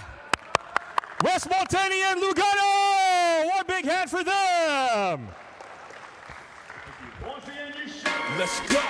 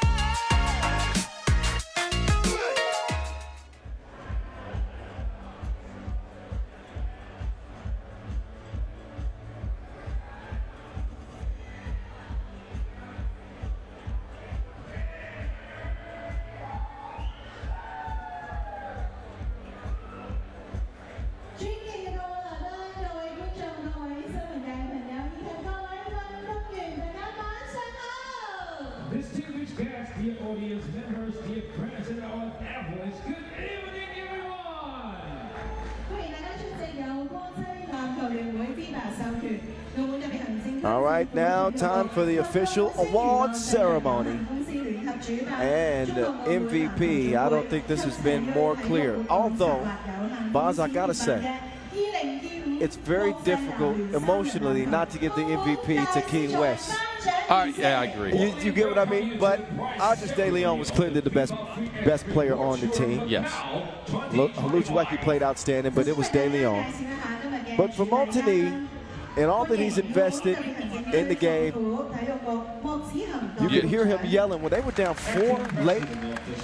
I thought they were done. Yeah. And you could hear him screaming from the free throw line, believe, believe, something like that. Yep. And they end up rallying, making that comeback to win that game.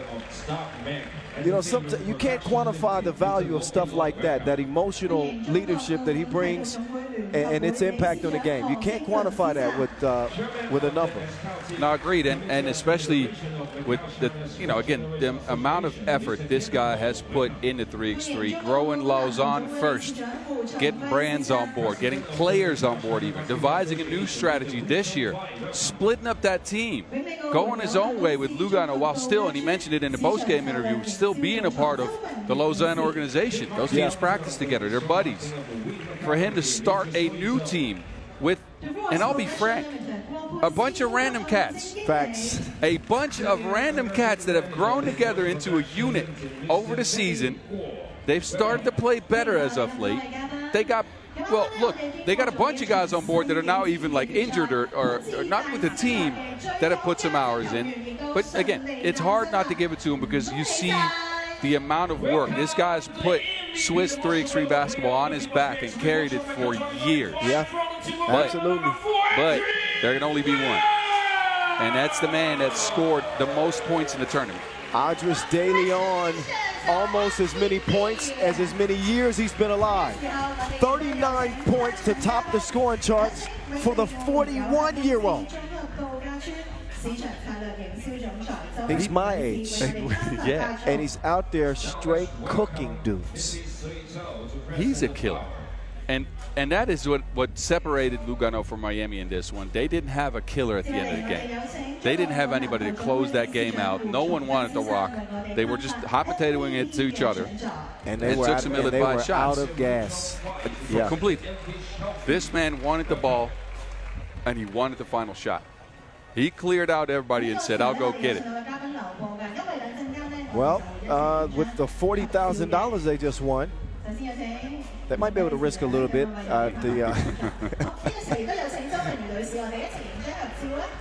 Little roulette or something, we'll see. MVP, Audrey De Leon. First season on the FIBA 3x3 World Tour. And think about it. I can't pull up the stats from the final game, but I believe he scored in double figures in every single game today. Day two, yeah. Day two. I know he had a 10-pointer, a 12-pointer quarters, 10-point semis. Yes, and he was up close to 10 in the finals. Because yesterday, so he got 39 total. Yesterday he scored 4, and then, let's see. How does he score 4 points so he in scored 2 games yesterday? He scored 9 points yesterday, total. Okay. 9 total. So he scored 22. No, his final 8 points in the final. Yeah. 8 points in the final. I was doing some calculations there. But man. Lucky Lugano. Well, luck didn't have a whole lot to do with it. They certainly had enough heart to get it done. Couple of overtime wins day 1, and they slayed some giants day 2, beating Miami again to claim their first ever Masters crown. They do it here in Macau 2025. So along with a nice payday, they'll get a nice bouquet of roses. Tomorrow they're going to be waking up and smelling the roses. Probably still a surreal feeling that they actually got it done in Macau, given the competition, and putting it all together. Crazy road for them, and yet they stand as winners. No, it's an attest to their ability to fight from behind and get maybe unexpected victories. Think about it. They had 2 overtimes first of all, and they won. Yes. None of their games have been the prettiest of 3 straight games. I think every win was unexpected. Think about it. They were down to Ulamatar by 5 points. They came back to win that one. Yeah. Look, an attest to the heart that they brought to this game and this tournament. Hard not to get behind that.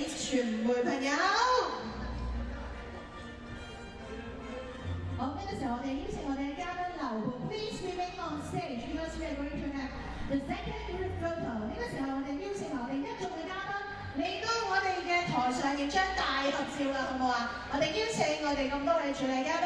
So a few more handshakes and deliveries to be made to the main court before the confetti falls. 永永利利都一齊嚟到影呢張合照㗎，有請。我見到佢哋咧好悉身打扮啦，亦都專程咧着上我哋3人籃球嘅一個服裝喺度㗎。好，呢個時候咧，我哋邀請我哋嘅嘉賓。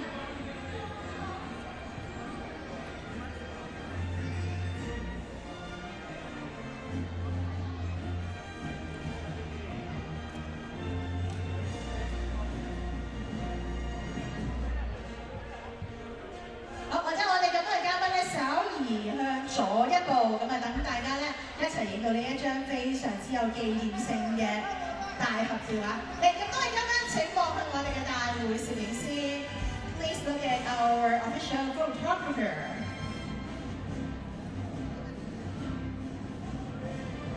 好，跟住到我哋嘅咁多位傳媒朋友。Thank you very much， 恭喜晒我哋今日嘅冠軍得主，亦都多謝我哋嘅咁多位嘉賓，以及我哋嘅咁多位傳媒朋友，再次感謝大家今日嘅出席。2025國際男聯3人籃球澳門大師賽已經圓滿結束，喺度亦都再次多謝我哋咁多嘅觀眾，俾多次掌聲我哋好嗎 ？Thank you。So one more final moment to enjoy on the court.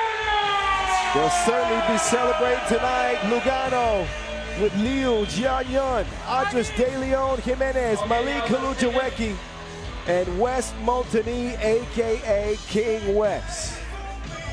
They are the champions.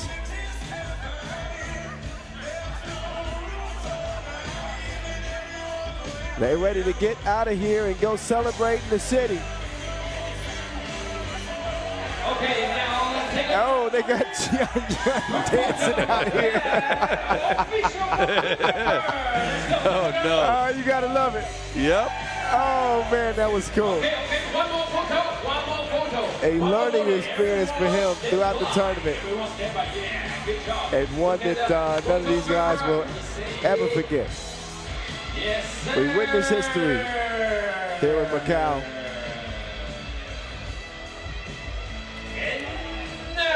And now it's nearly time to close the show. Here's a look at how things have gone so far. We just finished stop number 14, which means that we got 2 more to go in the regular season before we cap things off with the final in Manama, Bahrain, November 21st and 22nd. Abu Dhabi is next weekend. That'll be followed by the World Tour in Bucharest, and that will be it in terms of having a chance to qualify for the World Tour final, the biggest event that will cap the season. So Baz and I will be back together next week. Yes, sir. And then, of course, we'll be back together again for the final in Manama.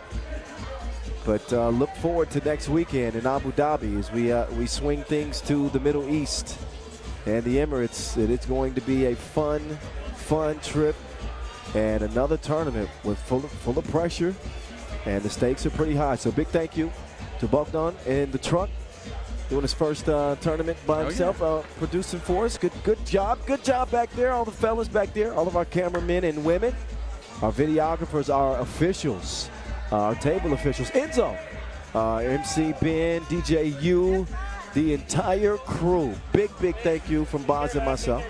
So for the mountain, you got any final thoughts, Boz, before we get out there? I can't wait for the finals race to get even more interesting next week in Abu Dhabi, so I hope everybody tunes in for that one. All right, we're going to eat. All right, for Boz Rosendahl, I'm Kyle Montgomery, a.k.a. the voice of 3x3, saying goodbye from Macau 2025. Congratulations to Lugano. See you guys next weekend in Abu Dhabi. Holla. Be safe.